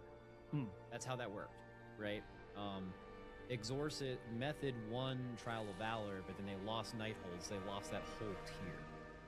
I think with those you can kind of separate them a little bit because they came out like months apart. Sure, but the way that people used to do this though is it was all tier on 19. WoW, it was all on WoW Progress, and it was just linked under one thing, and you were just number 1 at the end of it, or you weren't. That's just how it was. Okay, so now let's say you want to be more eloquent than that. Cool, but all the raids are kind of coming out at the same time, right? So there isn't 2 races. It's just 9 out of 9, and I haven't gotten a message like this in a while, so I got whiplash, and it had me off guard. But like at the very bottom YouTube comment, which I know I'm like searching at this point, you're at the bottom of the YouTube comments, which thankfully, by the way, puts the crazy shit at the bottom instead of Twitter, which is the opposite, and it's the first thing you see when you click on any tweet. By the way, just W YouTube for putting that shit at the bottom. But this person's like, of course Max would say that, always making excuses. So if some other guild kills, you know, the Dream Rift or whatever, it's just, I guess that one just isn't gonna matter then, right? And it's just like, oh dude, I missed this, but I didn't miss this, of people just like fucking coming up with whatever because of their like biased sports team isn't the one that they're listening to right now. It's so good. Yeah, I mean, it's good to do all this pre-coping. Yeah. Yeah, well, like, you know, if one of the bosses died first, then, well, maybe it was just, it's not over yet. And if the next one dies, then maybe it's just undertuned. And, well, if you lose all of them, then the 12.0.7 raid is the real race. Yeah. Well, remember also there's 3 raids, so we multiply the EU head start by 3. Yes. So as long as they finish within a couple of days, it's really actually them that would get the world first. Yeah. This time around. Usually. You have to, it compounds together. Are you guys ready for especially as a caster, the like mythic split situation? Yeah. Yes. As soon as the schedule came out, it took me less than like 3 minutes to be starting to think about the mythic split implications, and they are wild, but I'm ready. I'm ready to explain them. I think I have a competitive advantage in like explaining why the hell you do mythic splits and what people are looking at. So like I'm excited for it. Yeah, like basically the way to look at it is that this would have happened in any previous raid if when the second mythic week came around, you didn't get saved into a lockout that you were going to use on the end boss, and you could have freely farmed the mythic bosses before that. If that was the case, you would be fucking crazy splitting a lot of these mythic fights, but you just haven't been able to do that. But now you just straight up can, and that's and to be honest with you, I don't know how far it's going to go. A lot of it's going to be a game time decision. Second week, how hard are these bosses? Whatever. We're obviously going to be gearing extra characters for each person to be able to do this, but like I don't know how many we're going to do. It could be right. Because the combination of that and knowing you can't lose on week 1 by spending too much time gearing extra characters, right? Like that, those two factors put together create such an incentive to do some degen shit with it.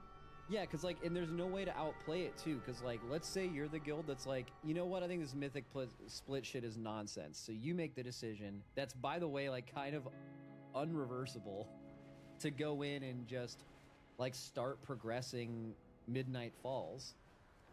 And then while you're doing that, you're figuring everything out, you're getting the boss bug fixed, you're getting it nerfed potentially, all of this stuff, while every other guild is getting fucking jacked in Mythic. Right.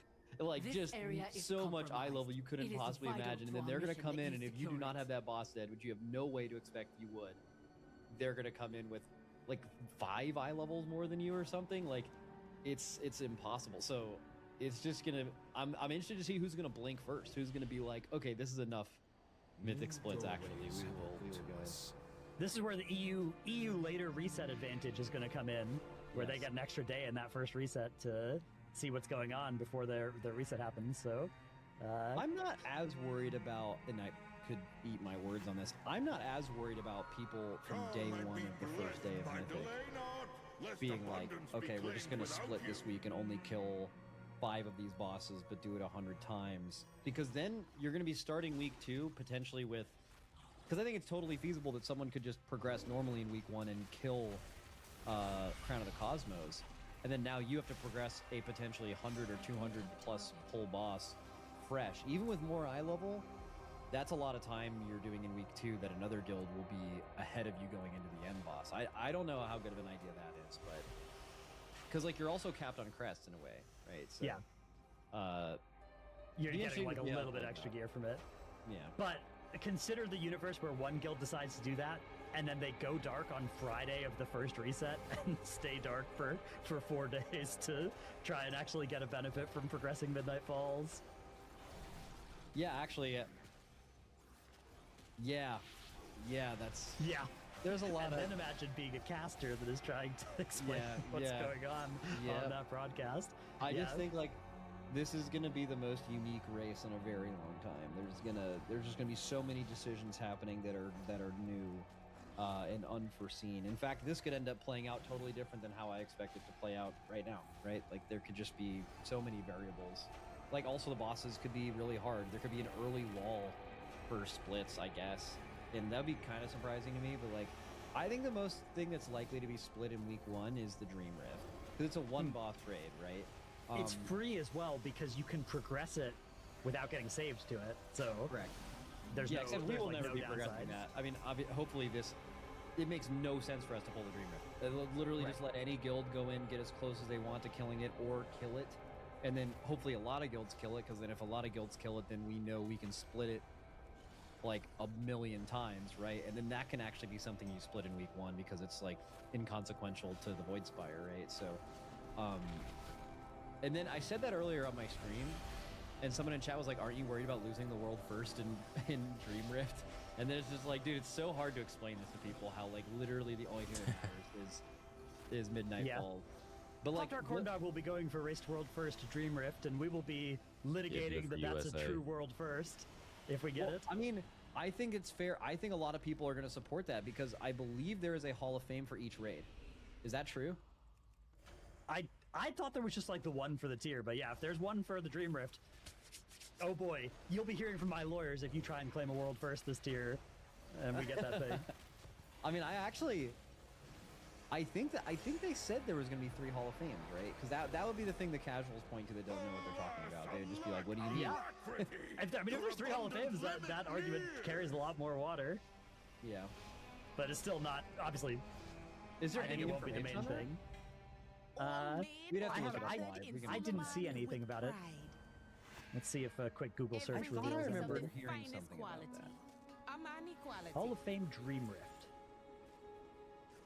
Oh, 3 separate Hall of Fame. There's a Wowhead post from October.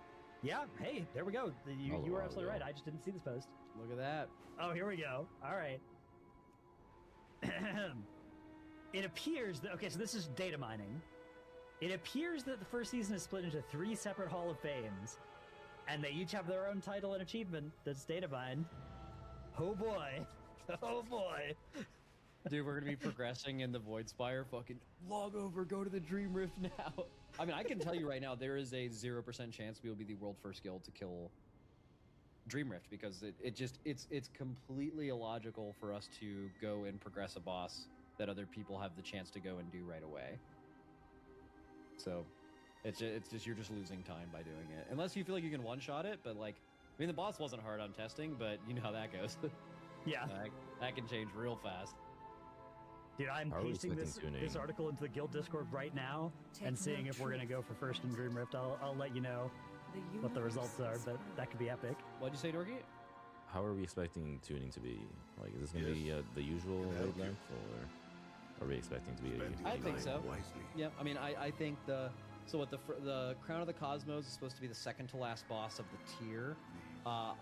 In last expansion, you didn't even kill the second to last boss in 2 of the 3 raids. But the raid you did do it in, you killed Silken Court right at the end of the first reset for the world first race. That week, that raid you also had a heroic week, which is going to be consistent with this one.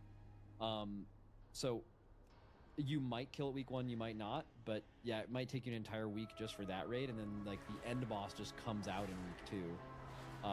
But I don't know. They did this add-on stuff. Also, Crown of the Cosmos has like some shit missing from the journal. Like that's a bit. They've in the past, like Gallywix, I think a strong theory for that boss is they thought figuring that boss out was going to be a lot harder than it was, and they relied on that for difficulty, and that wasn't enough, right? So like, who knows where they swing based on how Gallywix went on that encounter.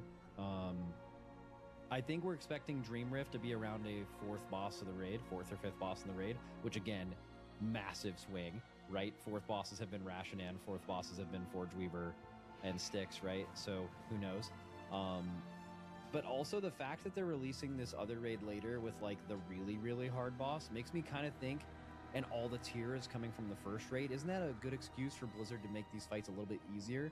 So like, people can get gear and stuff, and they don't have to like complain about a boss being impossible because like some stuff drops from it, because like they're just making it all drop in the first raid that's going to be more accessible early.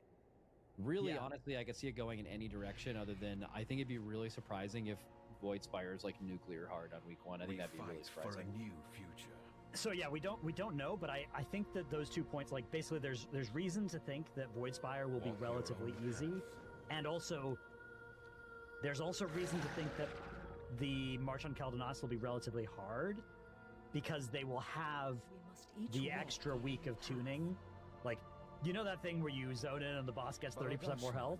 They will have way longer to like calibrate that on March on Caldenas to be exactly where they want it to be, difficulty-wise, based off of the difficulty of Void Spire. So I think they'll probably, like, if Void Spire's dying fast, or even if it's dying normal speed, they will be able to take the time to make sure that March on Caldenas dies at the perfect speed for them, which should probably be quite hard for the race to world first.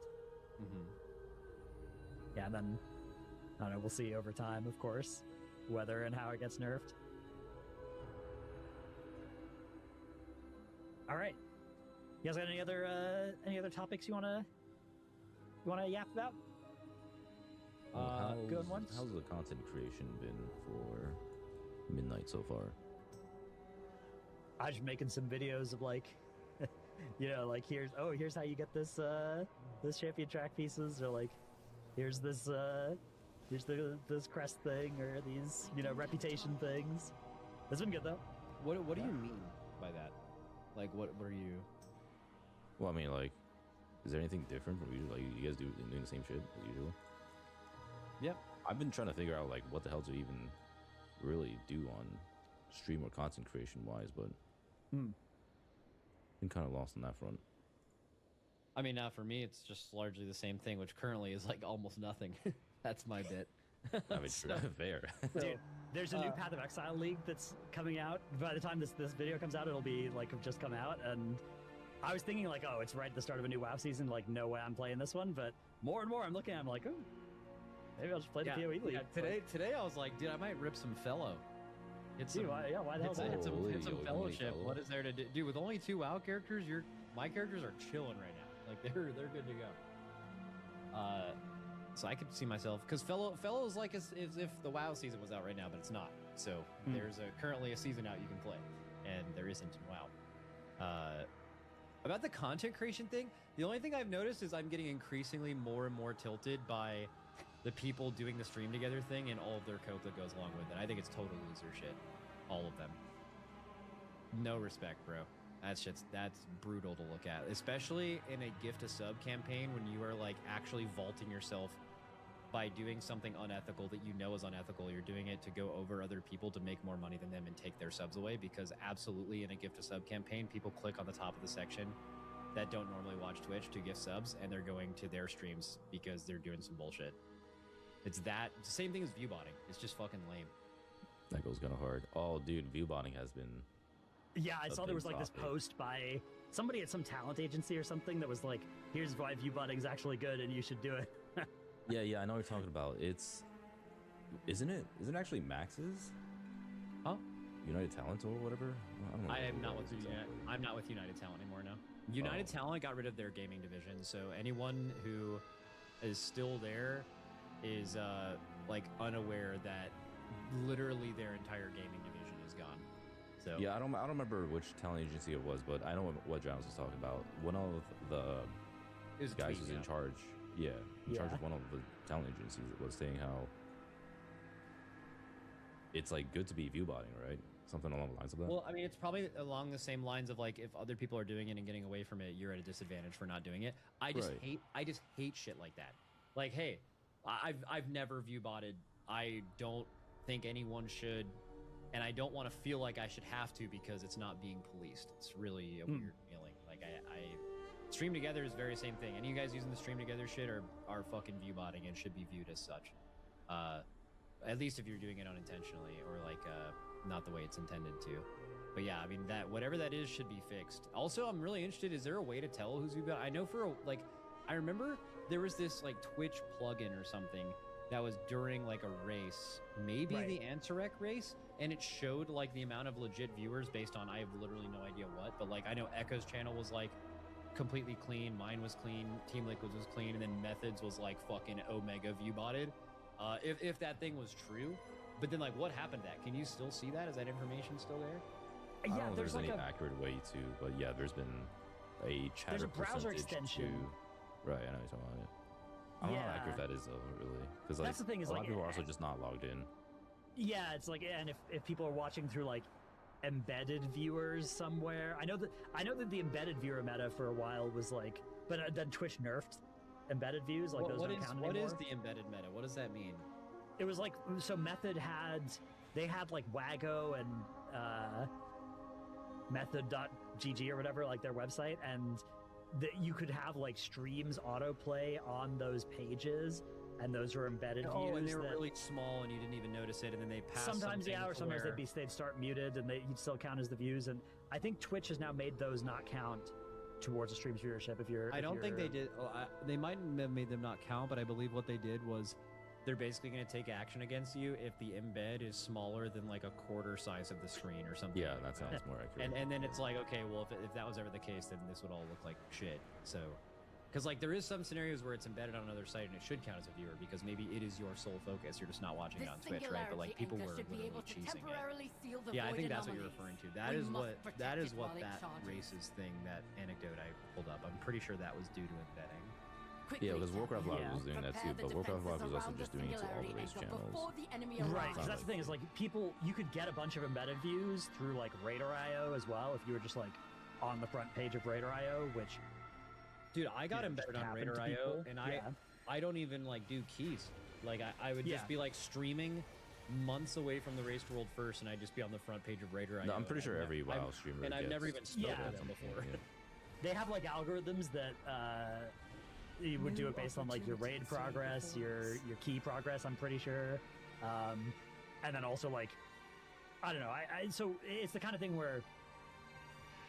That's, I think, emblematic of the whole problem with policing viewbotting and embedded views and stuff is it can happen to the streamer without them actually taking action, right? Like, you could be getting a bunch of embedded views through no fault of your own. Most of the time, you're probably getting them through you or your org doing it on purpose in some way, but, you know, it's one of those things where it's hard to, like, argue for banning everybody that does it. nerfing it like Twitch does is better. The stream together thing, on the other hand, like, yeah, you have to affirmatively click stream together, right? Like, that's the sort of thing where, like, you kind of can't accidentally be exploiting it if you are exploiting it. So, I don't know. That's a difference between the two, at least to me. Yeah, I mean, this goes back to the past few couple episodes. I feel like at the end of the day, I'm personally always of the opinion that this is always something that, like, you just have to hate the game, not the players. I mean, you can still hate the players. Sure, I get it, but... Insane. I know, but I mean, it's just one of those things where it's like, if everyone's doing it, right, like, you're kind of missing out by not... Not everyone's doing it. Not everyone's doing it, but, yeah, but a like, lot of people are doing it. If the people who are going to get the most money are going to do it, right? There's like 4 people doing it that I know of that have more than like a couple hundred viewers. Yeah, I mean, if it's a small enough set, I think it's fine to hate the players, but at a certain point, like, the more true it becomes that it's like a press this button to get an extra $1,000 hack, like, I don't know. The longer that goes unnerfed on Twitch's end, the more people are going to do it, and the less reasonable it is to hate the individuals, in my opinion. But yeah. But also, it's just really important for for Twitch to be doing something about this whole situation. Yeah. Like, it definitely sucks. Yeah, I mean, I think doing shit. I think nerfing it rather than saying, "Hey, we're gonna ban people that do this," and then, like, if you do that, I think it's just gonna get really ugly. So I think you have to nerf it rather than. But I don't think there's anything wrong with people being like, "Yeah, I'm gonna look askance at people that did this." Like, I think that's a reasonable response, especially if there's only a few people doing it. And you're like, okay, these people are, exploiting. I hate them. Yeah, it's time to fire up the view bots. Brutal. Yeah. All right. On that note, that's going to be the end of the Potty C episode 99. Make sure you tune in next week for episode 100 of the Potty C, which Frank has been pitching me some unhinged ideas for episode 100 content. Very good. I don't know if we're going to do any of them, but if we don't, I will leak some of them on that episode. It'll be good content even just hearing it. Yeah, there's some stuff that is like, this might be good content, but it will be deeply uncomfortable, but it might be good content, so we'll see if we do any of it. Anyway. Deeply uncomfortable, I don't know what it is. See you guys next week. You guys have to come tune in to find out, maybe. See you then. Adios. Adios. Adios.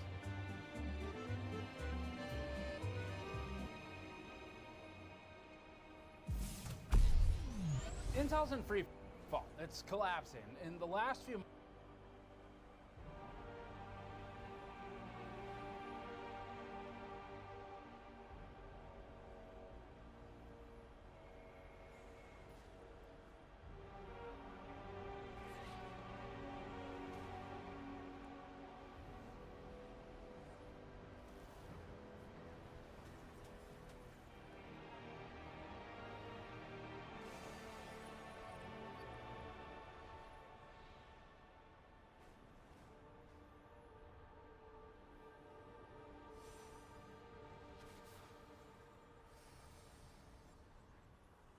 The enemy is coming. Protect the singularity anchor.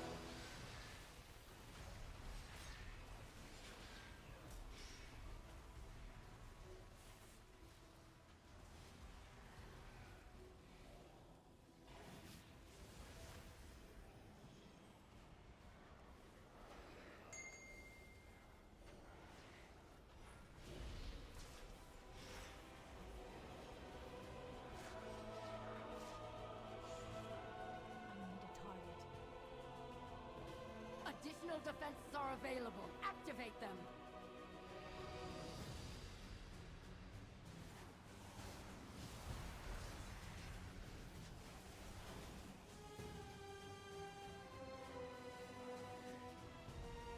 The Shadow God are upon us. I'm out of range. I need to target something first. That was actually pretty fun for a public event. I need to get closer. The enemy is I kind of vibe with it. Shore up our defenses there. I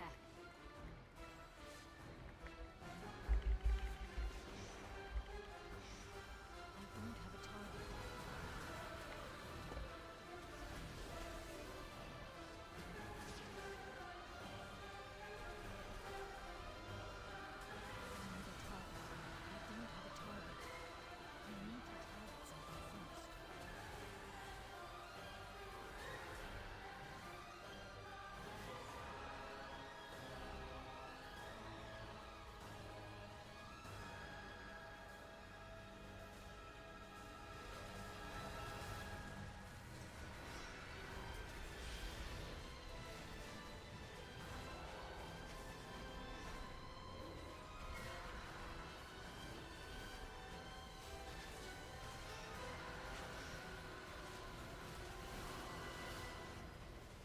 Enemies are approaching from the east.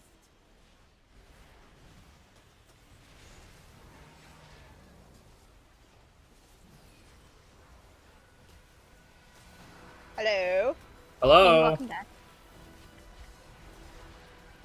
Hello. Hey. Oh.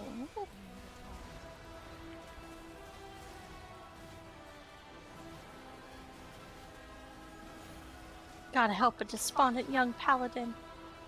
Feel like I've been here before.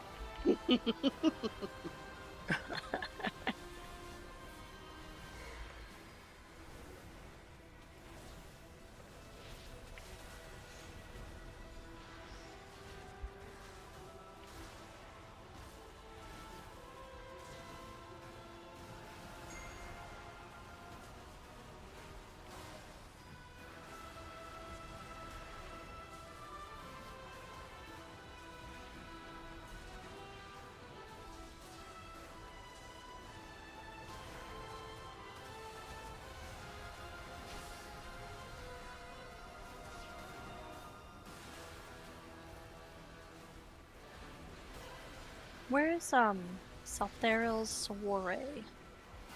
It is in that one village in Eversong. First big village. Fair Breeze Village. Oh, okay, gotcha.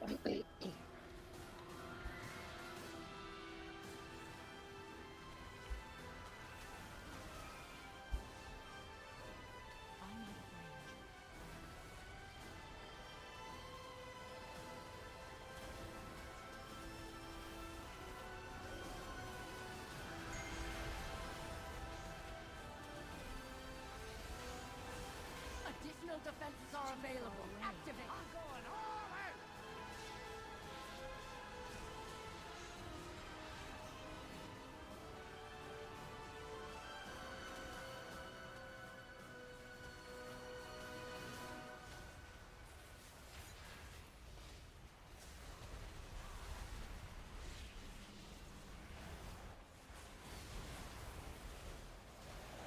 The might of the devouring host is arrayed against us.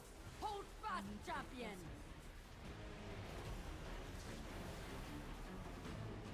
The enemy attacks from the north. Be on guard, champion!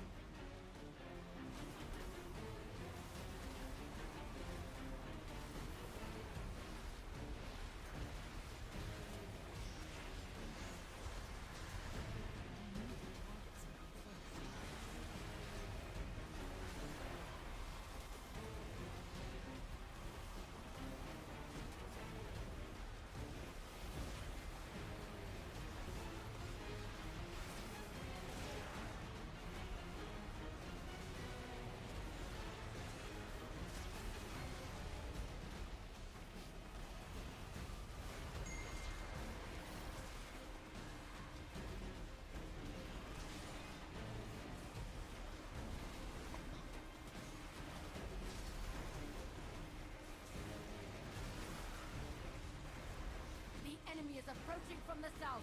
Don't let them reach the singularity anchor.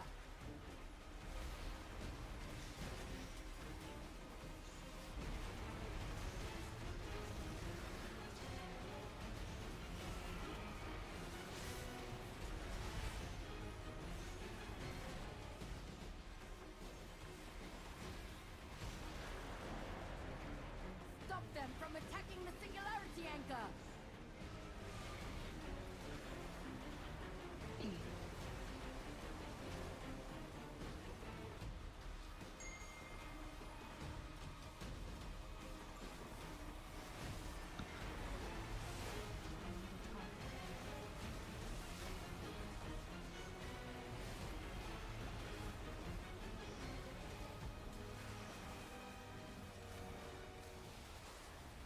So this assault event is actually kind of insane. It, I started doing it and then it just ended without actually ending. Is it going on now? In Silver Yeah, Moon? it's no, not in Silver Moon. So the soiree is a little different. The one in Void Storm is like an actual timed event. Okay, yeah, I hit an assault event in Silver Moon a little while ago. And, I don't know, it was going along and then it just ended. That one, I believe, is related to the runestones, but it is part of the soiree, or it's connected to the soiree. Gotcha.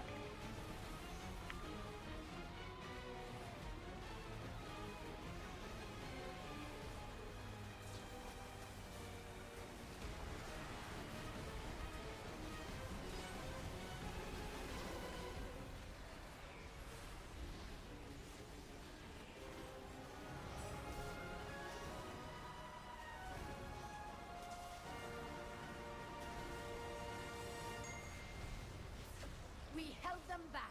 The singularity anchor has activated. We held them back. The singularity anchor has activated.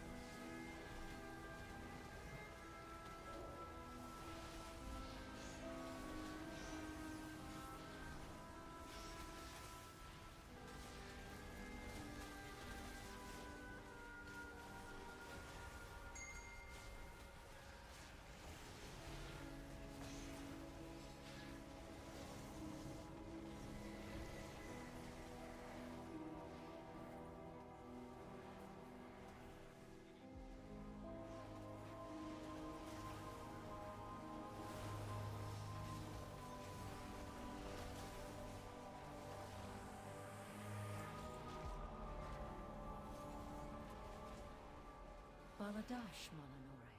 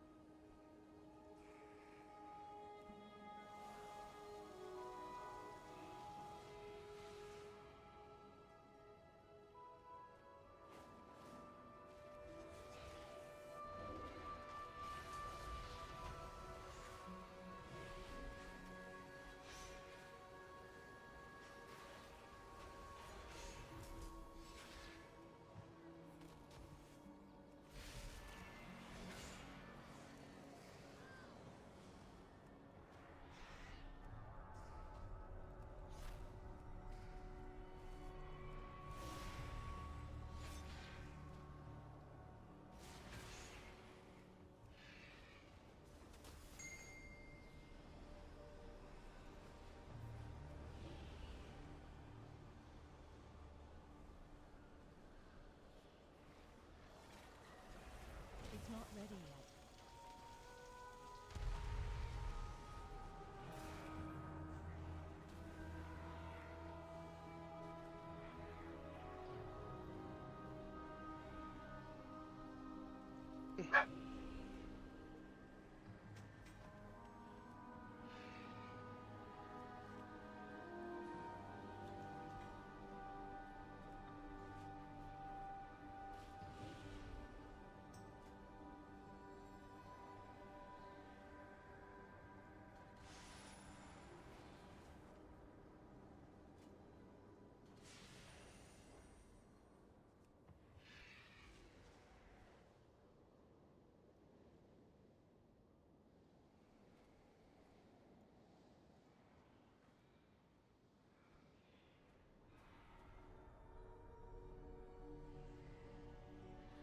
The past is written. The future is not. Our people represent a new future.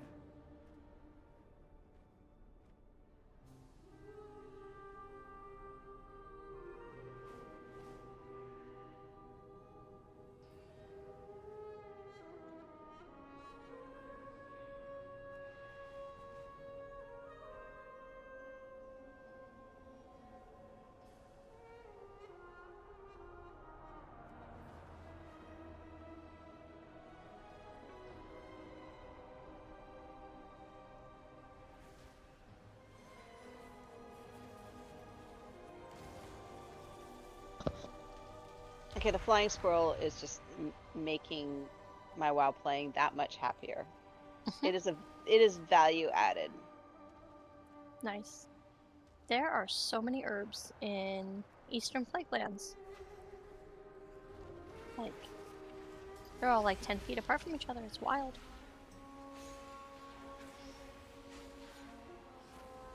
All them plague blooms and silverleaf, Khadgar's whiskers, golden sansam, which is actually a root. It's a root type. Mm-hmm. Dreamleaf, dreamfoil. Look out for Black Lotus. So get good money for that shit. Okay.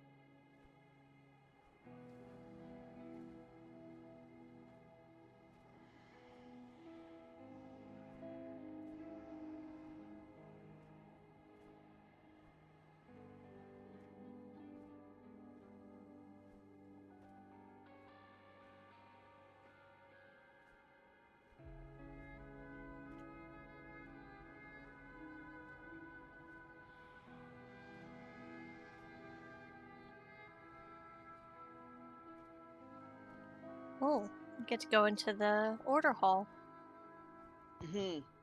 That's cool. I really liked the whole Arator experience thing. I thought it was really good. Yeah, I chose it as the first campaign path line to go down because I'm interested. Oh yeah, you guys have a very nice order hall. Oh yeah. The priest one is very stately, but I like the vibe of y'all's.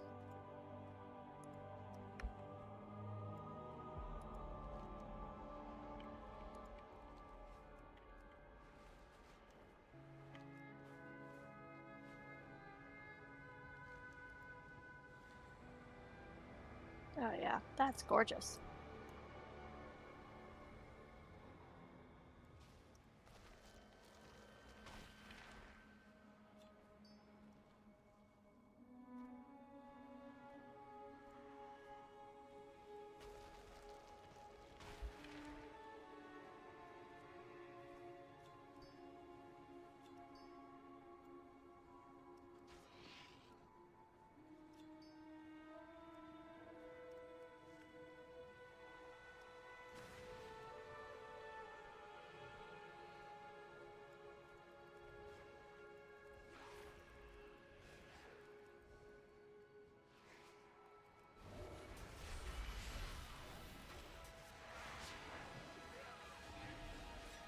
Find a target.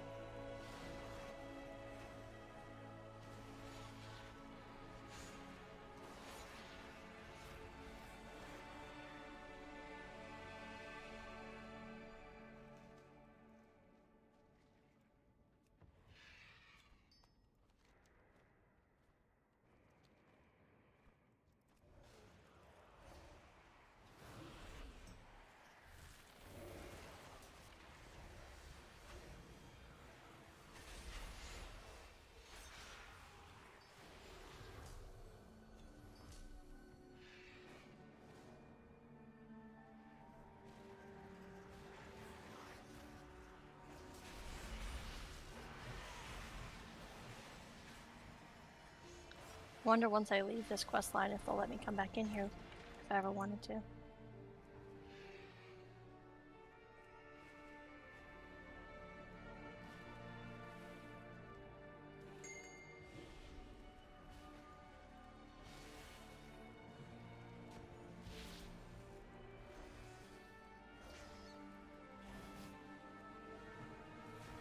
It was also really cool because the weapons on the walls are all like iconic weapons from like Burning Crusade and stuff.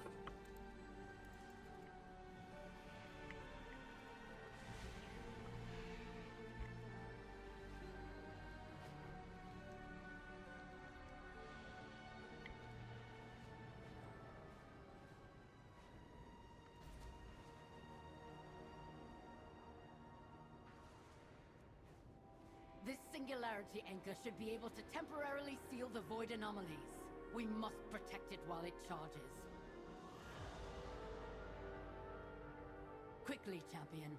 Prepare the defenses around the singularity anchor before the enemy arrives. What have you seen?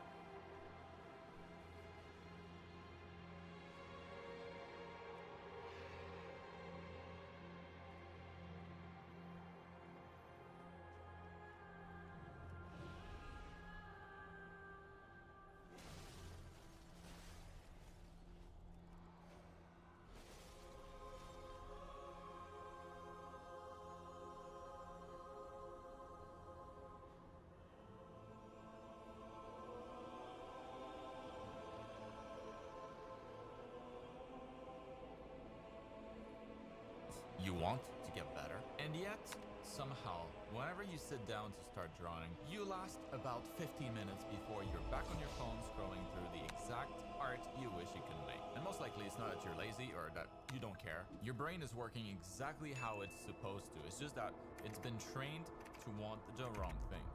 So today I'm going to explain what's happening in your brain with science.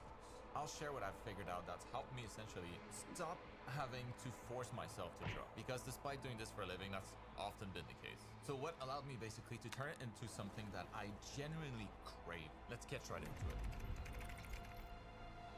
Now, before I show you how to actually get addicted to drawing, here's what's going on up here. So your brain runs on a chemical called dopamine. You've probably heard of it, but most people misunderstand what it does. Dopamine isn't what's often referred to as like the pleasure chemical. It's more like the wanting chemical.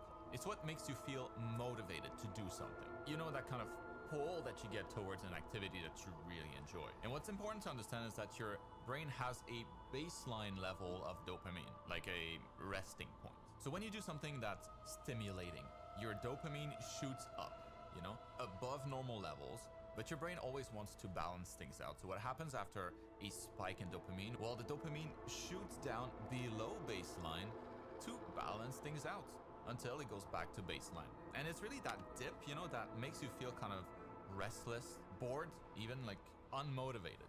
So you always get a high where you feel really good, followed by a low where you don't feel that good. And this is well documented in neuroscience. Dr. Anna Lemke, a psychiatrist at Stanford who runs their addiction medicine program, describes it as a pleasure-pain balance. And here's where it gets kind of bad for us. Like if you keep spiking your dopamine levels with really easy entertainment. I got him out. Stimulation activities. I think you know where I'm going No, with which this. one? The Basically, escaped most things that Witherbart you find, Pango. well, your brain Oh, doesn't just congrats. drop below Think. baseline Think. temporarily. Overdoing it Was that actually from lowers Respawn? baseline long term. So Yeah. now your resting state, the way that Congrats. you feel, you know, without doing anything in particular, is lower, is worse than what it was before. And as a result, you need more stimulation to feel somewhat. Oh, that's fun. But if you think about it, that probably sounds From familiar, Zulamon. right? Like before you sit down Yeah. to draw, what do you Dude, do? that looks cool. Check your comments on social media, maybe game for a little bit. And all of this is flooding your brain with dopamine for an activity that basically Yeah, my took Cobalt you Dragon no Hawk is effort. pretty, but I Your think brain that is one's getting cooler. massive reward for something that's very not difficult at all. And then God, he's so you switch cute. to drawing, something that is slow, where progress is almost invisible in the moment. Like you're staring at a blank canvas and then your brain is just shouting at you, why are you putting yourself through all of this pain when you could just enjoy a little bit of easy entertainment? Feel Looking at better, my- get that my- dopamine, bro.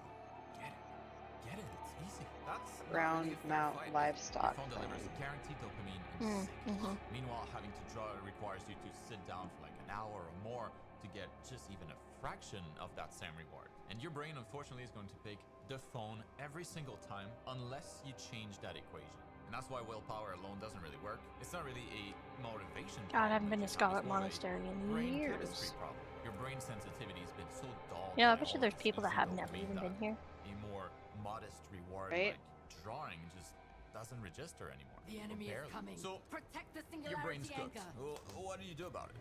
How can you fix this?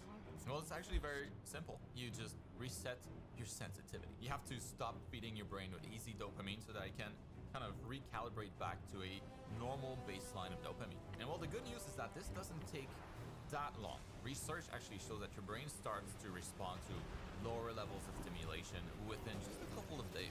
And most people actually report a significant difference. Aw, Eritor's greetings are so sad and despondent now. Dr. Anna Lemke actually recommends a 4-week period for a complete reset, but very important asterisk here is that this is for actual addiction, like clinical addiction cases. So for everyday like social media and phone use, the actual time it takes much lower. And if you ever try this, you know, like you'll see the first couple of days are the hardest because your brain's really fighting you, but it's that discomfort that is basically your confirmation the recalibration is in process. So the first and most important things is to stop starting your day with dopamine spikes. Like this was the biggest change that I made. Like the first thing I changed was to stop looking at my phone the second I wake up in the morning. And I'm sure you've heard this before. I heard it many times before I actually tried to do it. Because of course, you know, I would wake up, look at all my messages, my comments, my likes, you know, whatever, and oh, I feel good, full of dopamine. And then by the time I'm ready to sit down and actually put in some work, I don't remember what I was doing before I found that rare, and it took me 3 times to kill him because he was very like a chore. And I'm happy to report back that large. not touching my phone first thing in the morning actually works.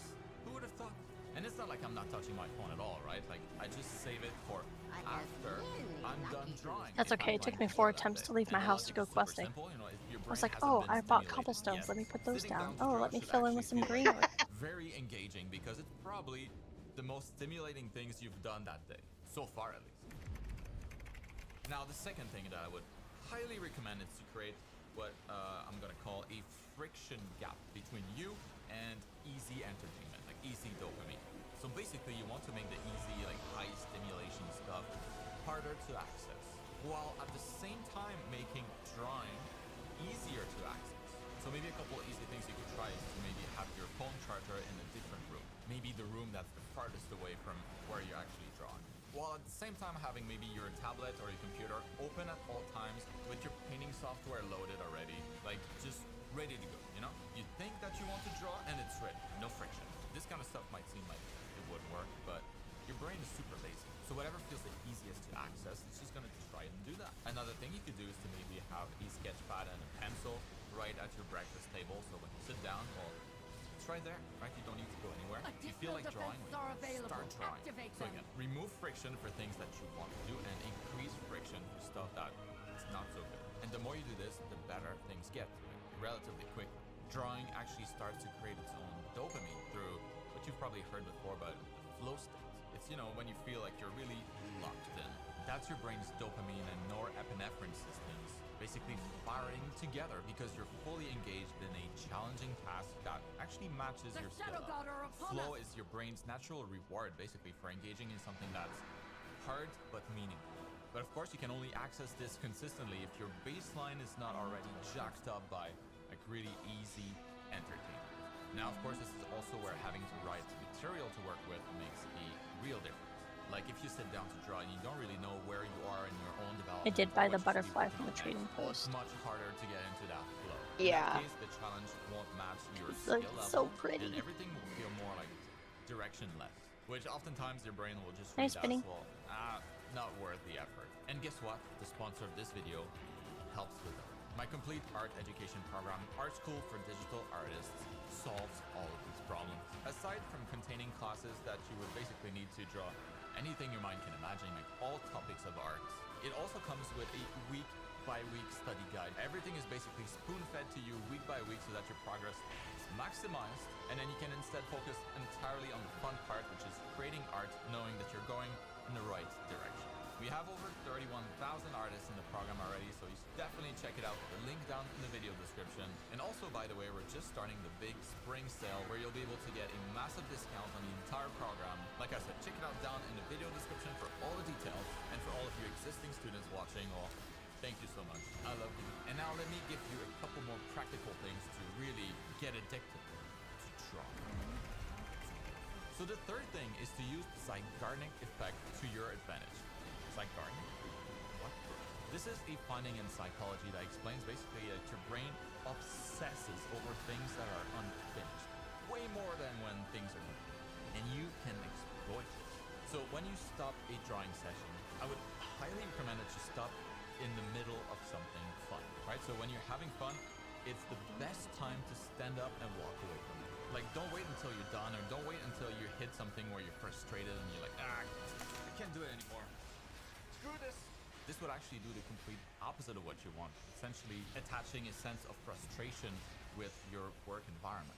So instead, when you feel like you're having fun, like you're in the middle of a drawing, like maybe in the middle of rendering something, walk away from it. And of course, it's something that they use all the time in like shows with cliffhangers at the end, right? Like you're in the middle of something exciting and then whoop, no more. Well, now you're basically hooked. You want to come back next time to know what happens. That's the Zygarnik effect. So start using that to your advantage with your art. Leave things unfinished when you're having a good time. You'll see just how powerful this is. Now the fourth thing is to protect the dopamine that you're getting from drawing. Now this is something that most of you are actually not doing, I'm sure. It's like I wasn't doing this for a long time, where you finish a piece and then immediately you feel the need to post it refreshing the page to see if you're getting some likes or Additional getting some comments. defenses are And what's available. happening here is basically you're Activate taking all of that internal satisfaction of having finished a piece of art. You're essentially replacing it with an external source of dopamine that you really can control. Like if the post does really well, at least you have dopamine out of it. It makes you feel good. But that good feeling now is associated with the app itself, not really the act of finishing a drawing. You know what I mean? And in the worst case, you get no interactions online whatsoever, so now you just feel miserable because you're like, oh, I was really happy to finish this drawing, but then I flipped this immediately into something where I'm disappointed because it's not getting the reception that I was hoping. So my recommendation here is to always keep some portion of your work private. I've started to do this a couple of years ago where I personally keep about like 20% of what I create completely private. In my sketchbooks back here, I never show them. And I think for me, it's been one of the best things that I've done, you know, to help my motivation. And it just helps me reconnect the drawings with this internal reward that I get, rather than the external, like social media. Now, the fifth thing, and this one might be a little bit counterintuitive, or maybe not, but it's to get comfortable with boredom. Hear me out. The reason your brain craves your phone so intensely is because you've trained it to be essentially never bored.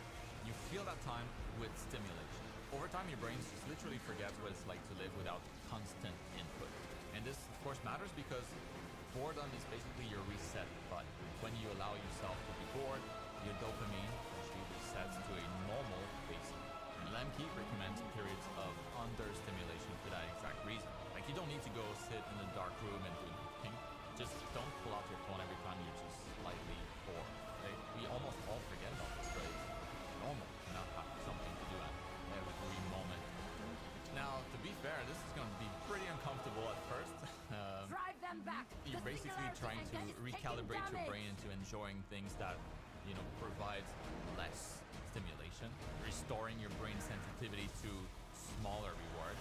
But if you can do it, the bigger reward is that now drawing will feel like it's much more fun. It's much more engaging than it used to be. Now, the easy entertainment, sure, it's fun, but it's not helping your life, right? It's only draining time away from you.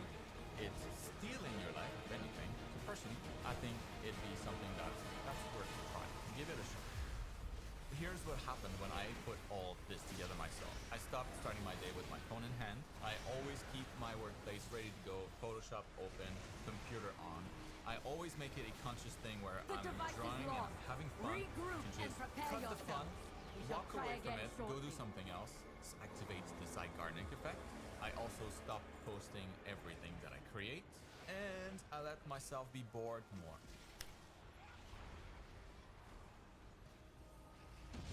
And in my case, like, all of those things I picked up a little bit over time. Like, it's not like I started to do all of this all at once. As I learned, you know, I adopted new habits, and the change really is that now I always have a ton more motivation to paint, to draw. It's no longer something I have to force myself to do, like it used to be for so many years in my career. And to me, it's made drawing the most rewarding thing that I can do in a day. So that's the trick. You don't need more motivation, you just need less competitions for your brain's attention. And now, if you're in the mood to draw after all of this, well, you might want to check out last week's episode of YouTube Art School, where we go over how to create a simple face. I show you exactly how I do it, my technique, so if you wanted to try and adopt a similar style, well, the video will be up on screen here in a second. I will see you over there.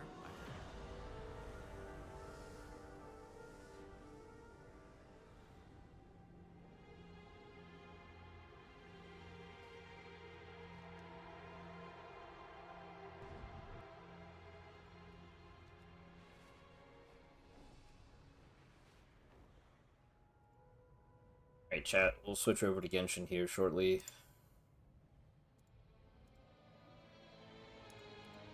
I think Genshin might actually be done. Let's do Star Rail. Let's actually fire up Star Rail. I think Zenless will actually have some stuff to do.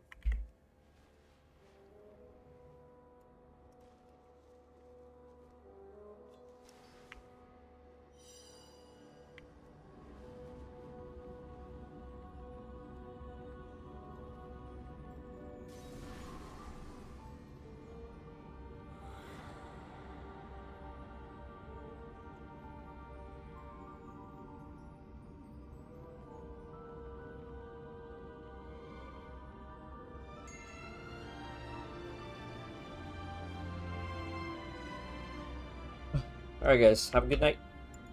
Good night. Bye.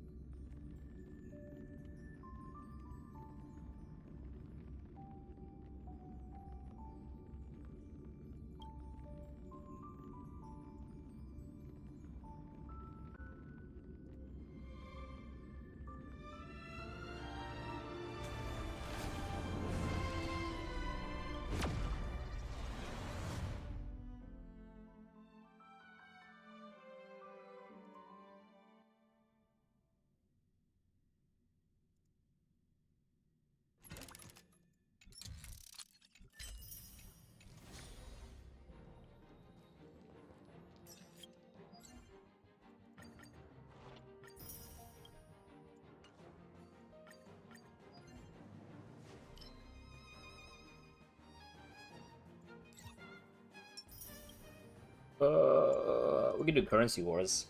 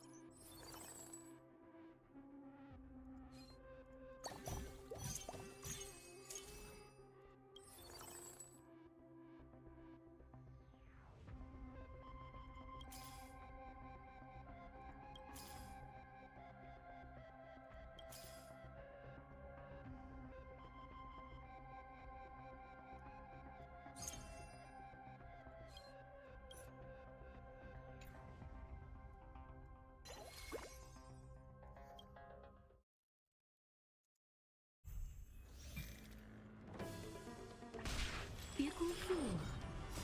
捍卫银河中的美，彻地擎天，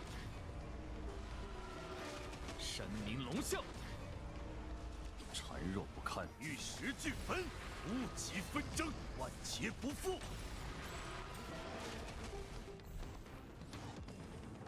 美永驻。谁是食言的坏孩子？捍卫银河中的美。还想继续自讨苦吃？捍卫银河中的美。彻地擎天。山林龙啸。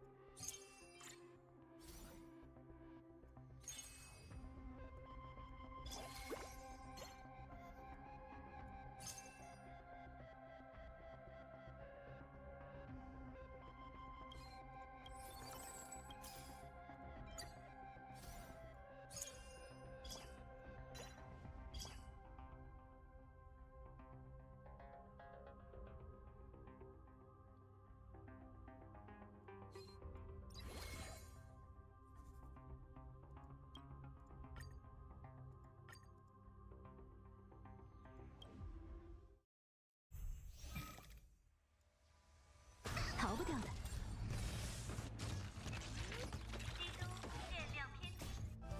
再次起舞吧，逃不掉的。逃不掉的。去污除秽，放轻松。站好了。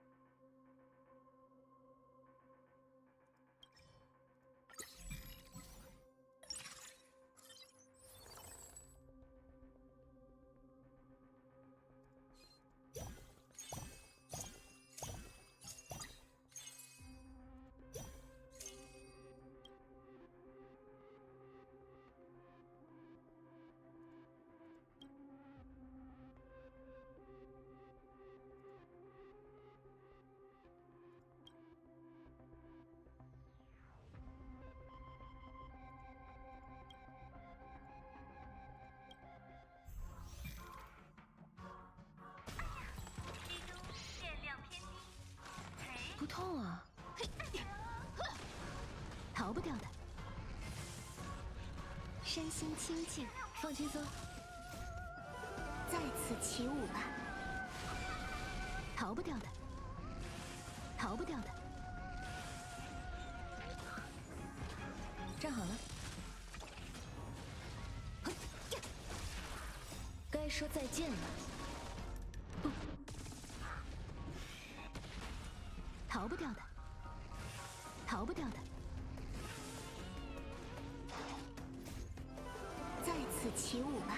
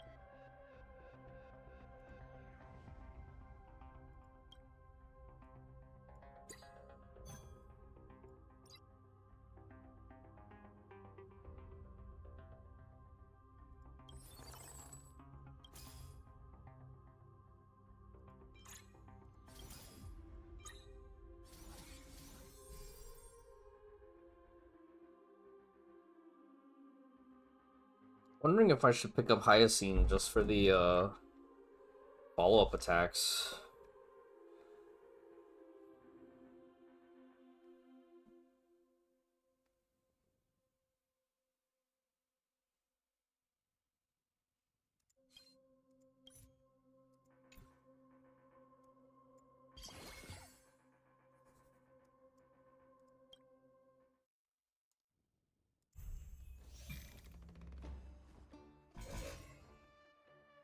本质如一，都有被风吹落的那一天。曲中人我，美不胜收。逃不掉的，逃不掉的，逃不掉的。在此起舞吧。直击灵魂。逃不掉的，逃不掉的。在此起舞吧，逃不掉的。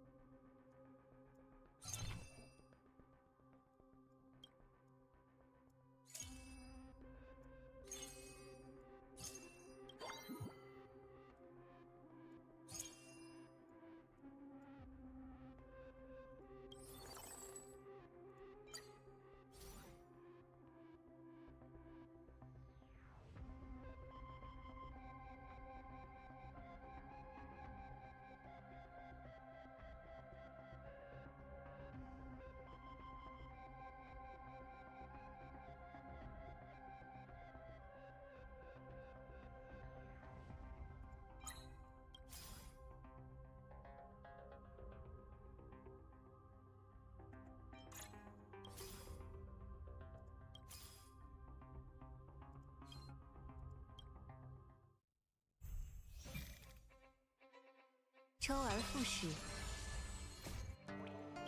都有被风吹落的那一天。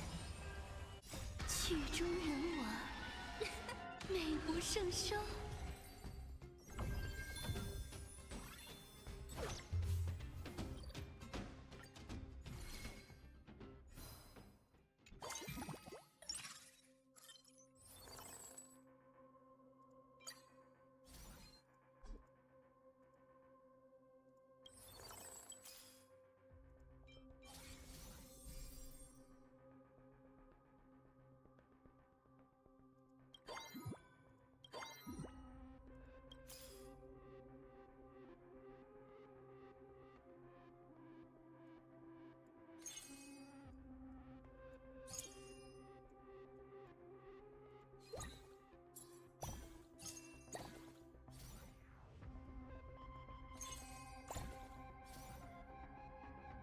Oh my god.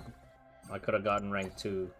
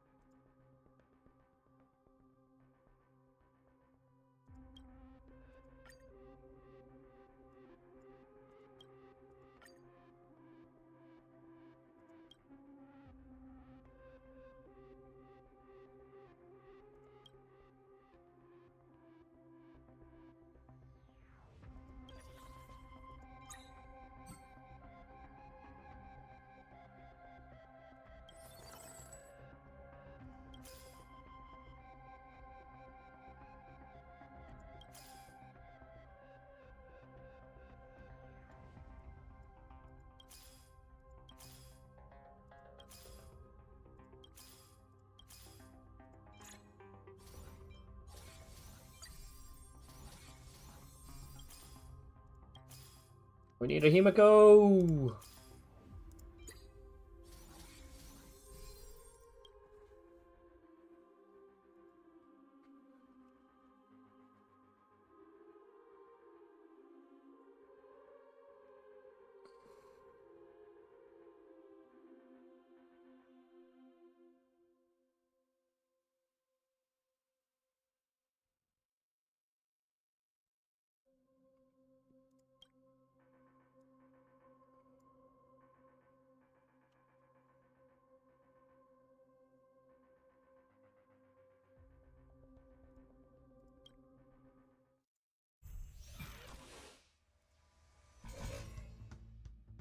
本质如一，都有被风吹落的那一天。曲中人我，美不胜收。在此起舞吧，逃不掉的，逃不掉的，逃不掉的。在此起舞吧。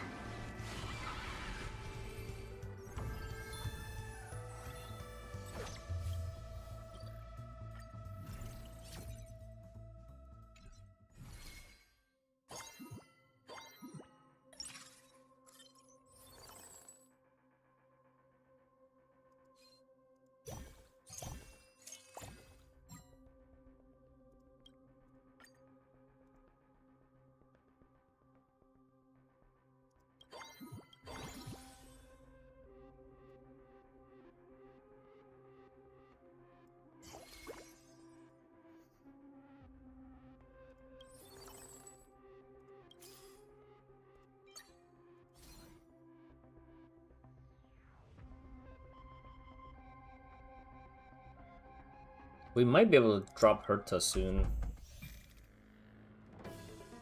逃不掉的，逃不掉的，逃不掉的。周而复始，都有被风吹落的那一天。在此起舞吧，曲中人我，美不胜收。逃不掉的。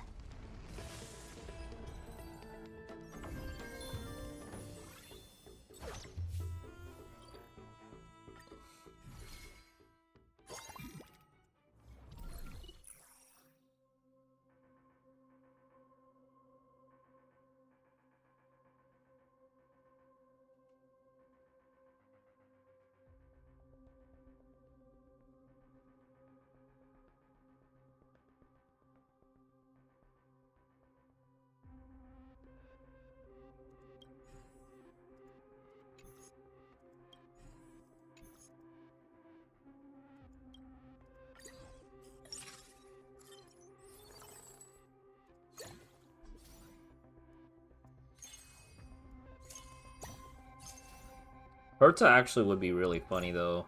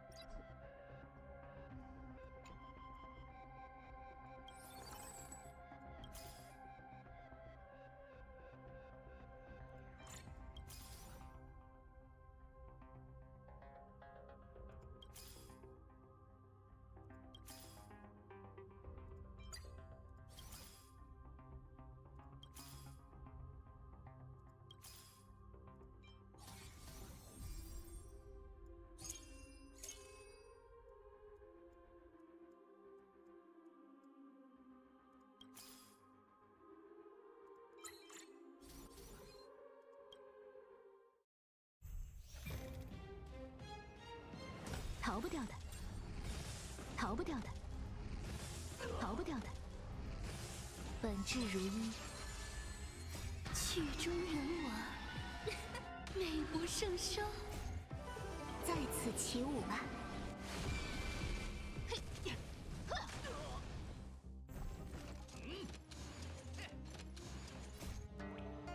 都有被风吹落的那一天。直击灵魂，铭心蚀骨，逃不掉的，逃不掉的。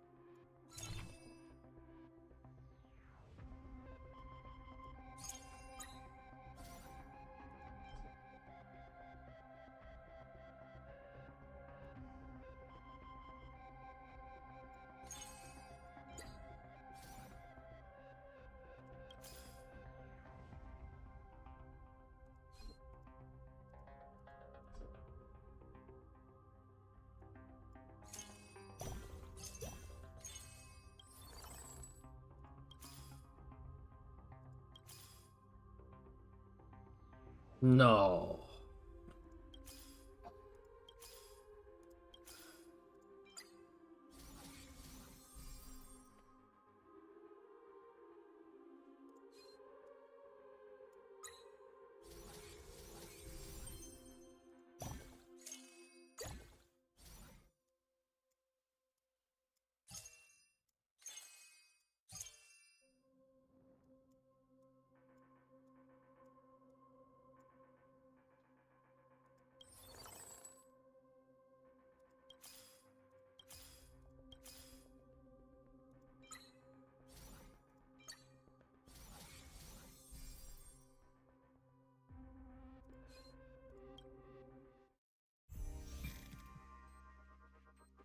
逃不掉的，周而复始，曲中人我，美不胜收。在此起舞吧，逃不掉的，在此起舞吧，逃不掉的，逃不掉的。逃不掉的，逃不掉的。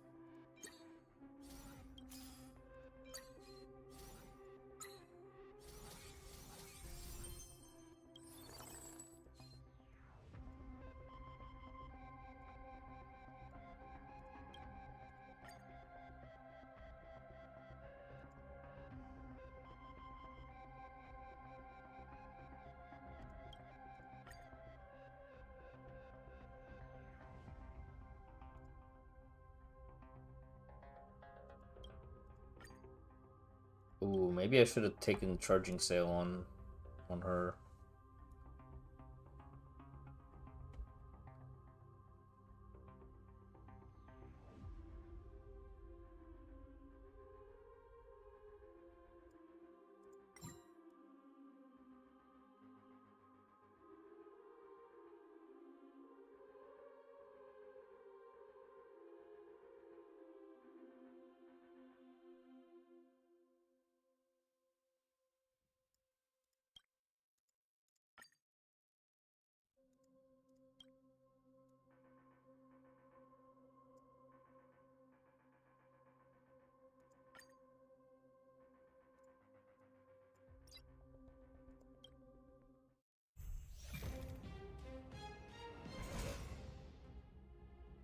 逃不掉的，逃不掉的，逃不掉的。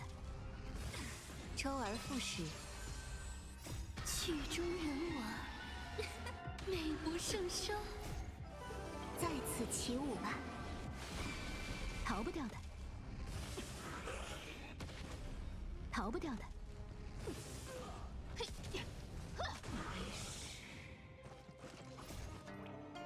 都有被风吹落的那一天。直击灵魂，逃不掉的，逃不掉的。在此起舞吧，逃不掉的，逃不掉的，逃不掉的。结束了。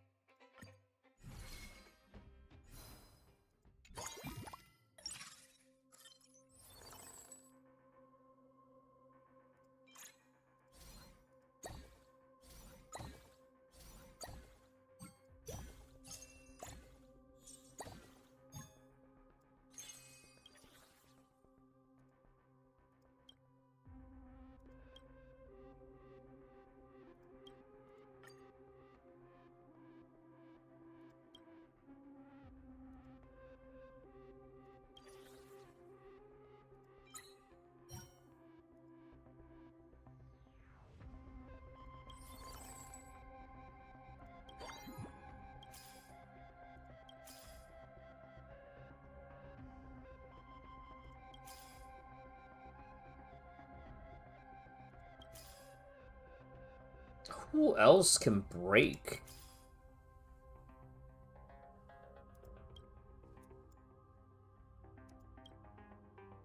Oh, this guy.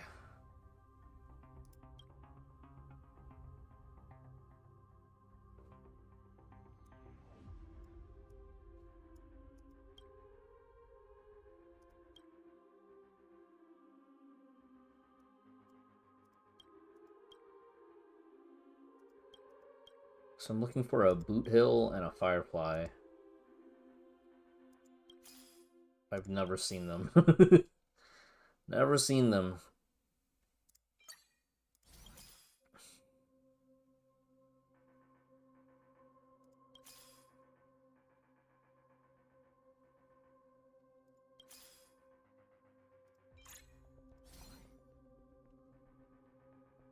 But I also have a problem. I don't have enough room for Boot Hill.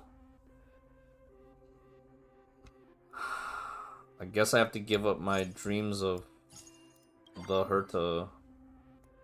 Just try to get to 8. I want to see what 8 does.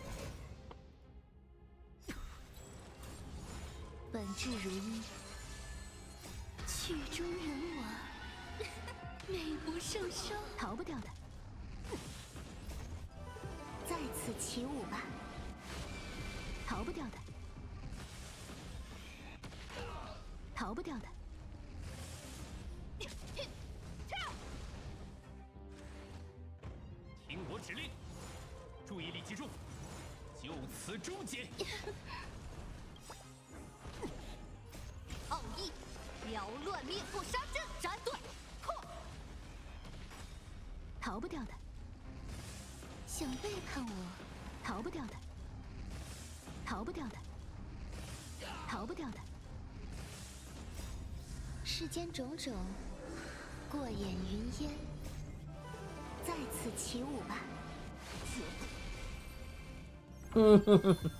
So much damage.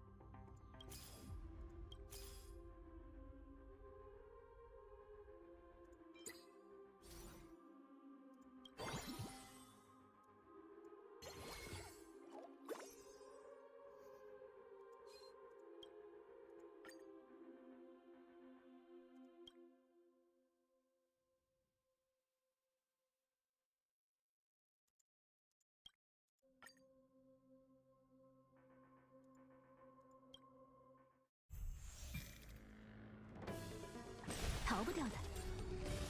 周而复始，曲终人亡，美不胜收。逃不掉的，逃不掉的。再次起舞吧。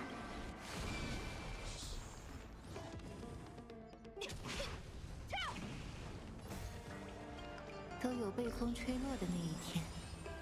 直击灵魂。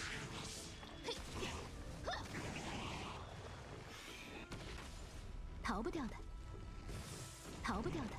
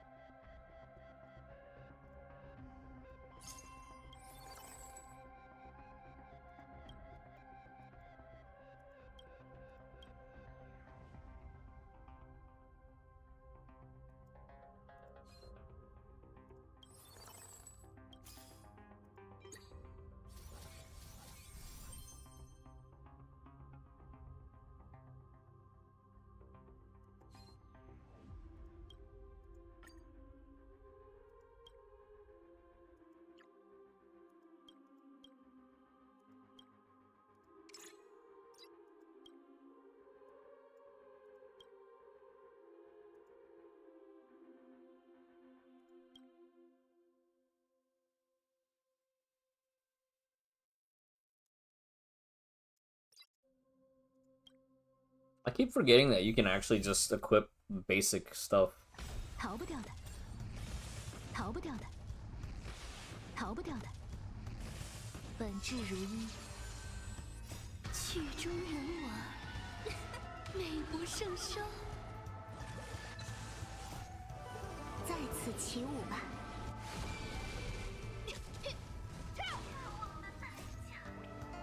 都有被风吹落的那一天。直击灵魂，彻底疯狂。逃不掉的，逃不掉的，逃不掉的。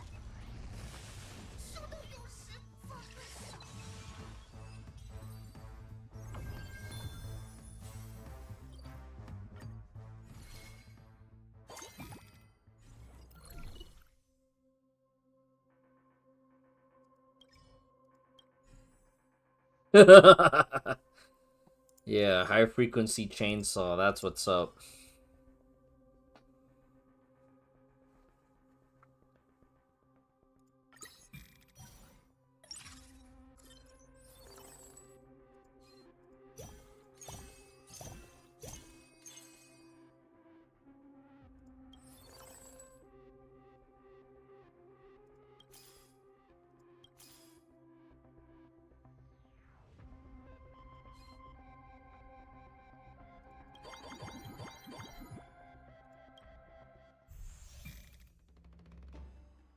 逃不掉的，周而复始，曲终人我，美不胜收。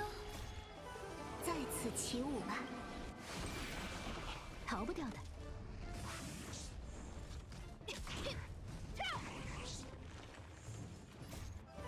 在此起舞吧，逃不掉的。都有被风吹落的那一天。直击灵魂。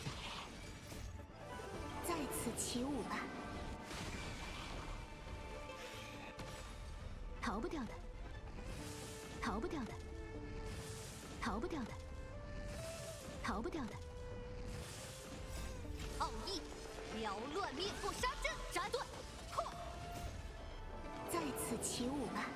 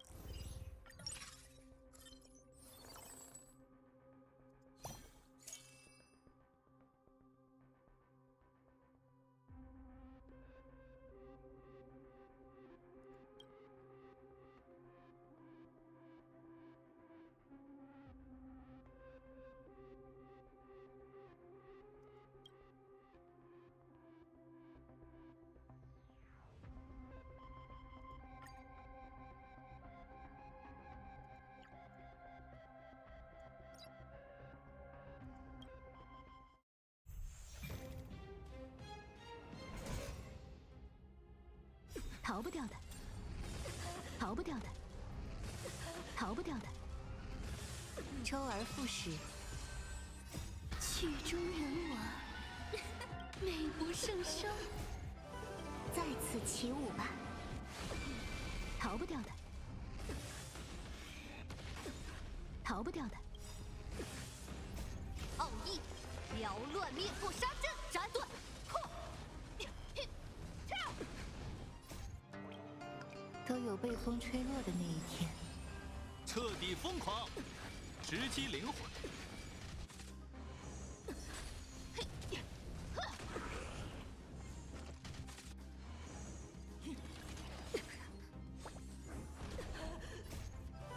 在此起舞吧，逃不掉的。分身起舞，逃不掉的。斩断，破。逃不掉的。曲终人我，美不胜收。在此起舞吧。可你们已经没得，要么手枪上膛，要么自掘坟墓。想背叛我？腥膻恶臭。What the heck was that? 世间种种，过眼云烟，身心清净。逃不掉的。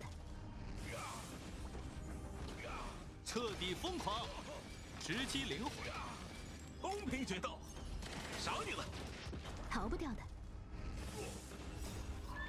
要么手枪上膛，要么自掘坟墓。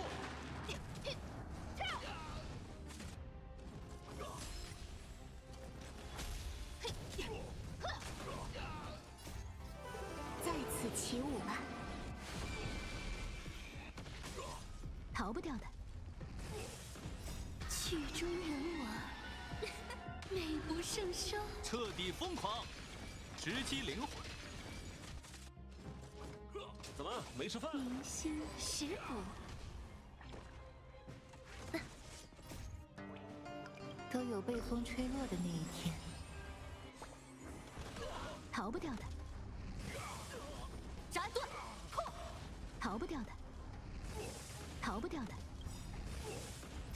奥义，缭乱灭不杀阵，斩断，在此起舞吧。放马过来，时间到。迫不及待了。曲终人亡，美不胜收。Wow. That gave us a little bit more trouble than anticipated.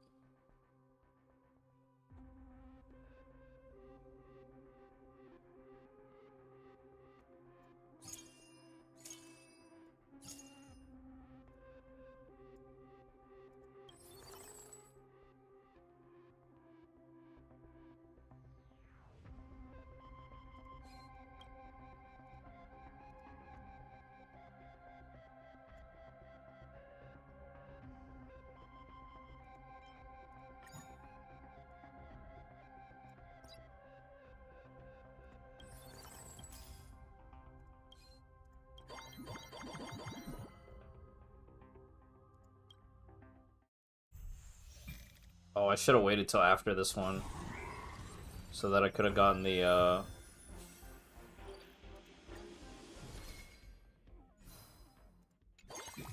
interest from it.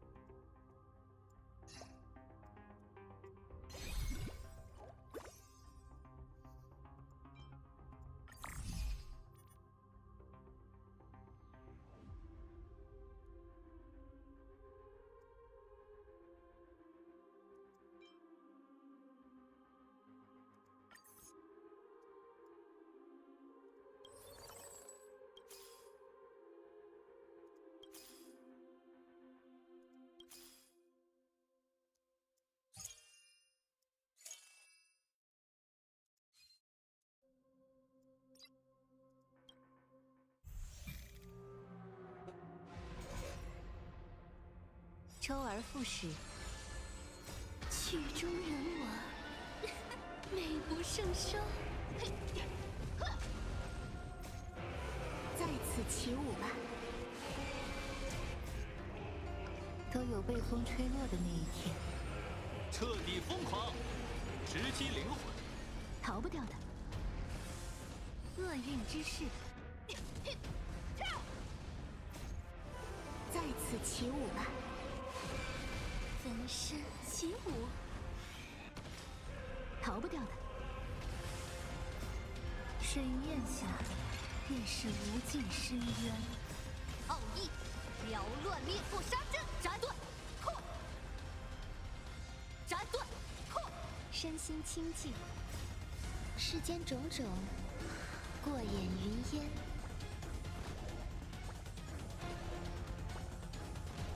彻彻底疯狂，直击灵魂。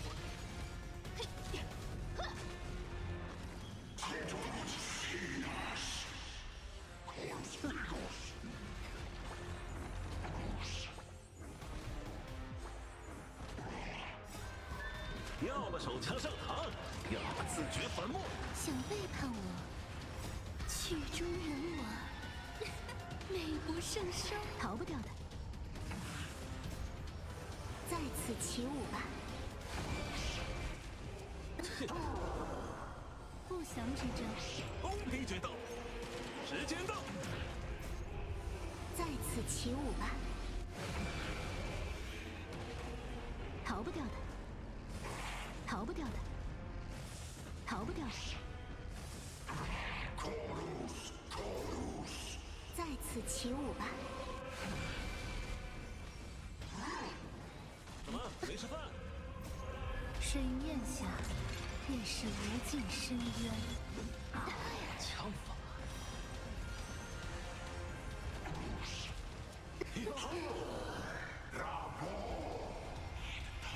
明星石骨。彻底疯狂。在此起舞吧。逃不掉的。在此起舞吧。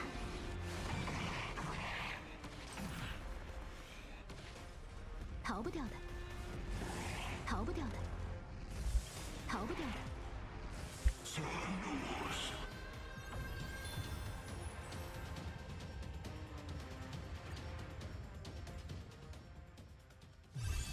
That was a pretty good run.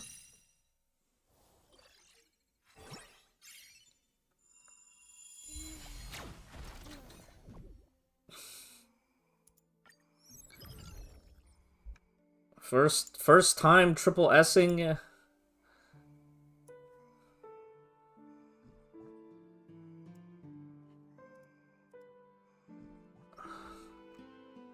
Break City.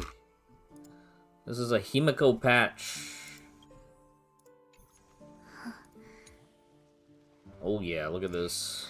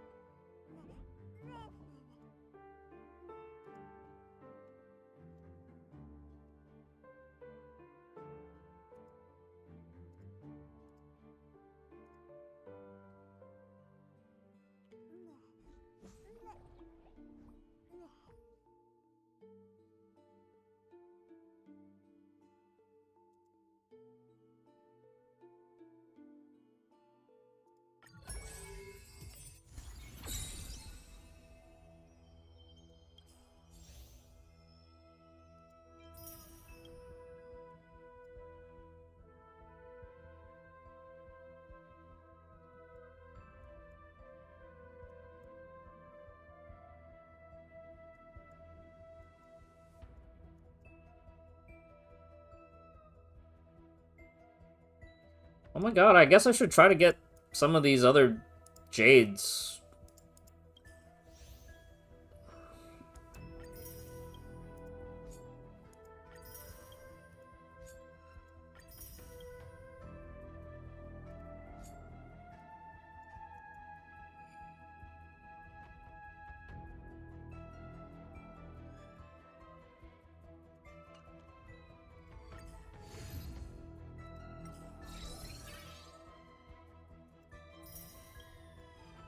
Oh.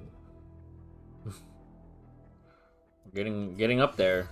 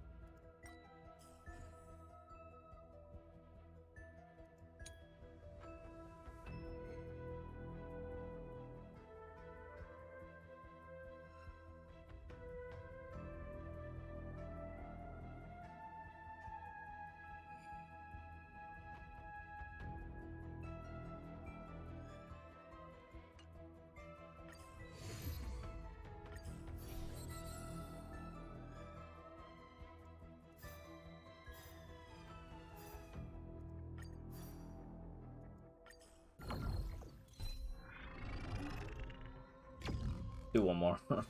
I'm enjoying the. I'm actually digging this.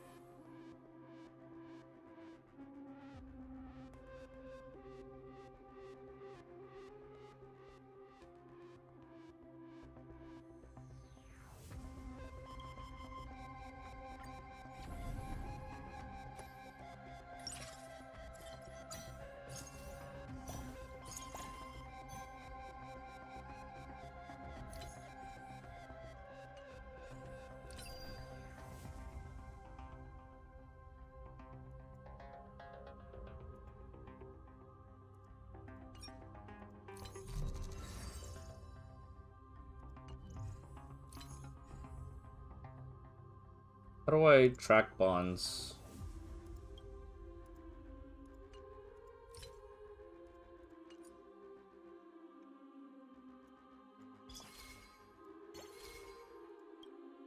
Track.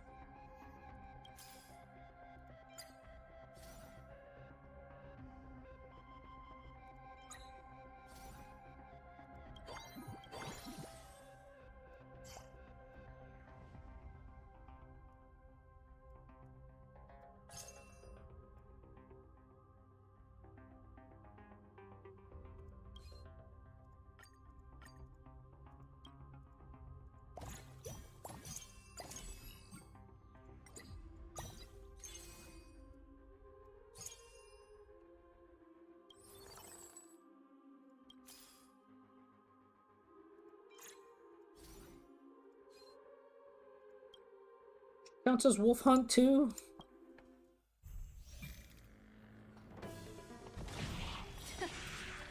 奔袭。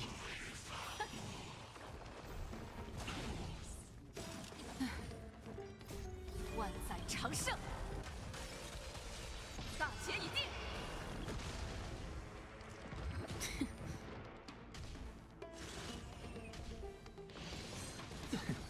来了。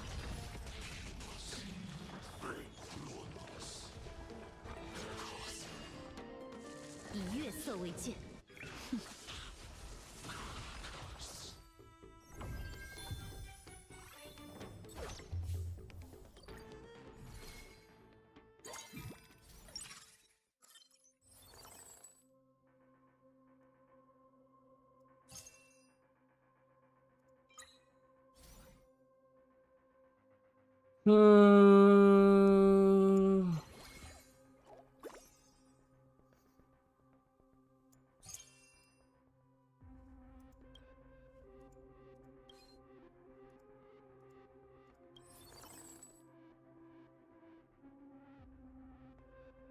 I really wish I could do like break or something.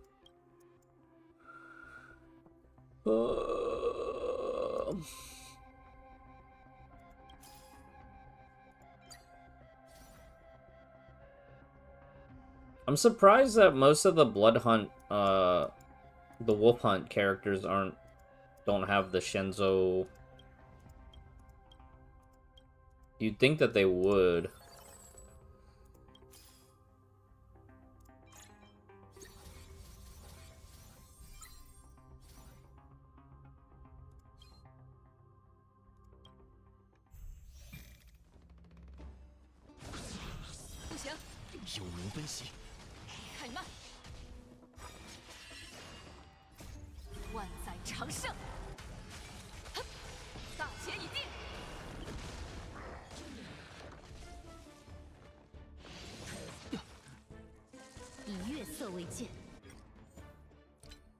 I wish you could change language mid-combat. 差点火候。来都来了，不如吃过再走。身心清净。有奴奔袭。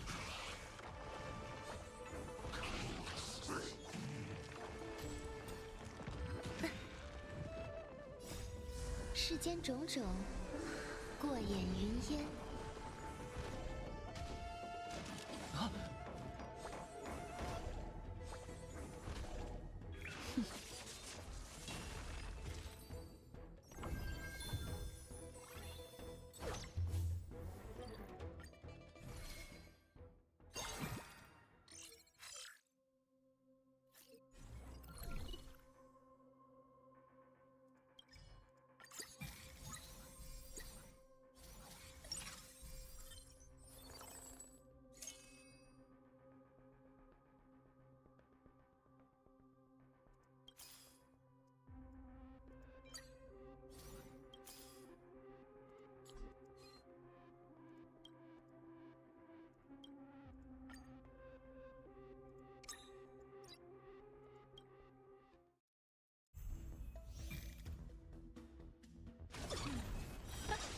有奴奔袭，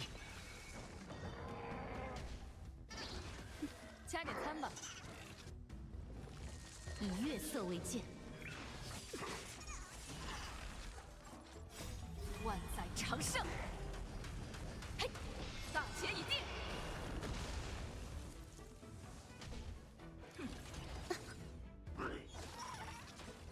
来些大料。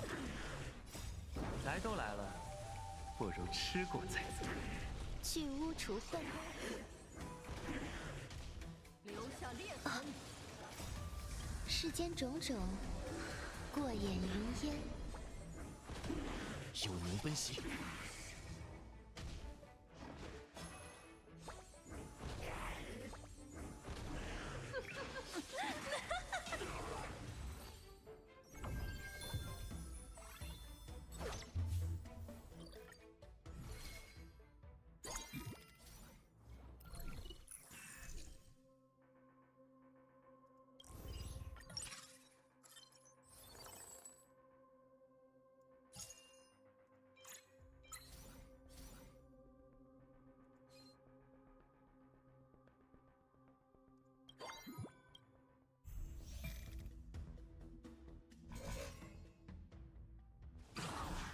行，有能分析，开慢，万载长盛，大捷已定。以月色为鉴，哼！我的药。啊！加点餐吧。来都来了，不如吃过再走。我的药，差点火候。身心清净，世间种种，过眼云烟。有能分析。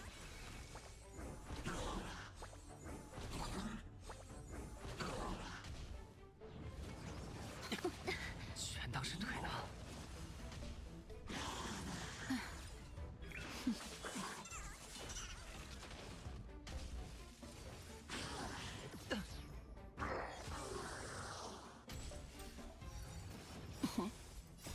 来都来了，不如吃过再走。加点餐吧。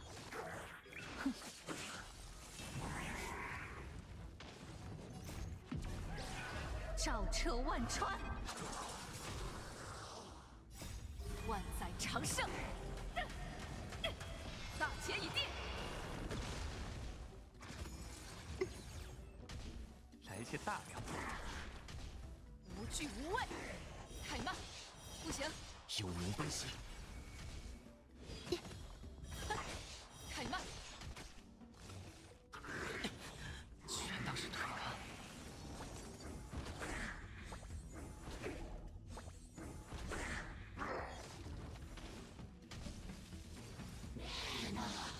我的加点餐吧。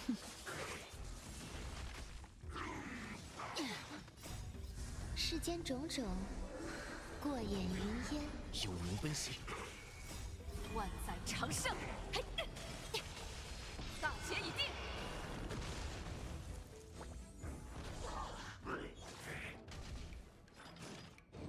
莫生气。来都来了，不如吃过再走。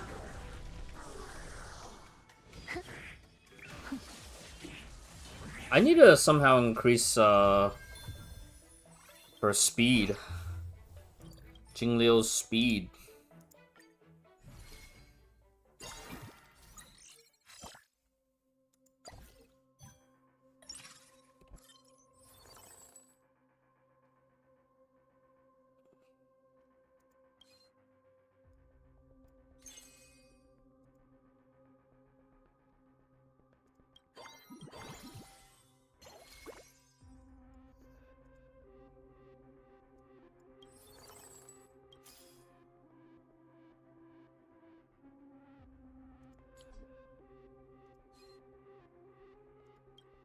Tempted to get Himiko just to get more AoE.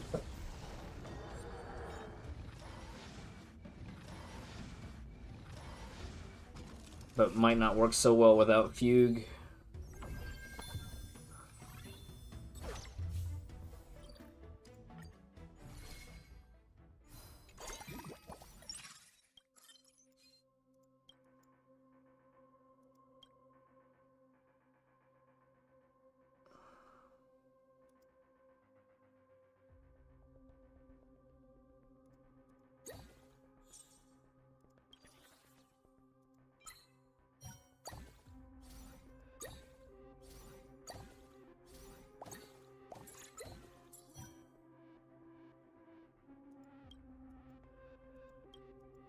Where do we get the red gem?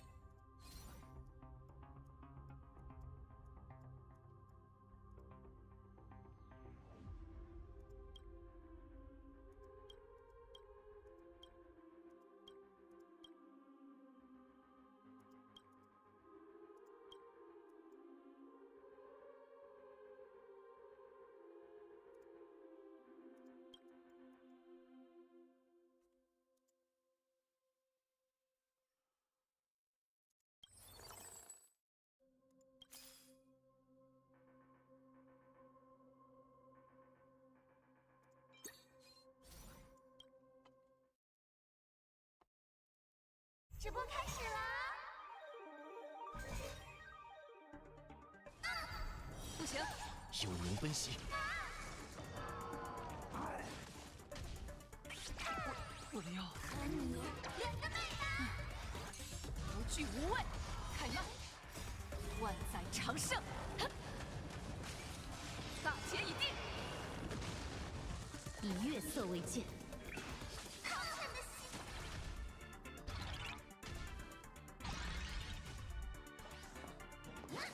加点餐吧。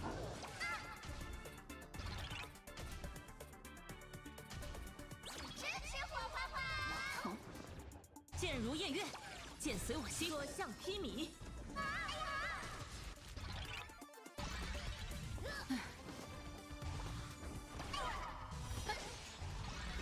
来些大的，来都来了，不如吃过再走。有灵奔袭。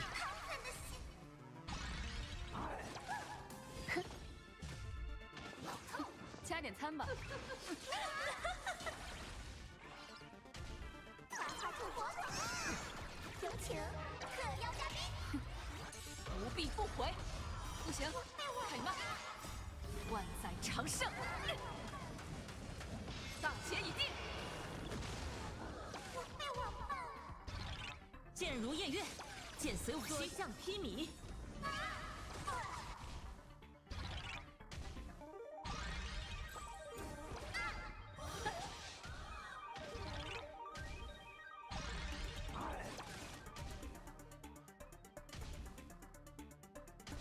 点点关注，谢谢喵！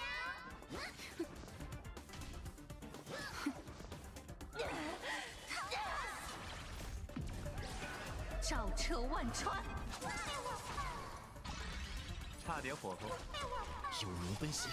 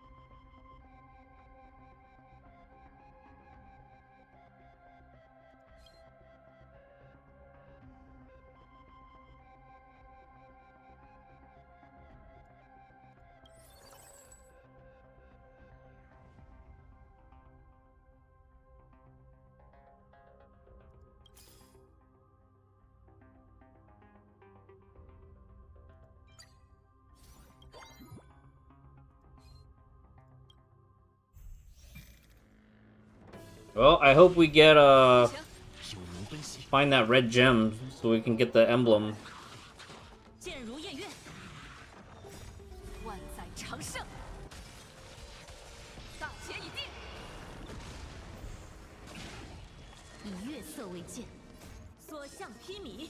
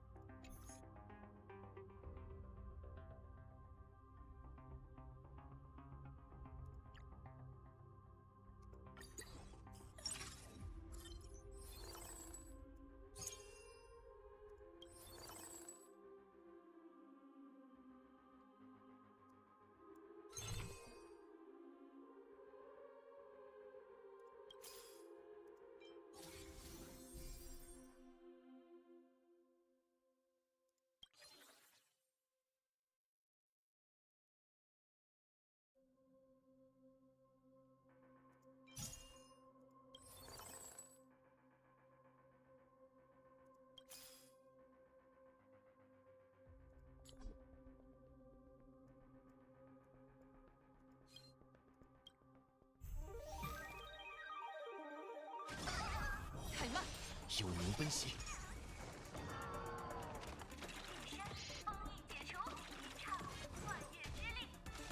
莫生气。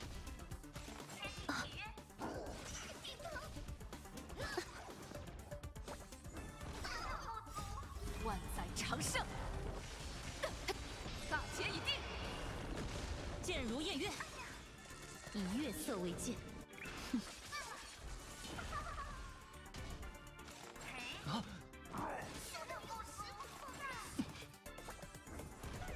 来些大料，来都来了，不如吃过再走。所向披靡，有灵奔袭，剑随我心。去污除秽，世间种种，过眼云烟。万载长盛，大捷已定。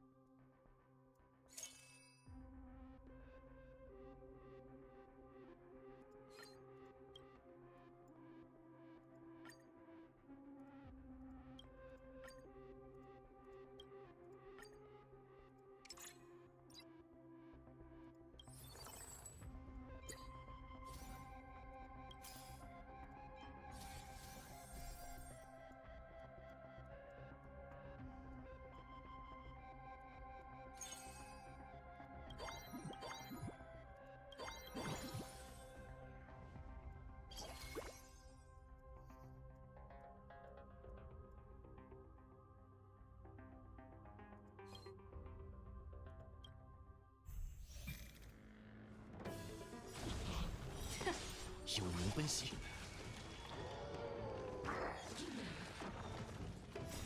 万载长盛，大捷已定。万载长盛，大捷已定。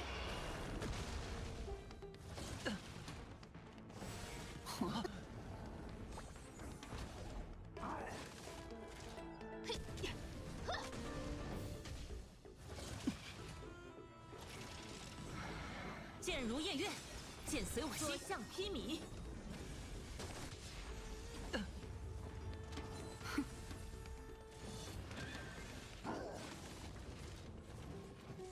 以月色为鉴。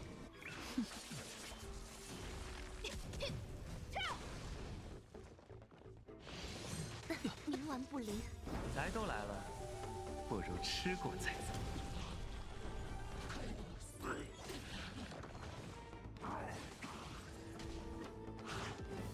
来些大料，剑如偃月。 Oh, these mobs are dying before even getting the break. The Himiko might not like side going for break might not even be worth it. 过眼云烟，万载长盛，大捷已定。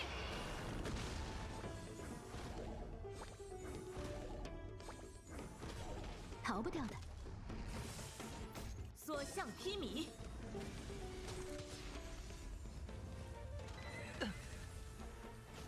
莫生气，我的腰。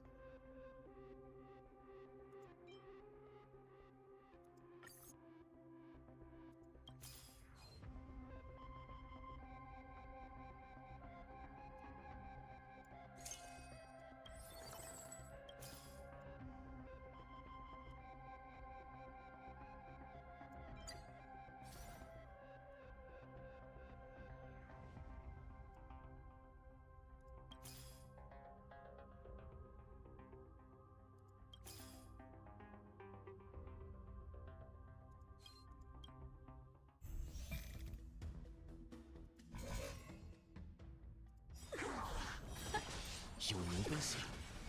不行！万载长盛，嘿，嘿，大捷已定。万载长盛，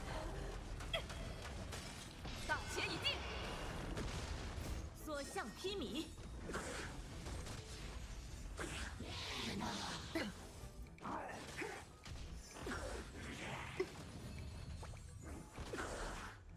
以月色为鉴。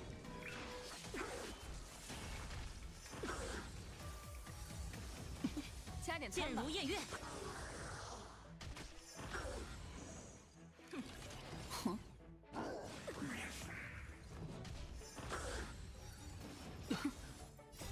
来都来了，不如吃过再走。不祥之兆。为时未晚。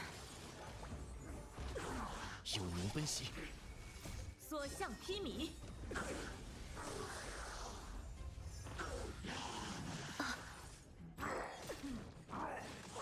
差点火候。剑随我心。隽永之力。水面下，便是无尽深渊。万载长盛。大捷已定。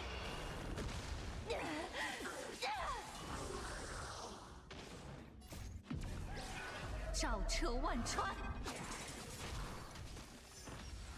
去污除秽，世间种种，过眼云烟。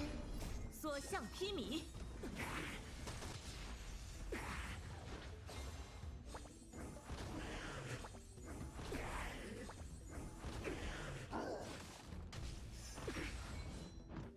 我的腰。剑如夜月。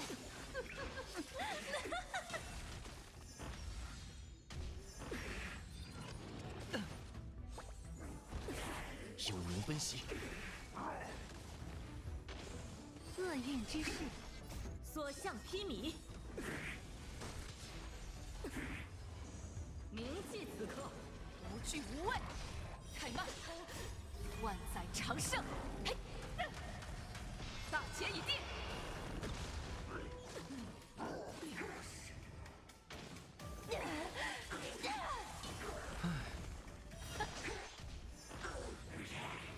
加点餐吧。剑随我心。剑如夜月，向披靡。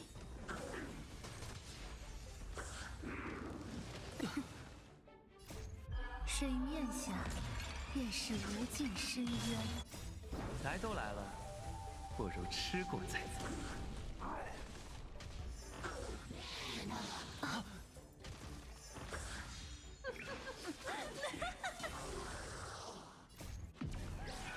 照彻万川。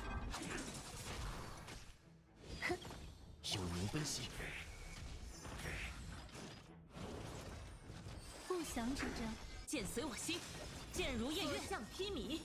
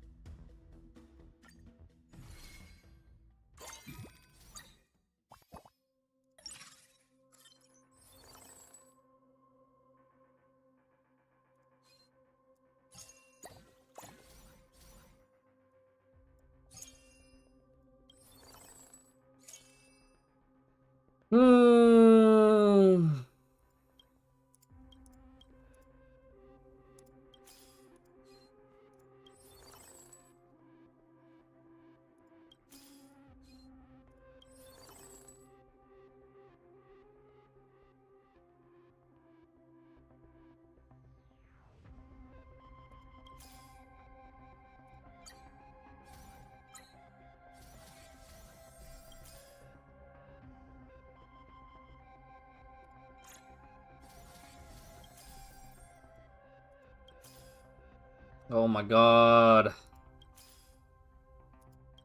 Where's what's her face?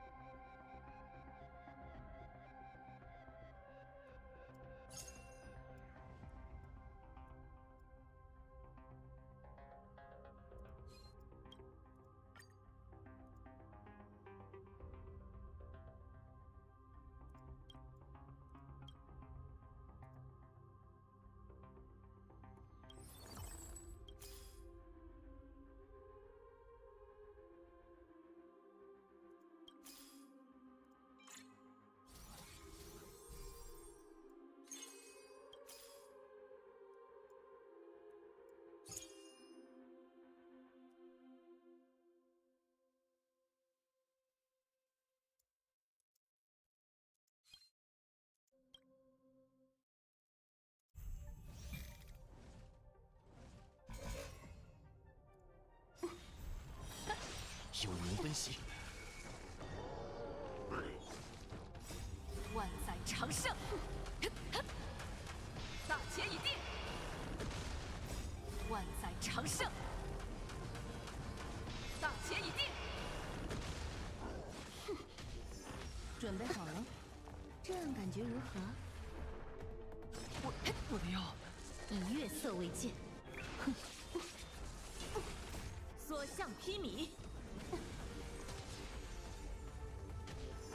别着急，猜猜看吧。我的药，加点餐吧。箭如夜月。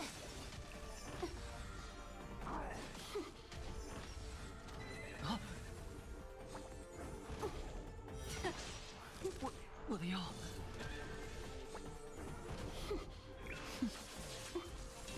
厄运之势。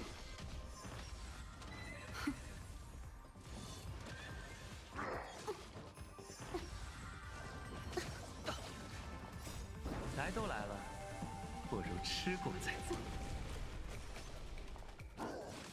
来些大料，有灵分析。所向披靡。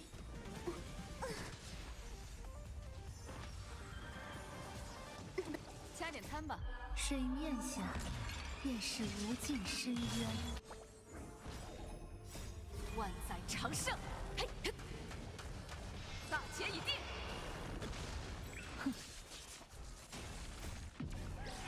照彻万川。 Man, I hope I have enough damage. 我的药。诸位，拜托了，上去。剑随我心，不必不回。太慢，所向披靡。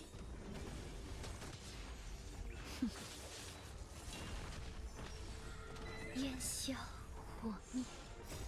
I need to put some more gear on this guy. 过眼云烟。不行。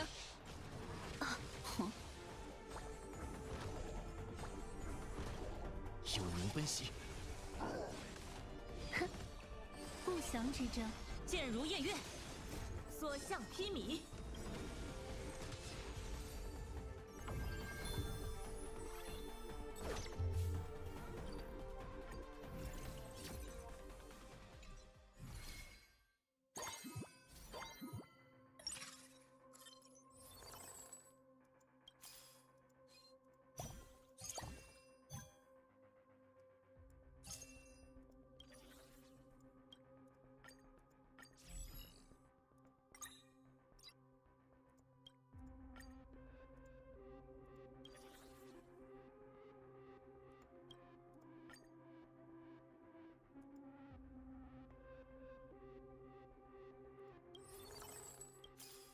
Oh my god. Not the gold character that we need.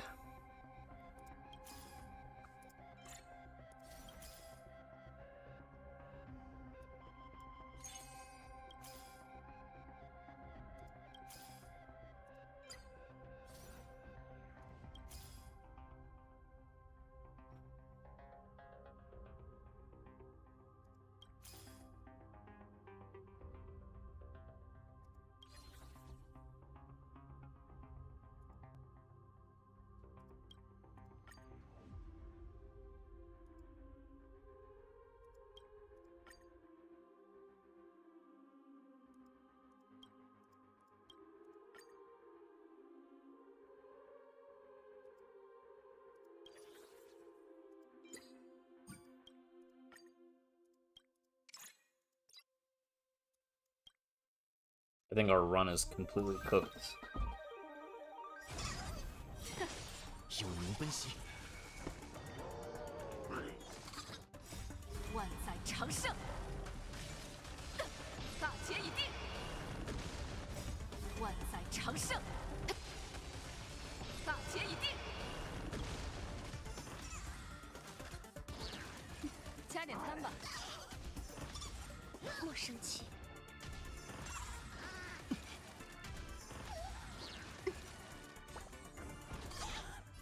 所向披靡，以月色为鉴，剑如夜月。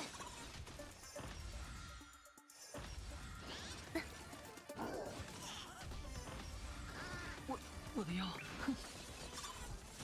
厄运之势，剑随我心。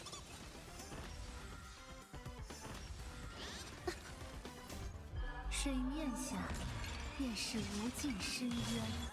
Oh, King Halo just dunking. 身心清净，世间种种，过眼云烟。有灵奔袭，万载长盛，大捷已定。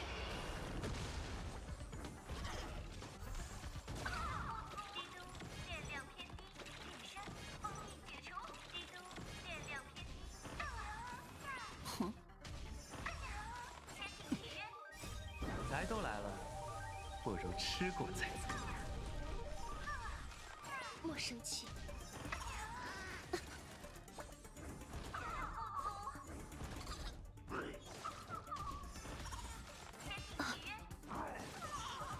差点火候。有灵奔袭，所向披靡。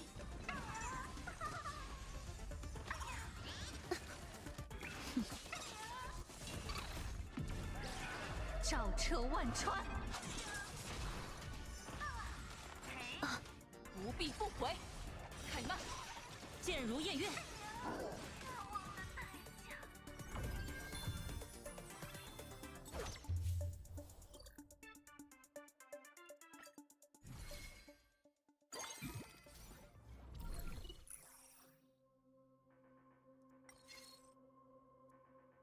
Praise the sun.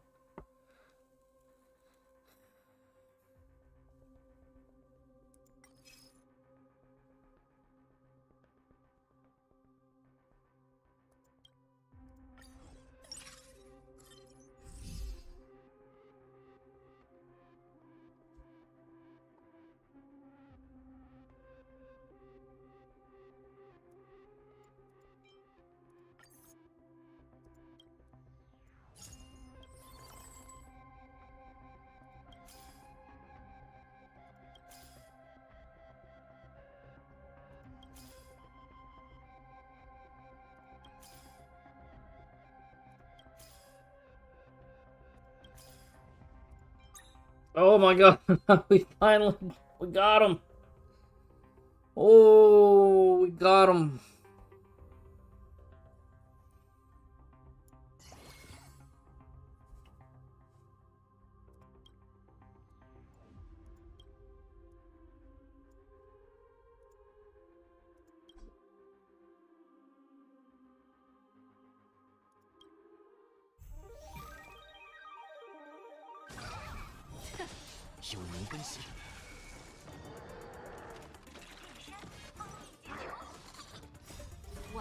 长胜，大捷已定，万载长胜，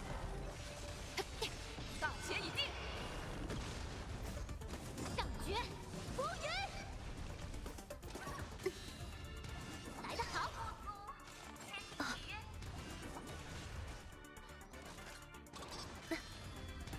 来得好。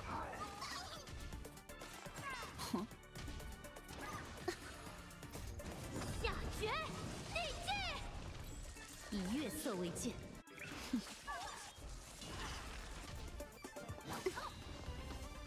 就你了。世间种种，过眼云烟。所向披靡。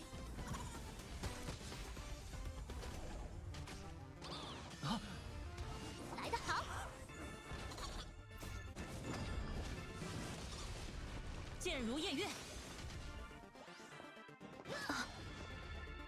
就你了。我的腰。来得好。万载长胜。大捷已定。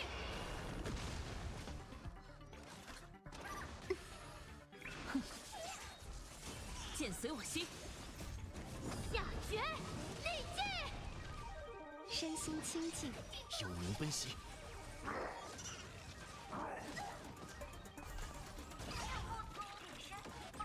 差点火候。来都来了，不如吃过再走。照彻万川。加点餐吧。就你了。所向披靡。不必不悔。剑如夜月。万载长胜。大捷已定。开慢。幽冥奔袭。下绝内劲。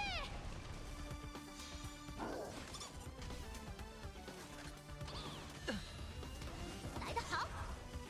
剑随我心。剑如夜月，向披靡。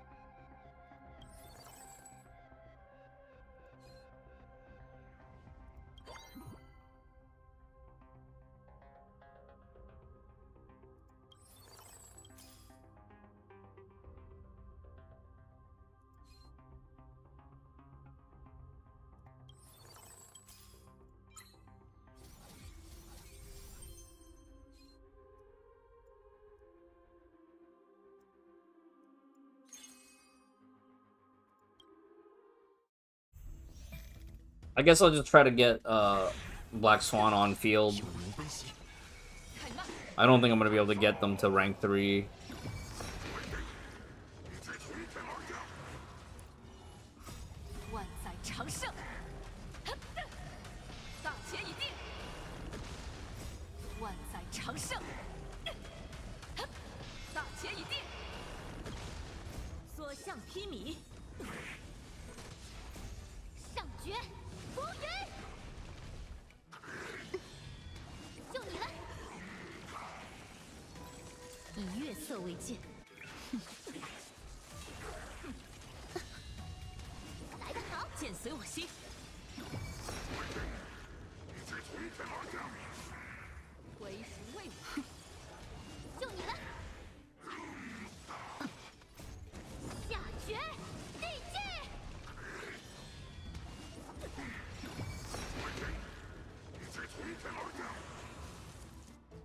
Wow, all the damage is in the trooper.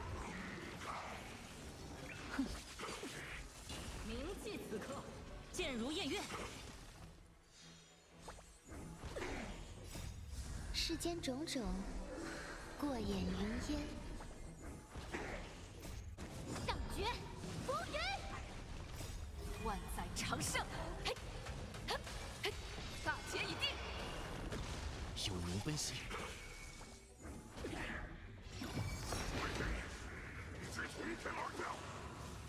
来些大料，来都来了，不如吃过再走。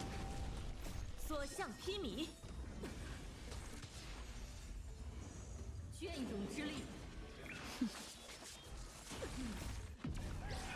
照彻万川，剑随我心。身心清净，下绝地界。 Wow, that was so clutch. Pretty sure we were gonna die there. I thought we were gonna run out of turns there.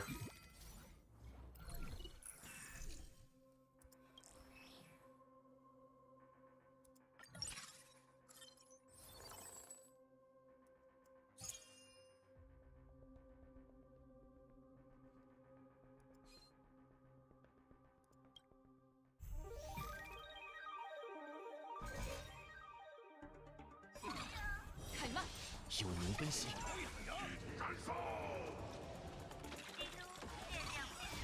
万载长盛，嘿，嘿，嘿，大捷已定。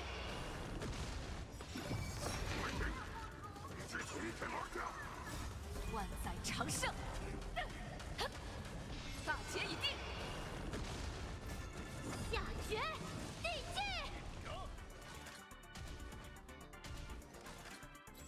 以月色为剑，哼，剑如偃月，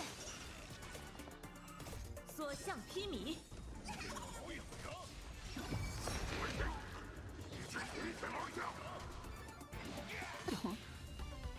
就你了。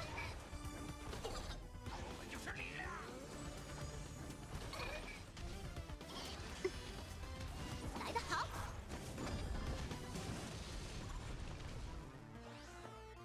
莫生气，就你了。啊！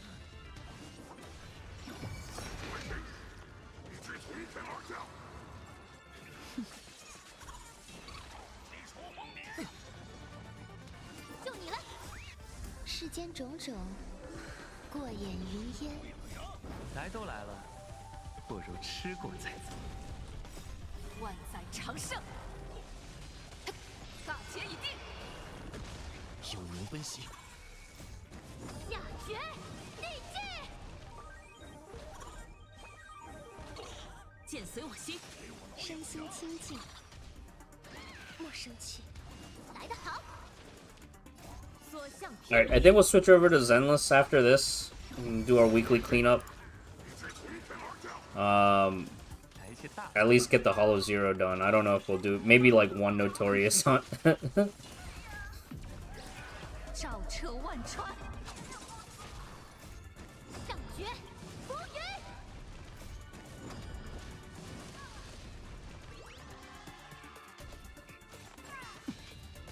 就你了。剑如偃月。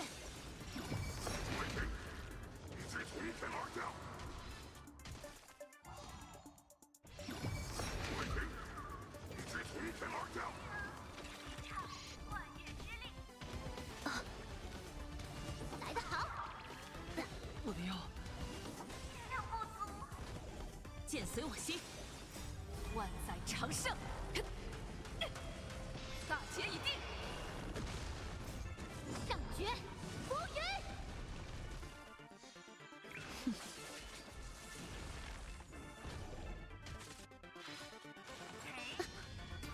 来得好，不必不悔。不行。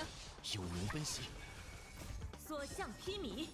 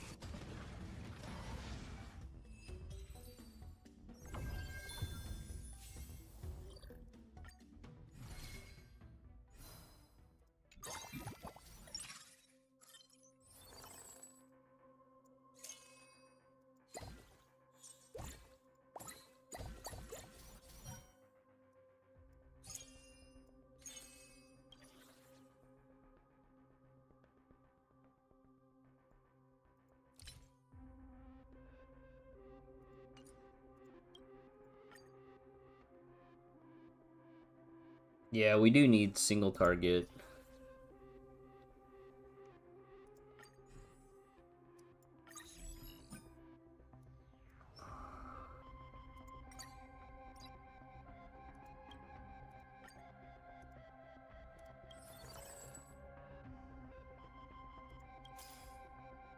What? And none of them are the ones that I need?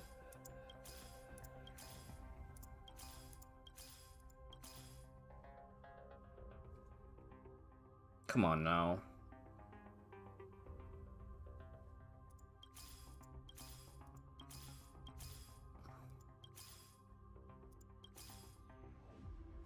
It's over.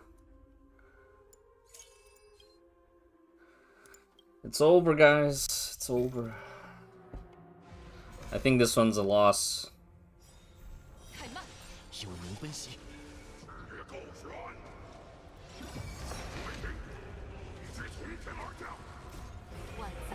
It's not doing enough damage.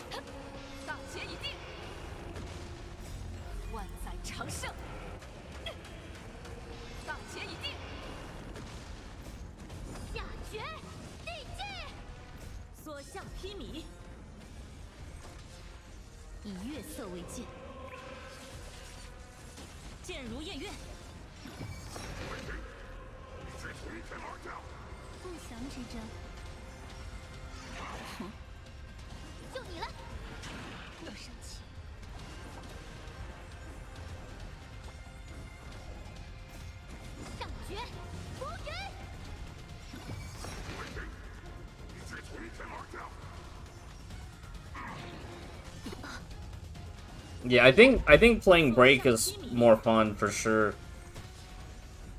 If I didn't need this for like those side missions, I don't think I would have bothered. Maybe I should have realized that there were side missions that could be done to fill out a journal or anything.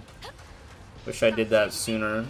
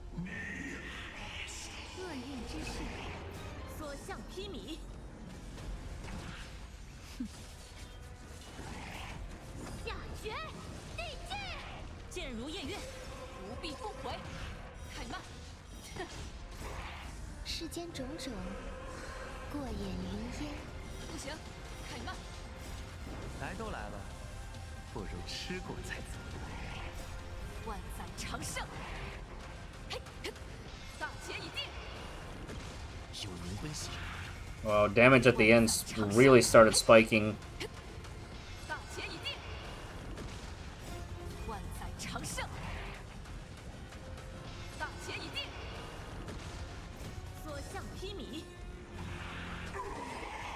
Very nerve-wracking. I thought we were gonna die. Thought we're gonna run out of turns.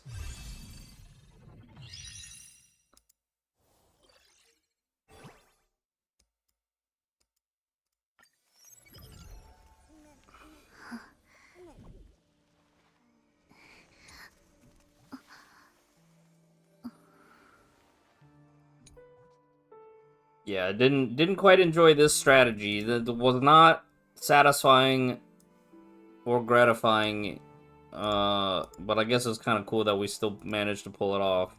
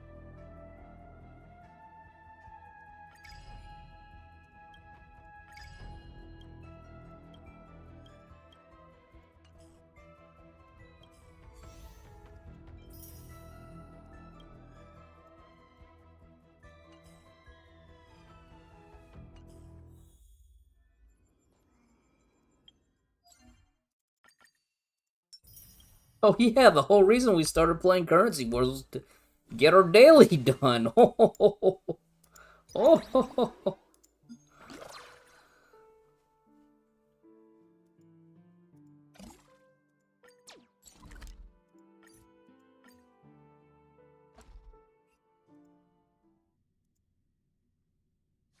这环绕着鲜花的芬芳，我们可不可以多歇息一会儿？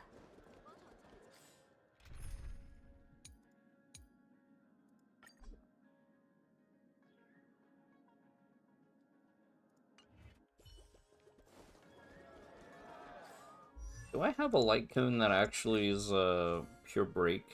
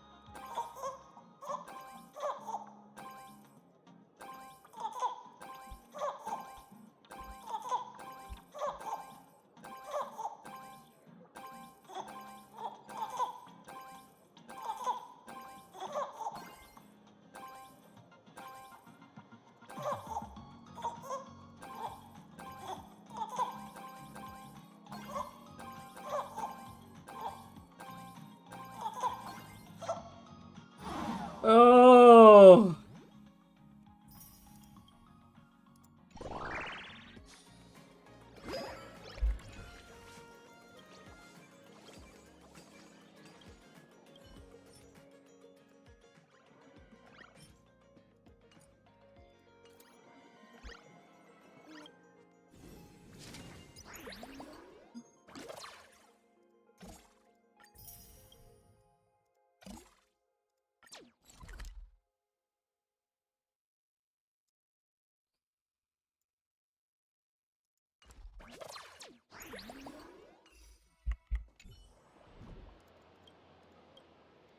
Flappy Bird.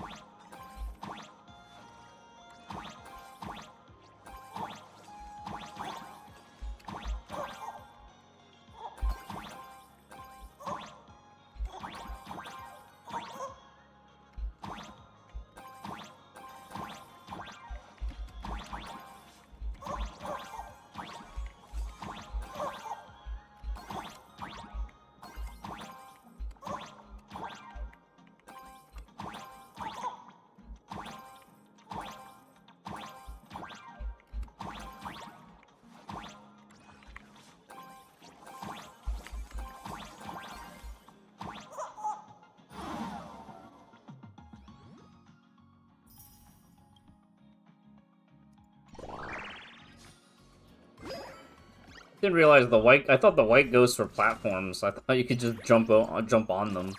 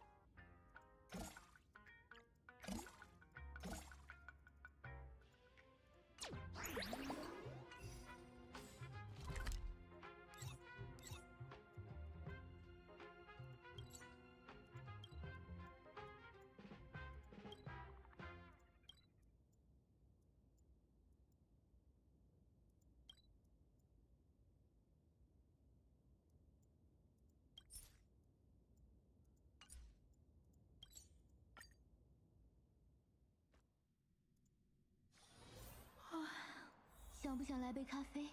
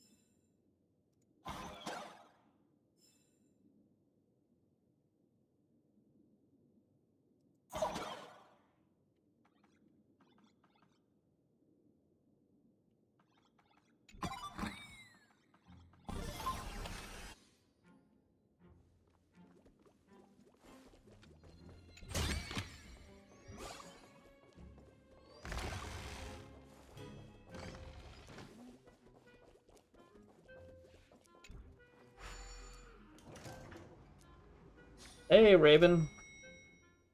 How's it going?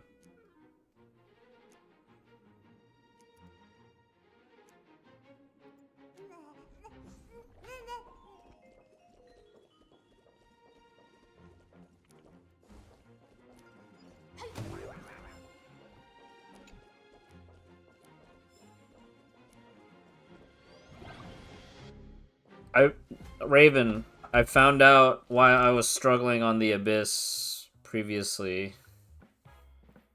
It was discovered that my M and B stigmata on Raiden May were not leveled up.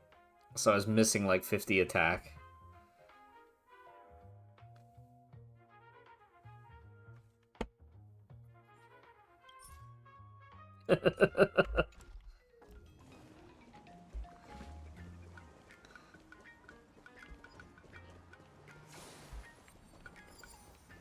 In true Fenrisk fashion. I was sitting there, I was just like, man, how are these guys able to get such a high score with just, you know, one S1 Senshui or whatever?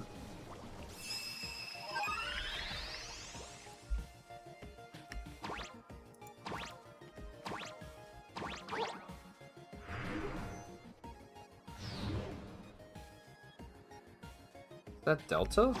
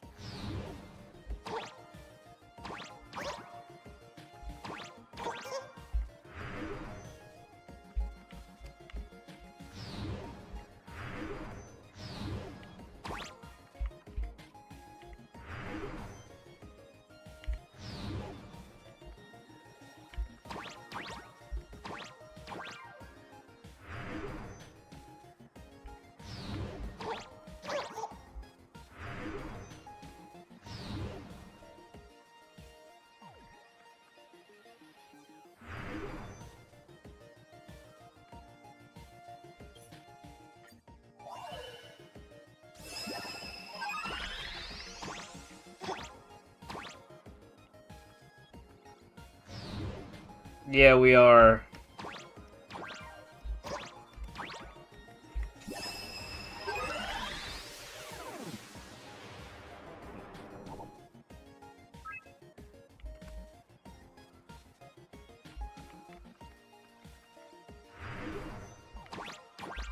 But I just don't know how to get to the other one.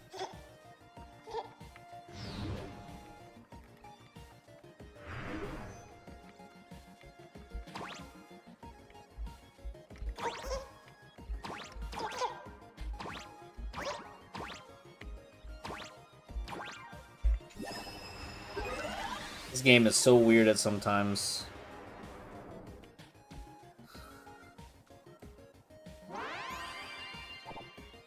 Alright, we gotta go find that phone booth.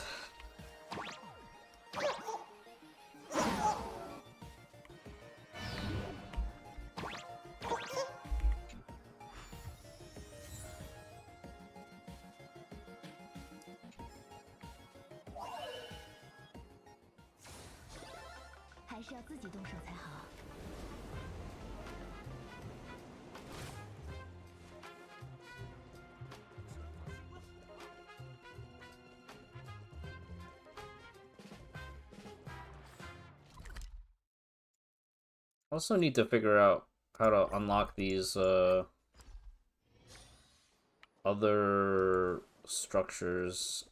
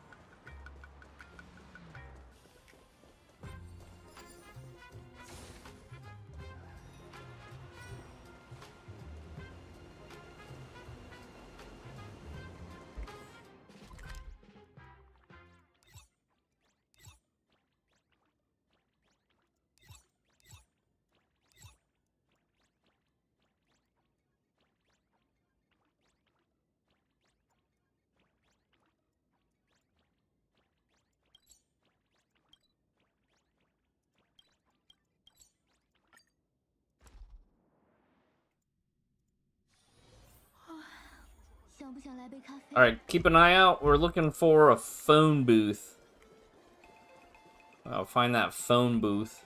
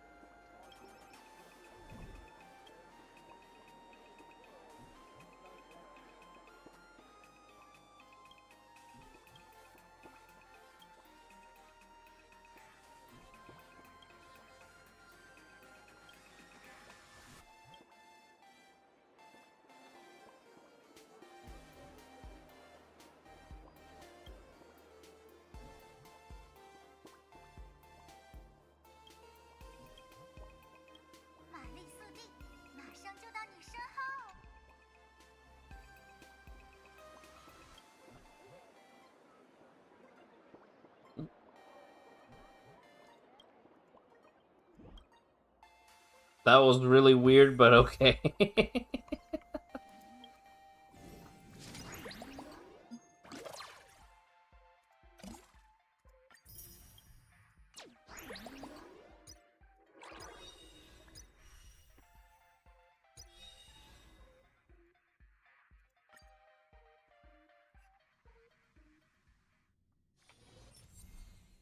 You ended up with almost score cap? Oh my god. Just everybody in Nirvana just double S their May. And the score difference was like, I bet something absurd.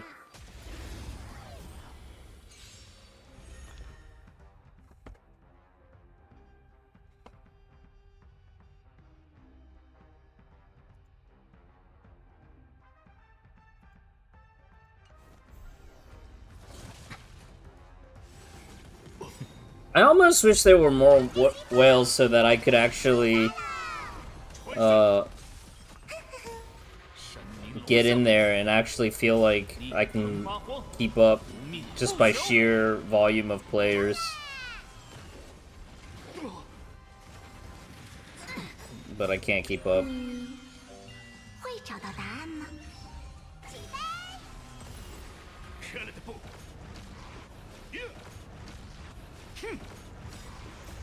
Unlimited blade works. 断水，无处可躲。传身。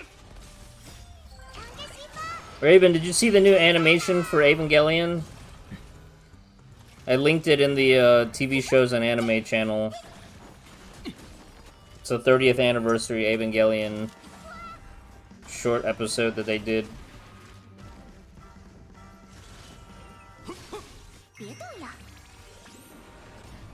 Worth checking out if you haven't seen it. You never watched Eva? That should be your assigned homework. You need to watch original Evangelion in 4.3, and then watch End of Evangelion, and then watch the Rebirth movies.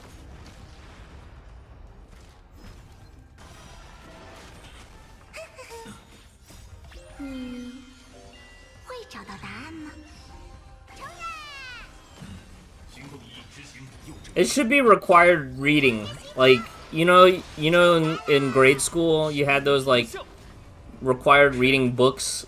This is like required viewing for our generation, you know, late 90s into now.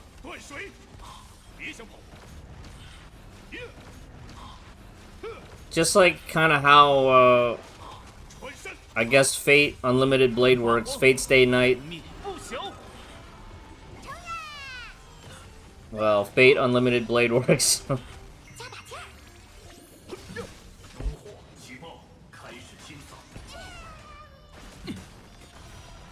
Yeah.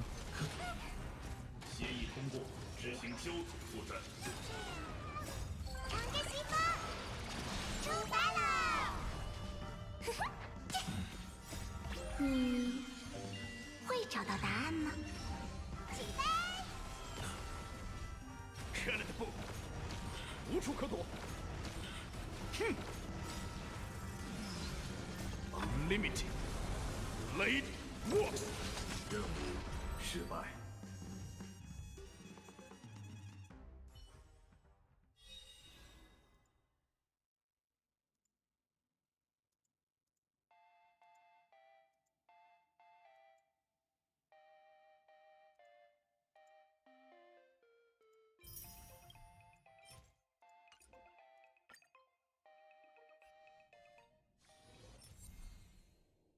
Stack more quickly. Increase damage dealt by all allies.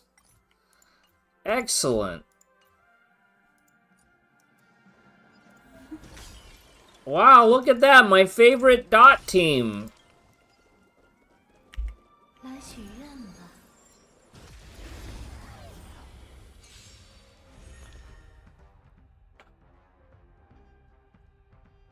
Are you working from home today? You should just start working. Get that money. Don't be like me, a semi-unemployed bum right now until I get back from my travel. I'm so worried, like, after my travel is done, that I'm gonna be like, man, I guess I gotta go back to work.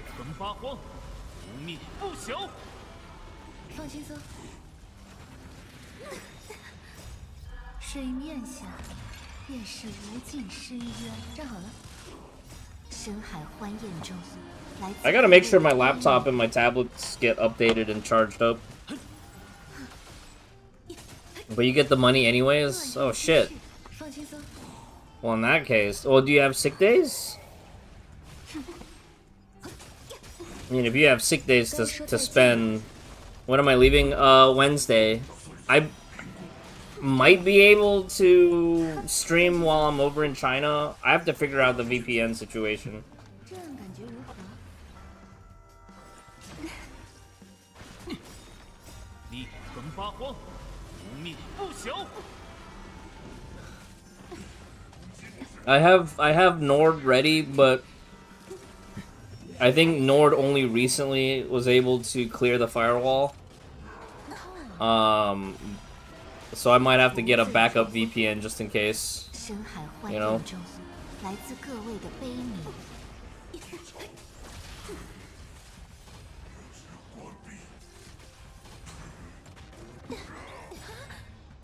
该说再见了。水面下也是无尽深渊。站好了，放轻松。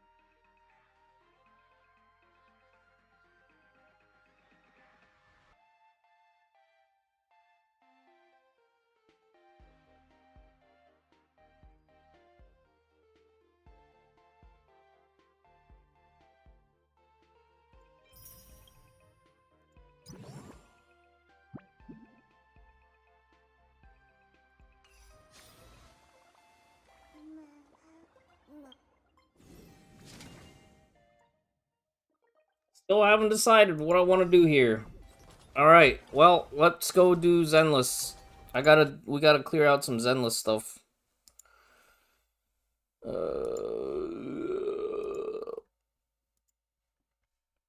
Is the story any good in Zenless right now? Time to buy a Chinese okay.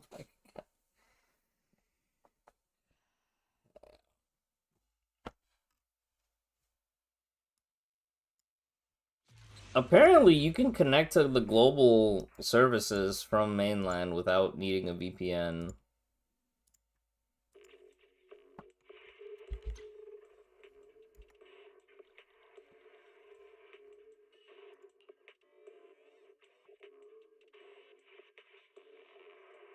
Oh, I should probably still log in to Genshin real quick, just to claim my, Welkin.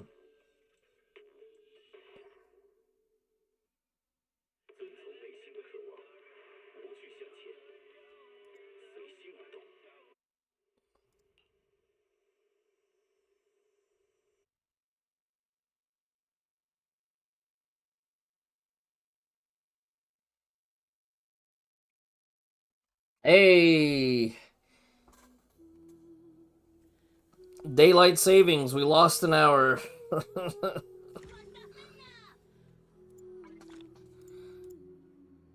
Daylight savings was last night, actually. Look at all my F2P pulls that I've just stockpiled, and I don't even know what I want to do.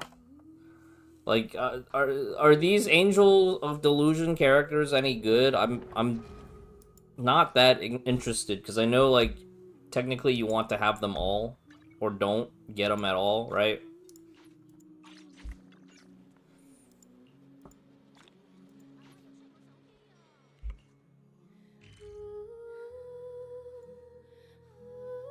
Also, I don't know what I did to the settings, but the BGM has been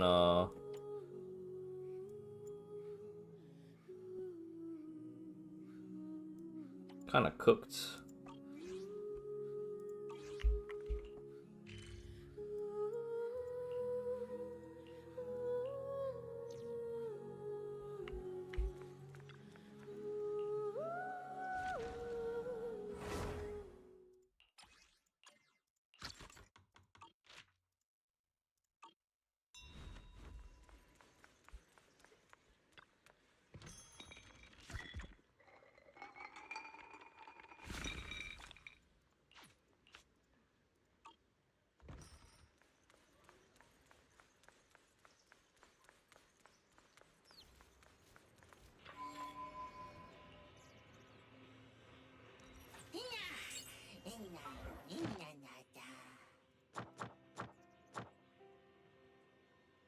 Alright, cool. I just need to condense resin, I think.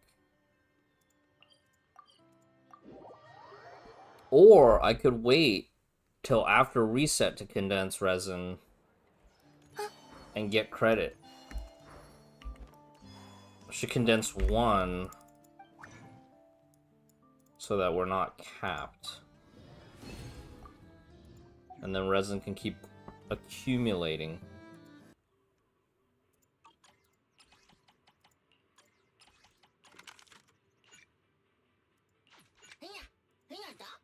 Yeah, I don't know why, but the in-game music for Zenless is completely bugged out.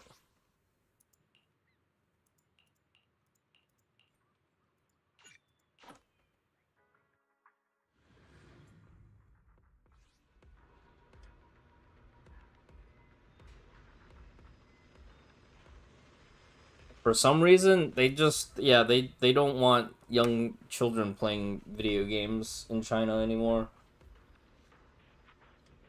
Which is, yeah, I guess.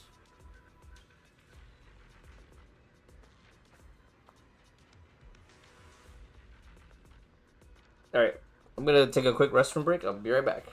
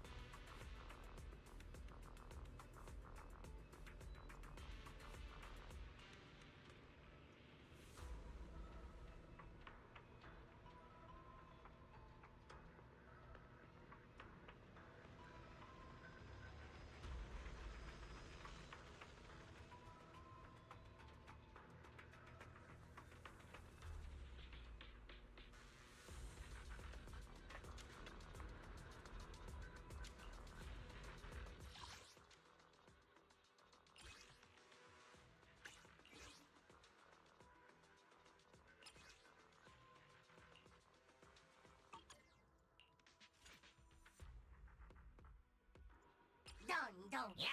啪嗒。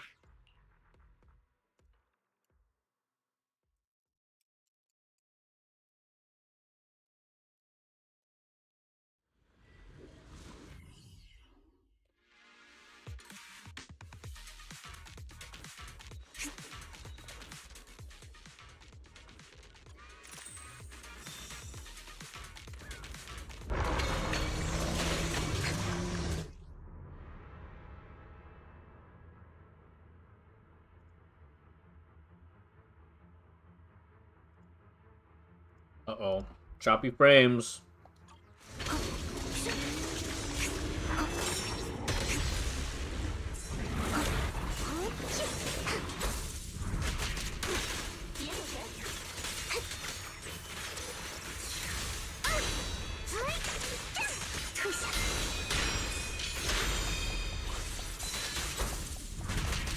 放着我来。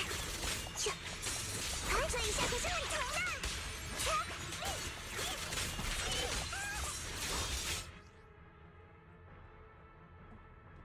Give me a second. Let me just double check, make sure.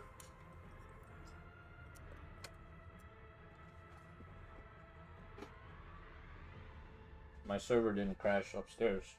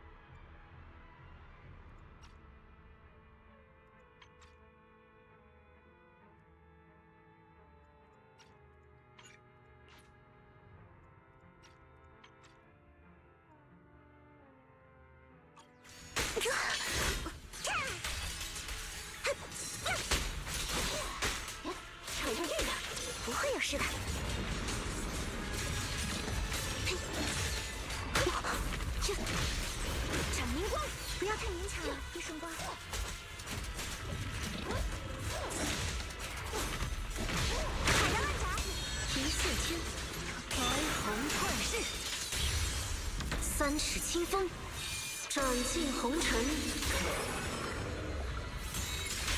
双雪云，没事吗？我得好好表现。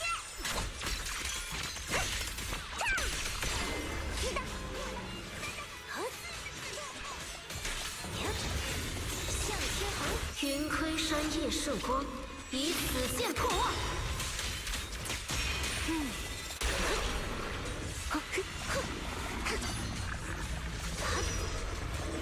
游云翼，动彻。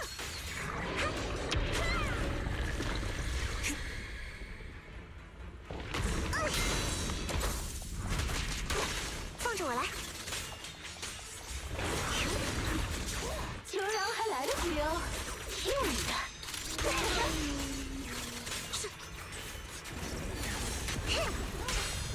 助我退去。斩破灰龙，好身手。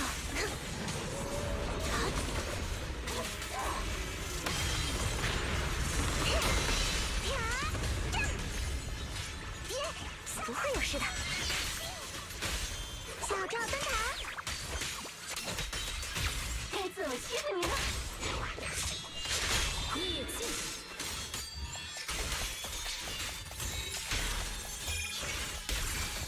小心！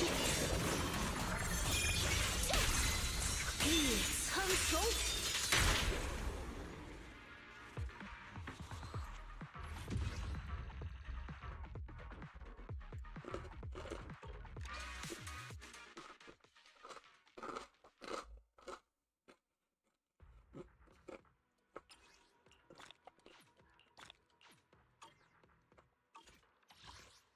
Yeah, my condolences, Raven.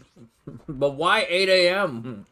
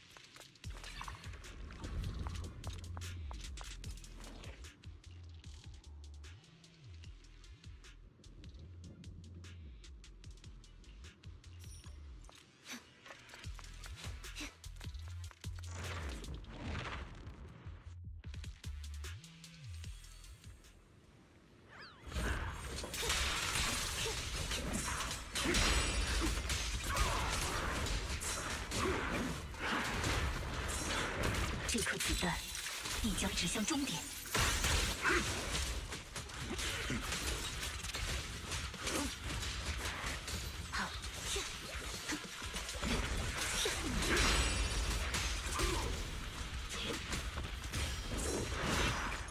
This guy's so cool.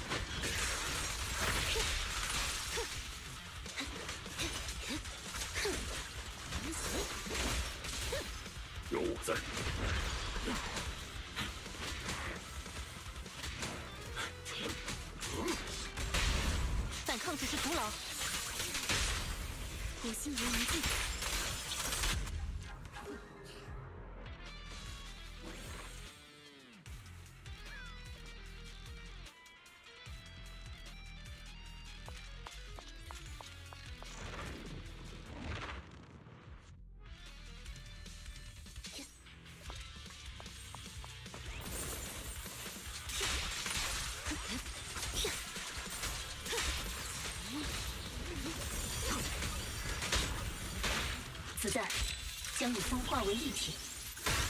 交给我。执行公务。半明半暗半此间。以此刀为誓。哼。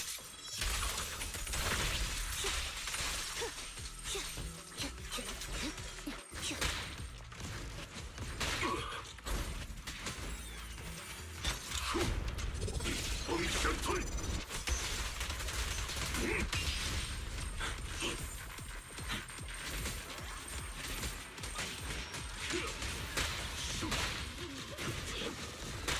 接管现场，身先易辱。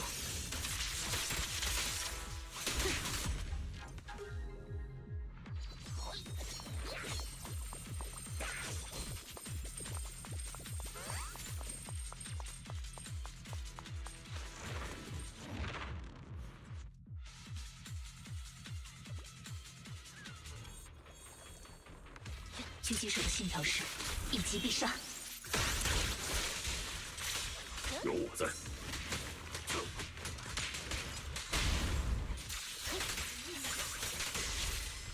别做无谓的抵抗。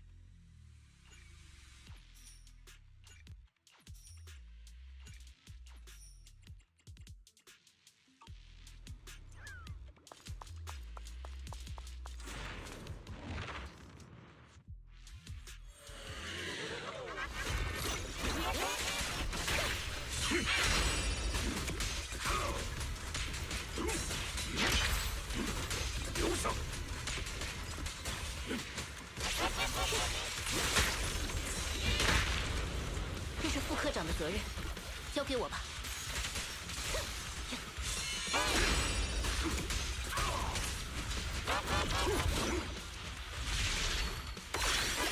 这颗子弹必将指向终点。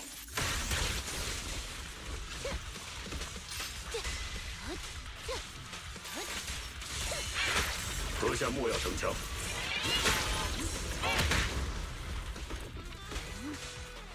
你已经惹我生气了，别做无谓的抵抗。撼天动地。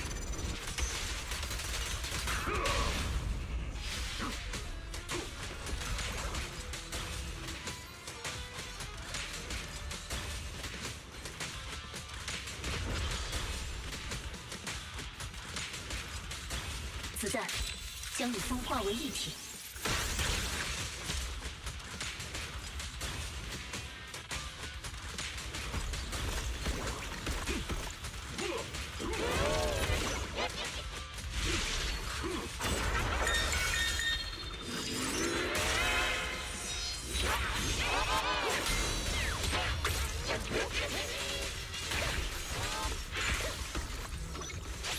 作为6克的敌人，就要付出代价。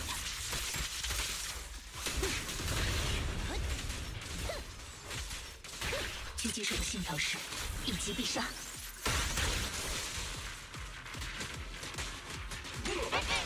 一去死恨。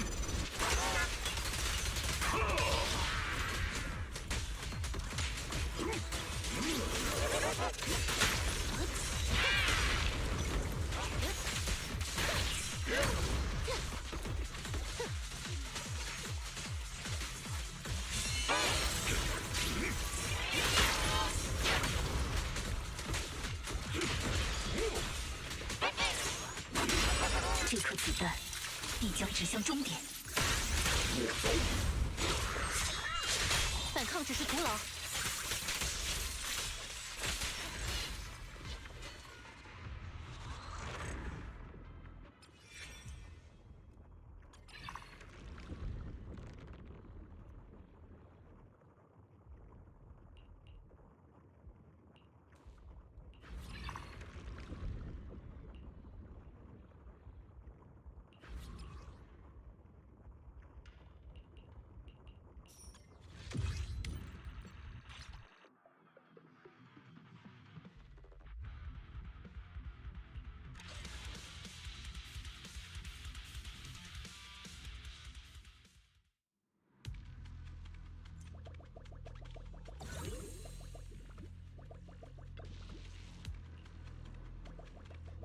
What do I gotta do to just get a simple clear?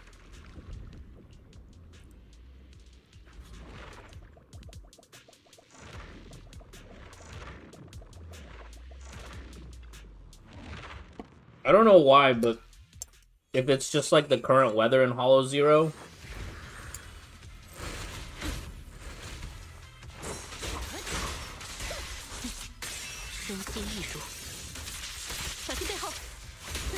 But I don't like doing the low HP game mode.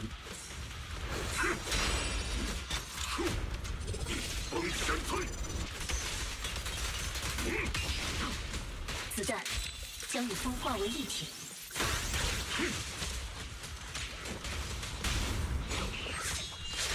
执行公务。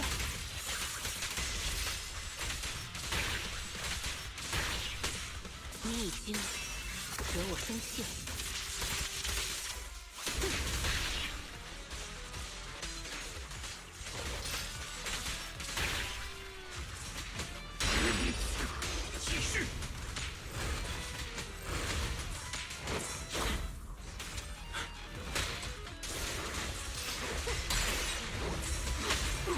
狙击手的信条是：一击必杀。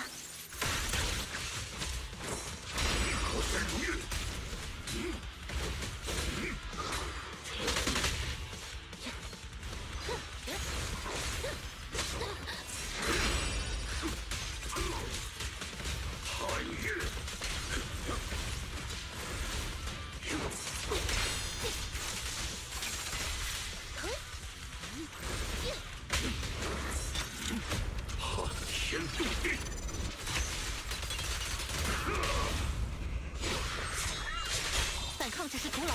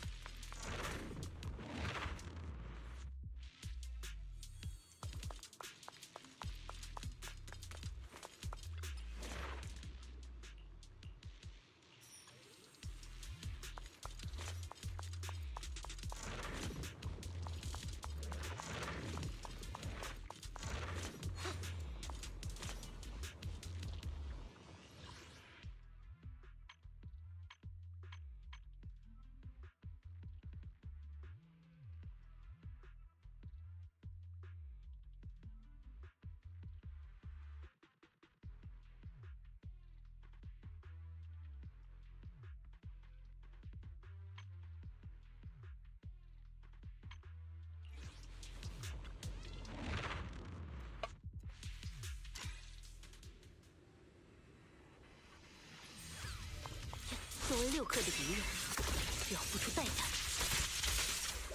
哼，投降吧！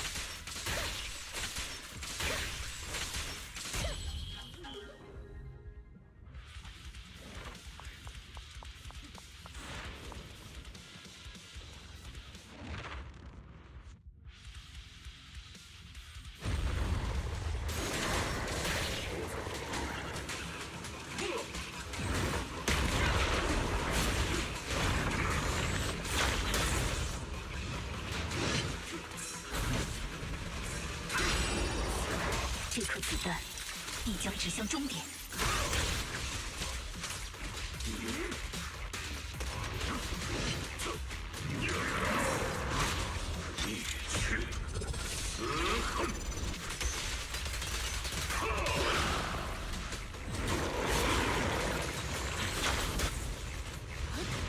别做无谓的抵抗。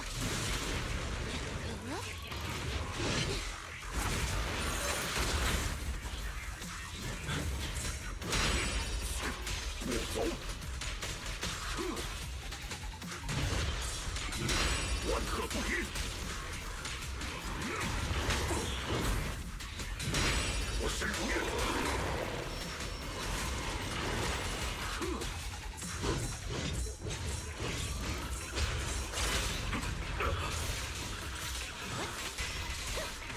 子弹将与风化为一体。执行公务。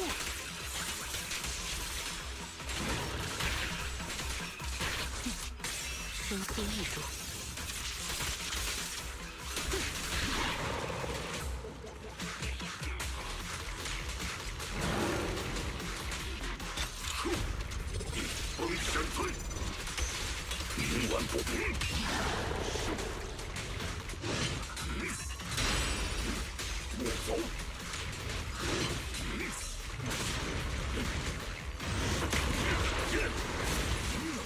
狙击手的信条是一击必杀。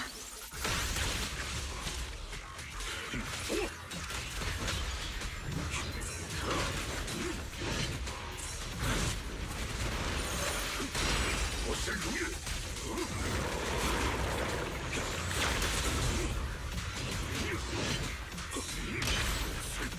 留下。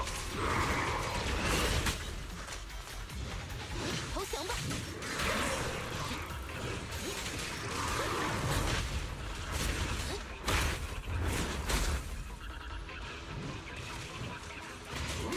这颗子弹必将指向终点。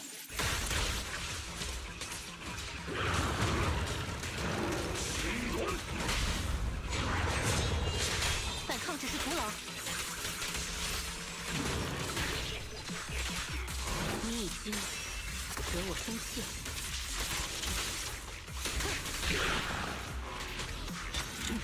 撼天动地。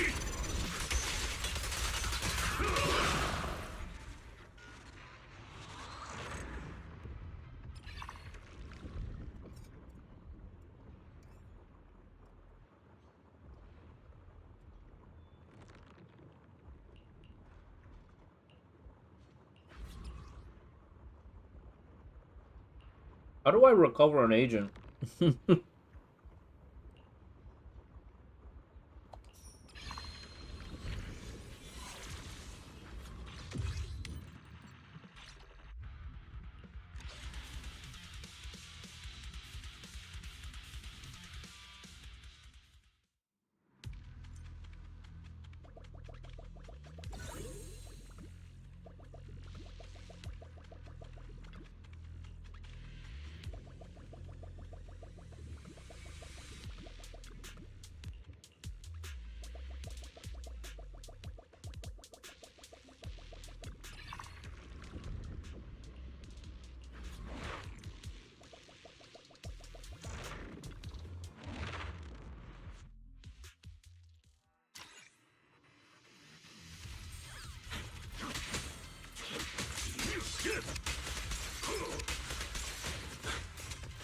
别浪费时间了。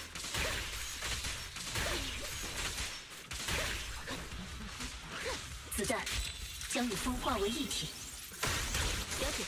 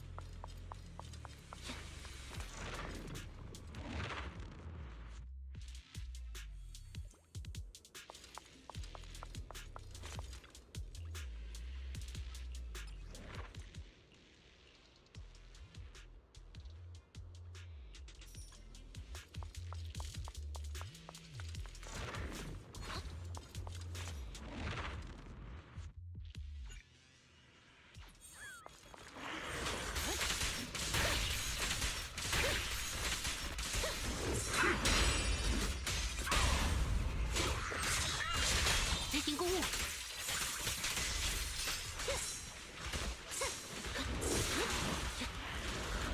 作为6克的敌人，要付出代价。别做无谓的抵抗。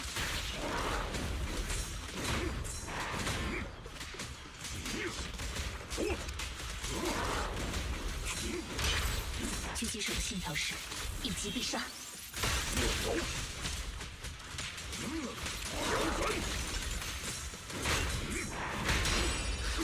继续，一去死恨。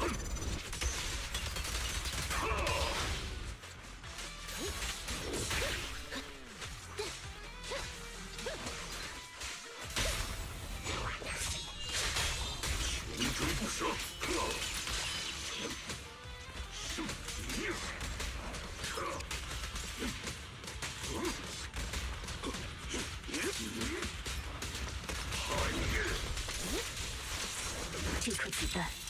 必将指向终点。继续进攻。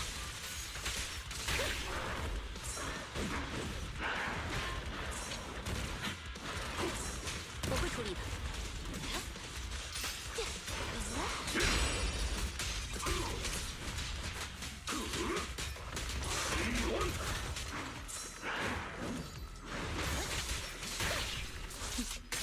身心艺术。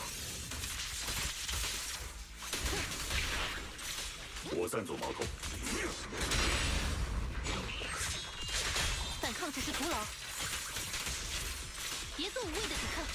子弹将与风化为一体。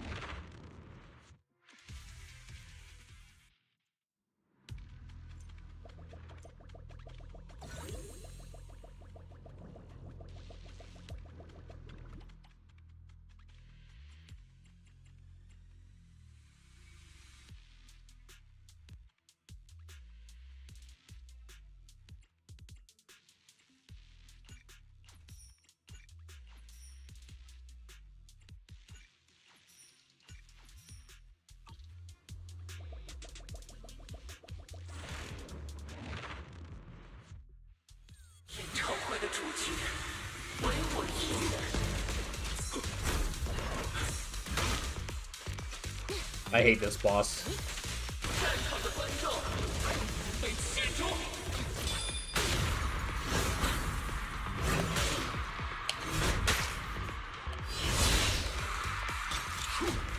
逆风闪退。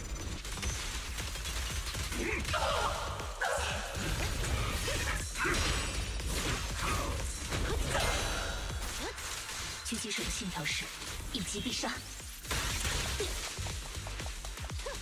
别做无谓的抵抗。灯光轮转。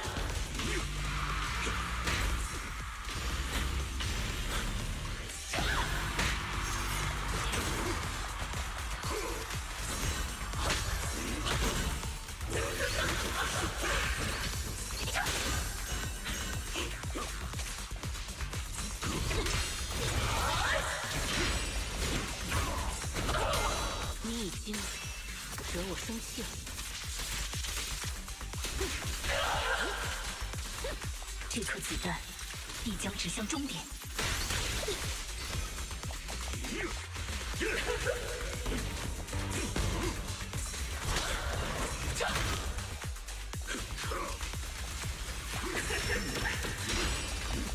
留下。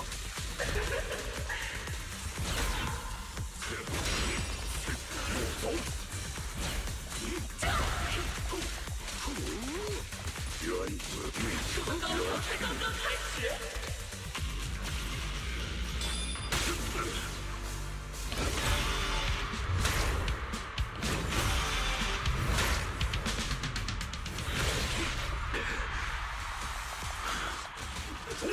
子弹将与风化为一体。执行公务。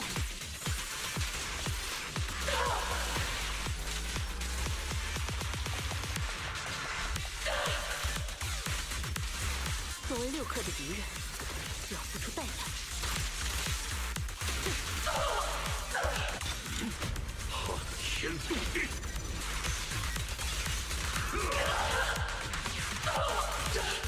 君欲死远来。继续。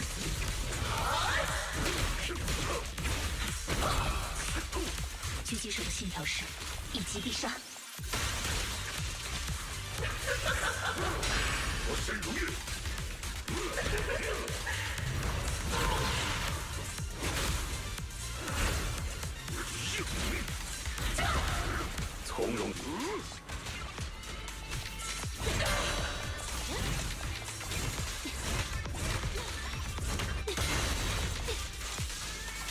别浪费时间了。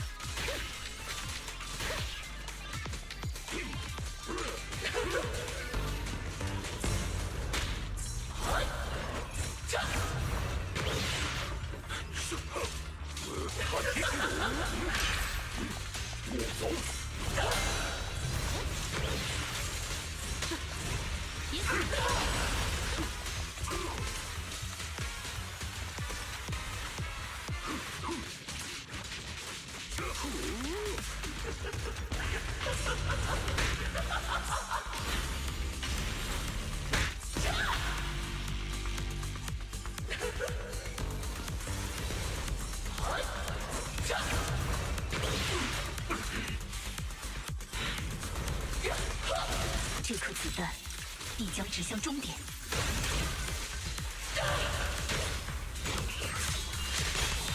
接受，逆去，死恨。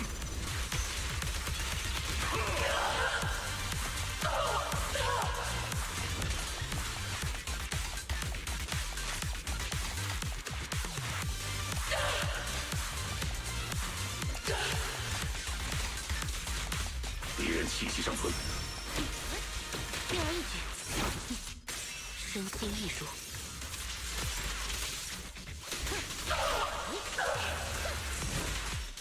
子弹将与风化为一体，太天真了。不过如此。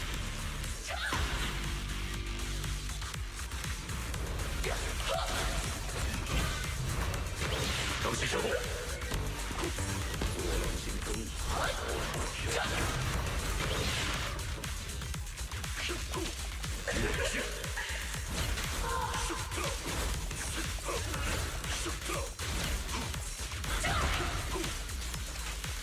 狙击手的信条是：一击必杀。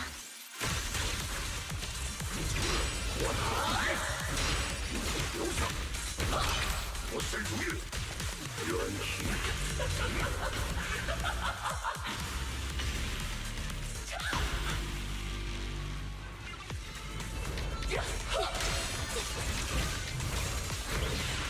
别动我的可靠。天地一霸。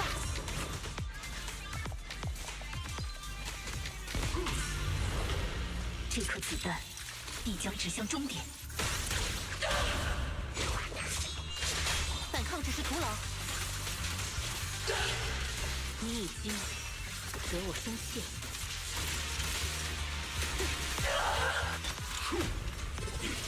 This is so dumb.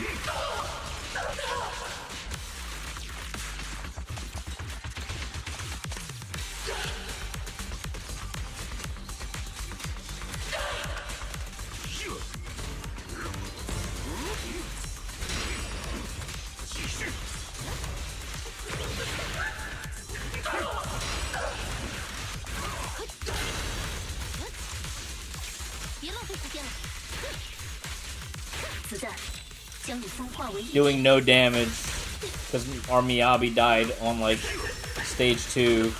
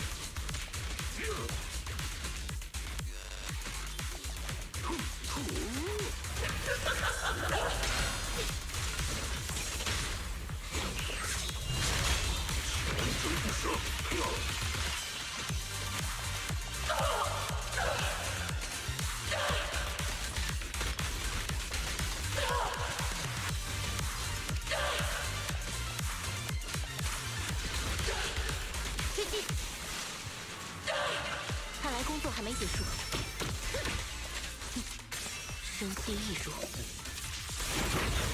这颗子弹必将指向终点。一去死恨。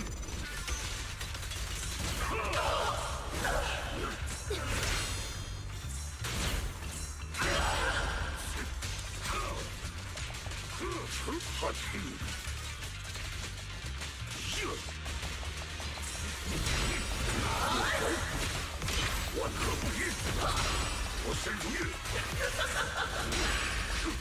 木走，继续。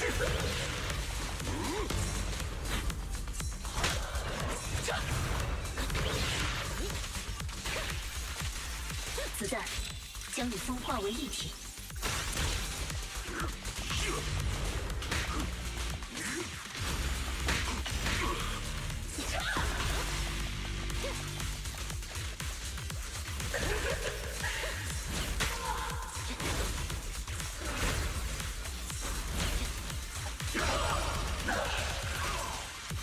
神风。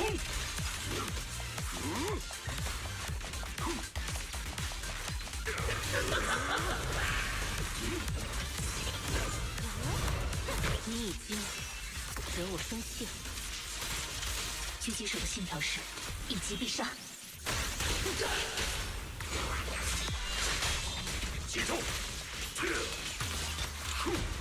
逆风闪退！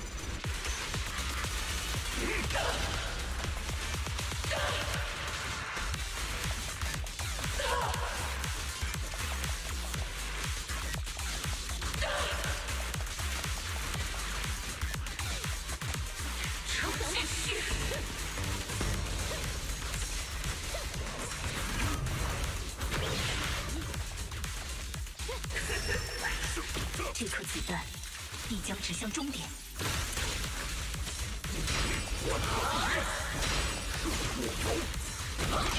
我身如玉，万恶不语。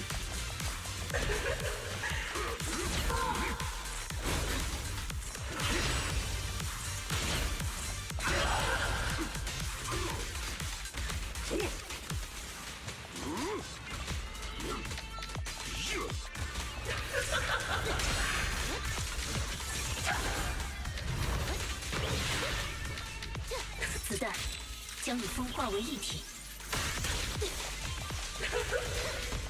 作为6克的敌人，要付出代价。别浪费时间了。撼天动地！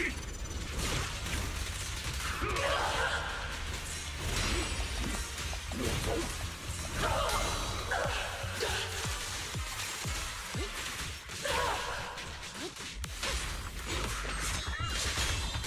穷争不舍！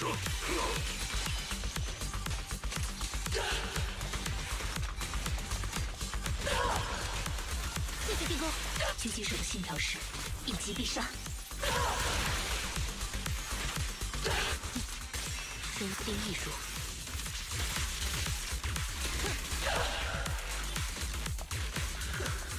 仅此而已。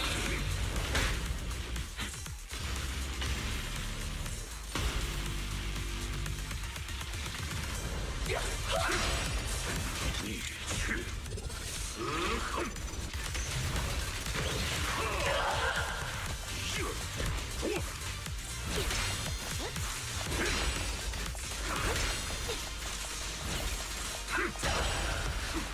这颗子弹必将指向终点。星光，微风。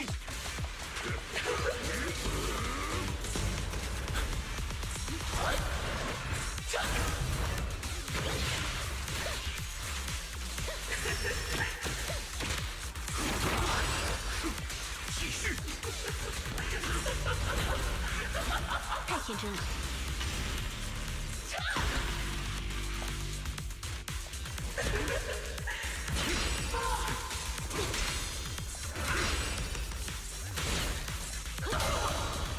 你已经惹我生气了。Oh, 子弹。bro, I forgot to upgrade the M&B stick when we were molding yesterday. It was so bad. I only found out because after finalization, I looked at my Raiden Mei and I was like, why is my attack below 1500? Why am I missing just 50 attack?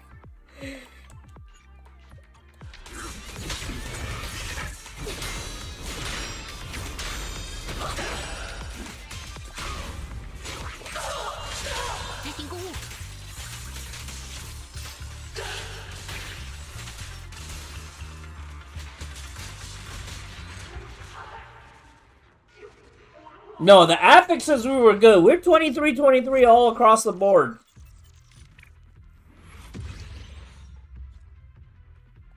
Oh my god, this Hollow Zero run was awful. Or we lost our Miyobi on our, like, the second floor. The second stage, not even the...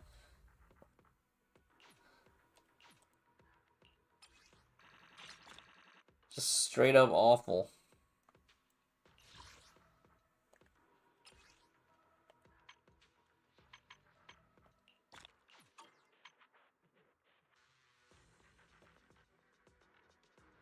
This boss has a really cool design. I think the boss design itself, like the visual design of the boss is really cool.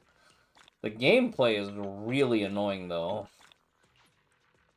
Well, I guess it's because I'm playing under geared and undertuned stuff.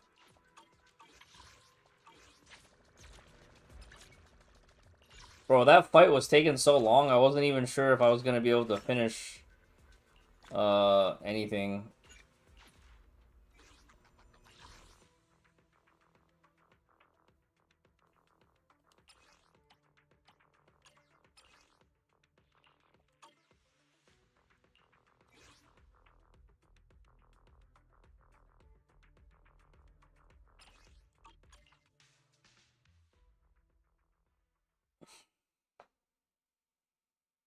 I think I go farm Denny's with the remaining amount of time that I have.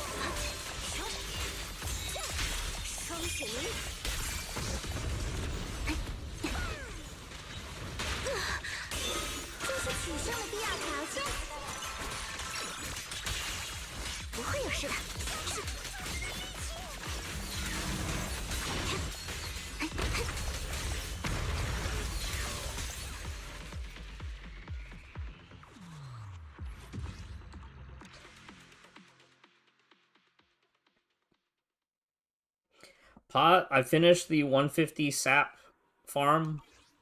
That wasn't so bad after all. Oh shoot. We need to get that thing.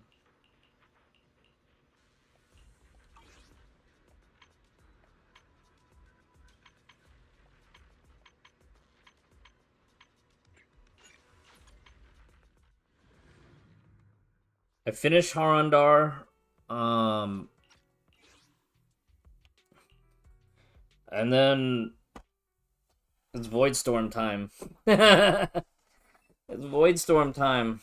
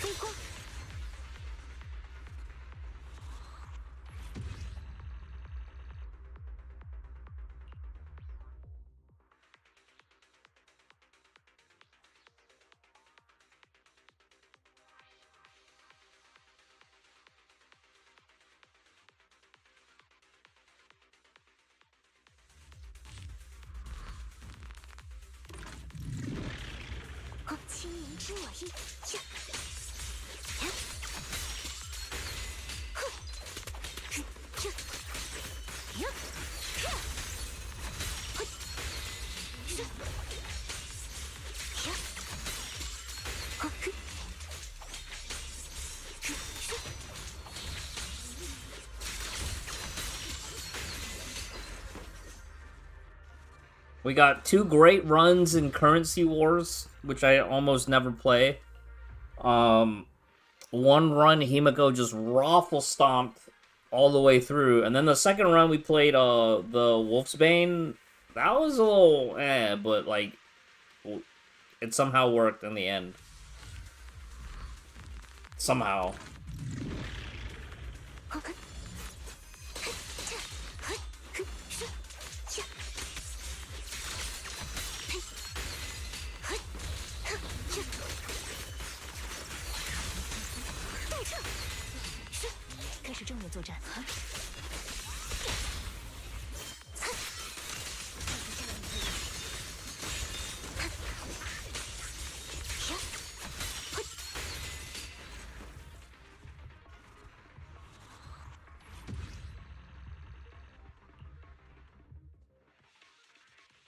We need all the Denny's we can get.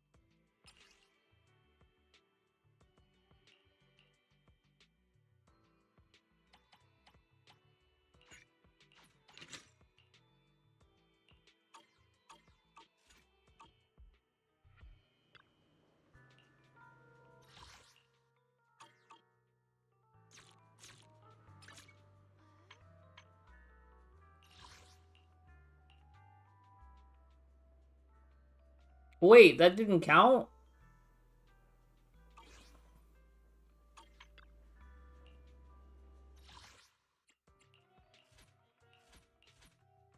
That didn't count? What?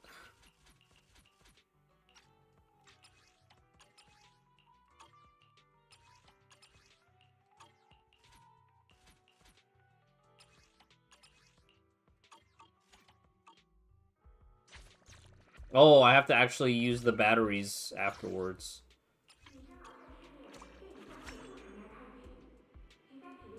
No!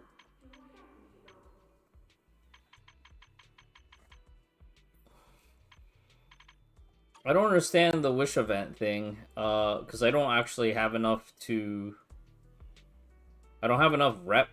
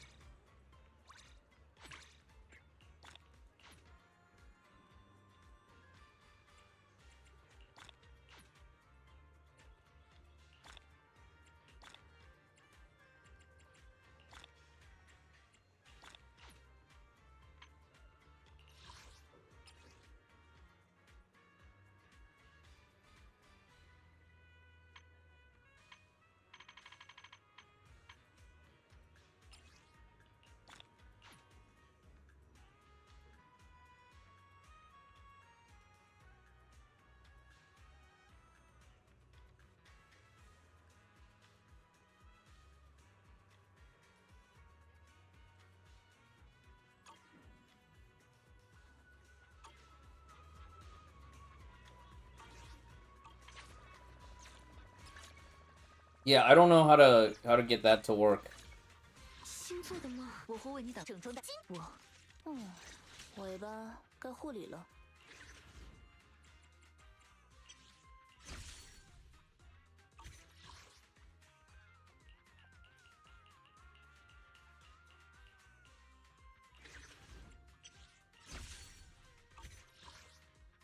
愿意为你效劳。我只负责来啊，请，我来。想试试红围巾？就去哪儿都无妨，我来帮整装的，请将后小摸，不行。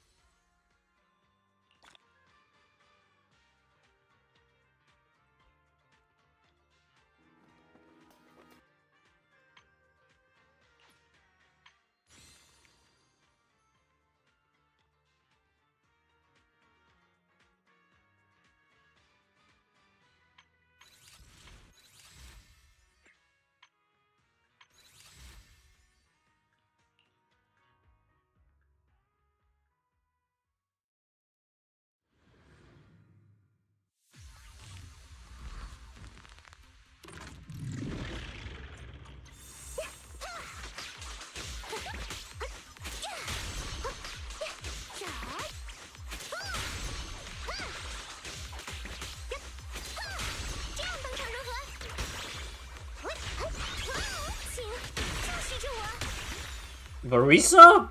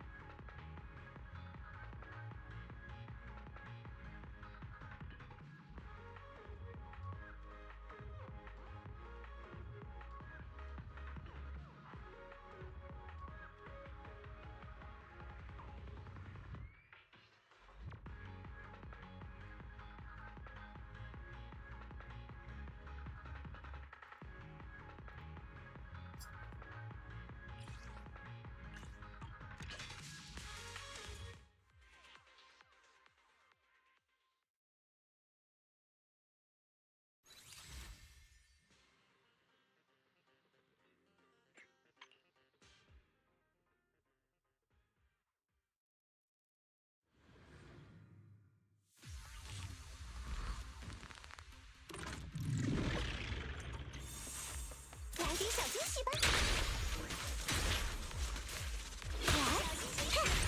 好的我。换人换人。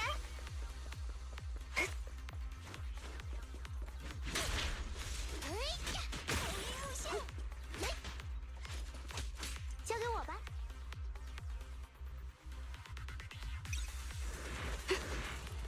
不要弄脏我的裙摆。恶作剧时间，不要小瞧薇薇安。无聊的把戏，小心吓一跳哦！啊，真是的，有完没完？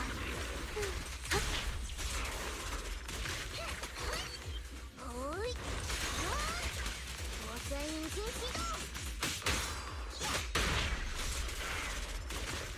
不知道我的裙摆是不可以弄脏的吗？悠闲一点吧。开始加速吧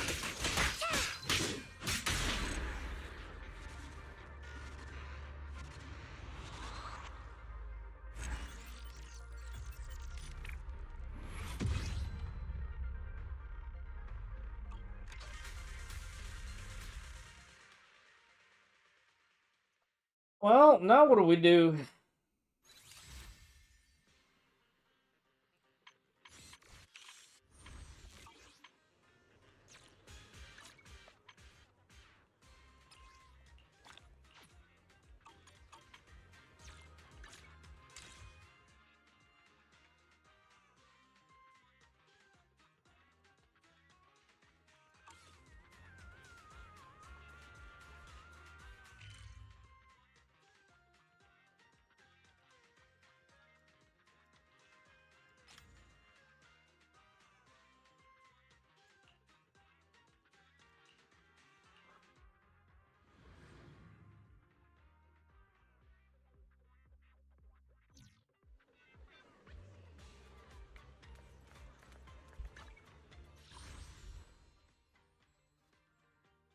Back to WoW.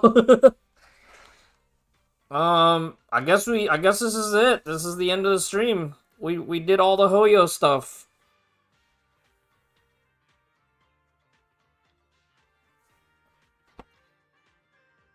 We did everything that there was to do.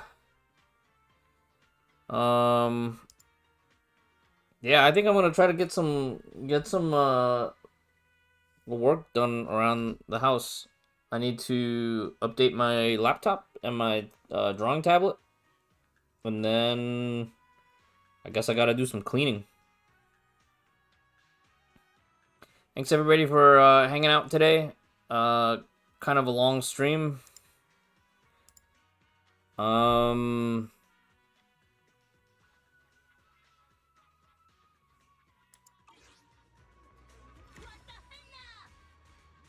I don't know if I'll be able to keep sustaining this this level of streaming.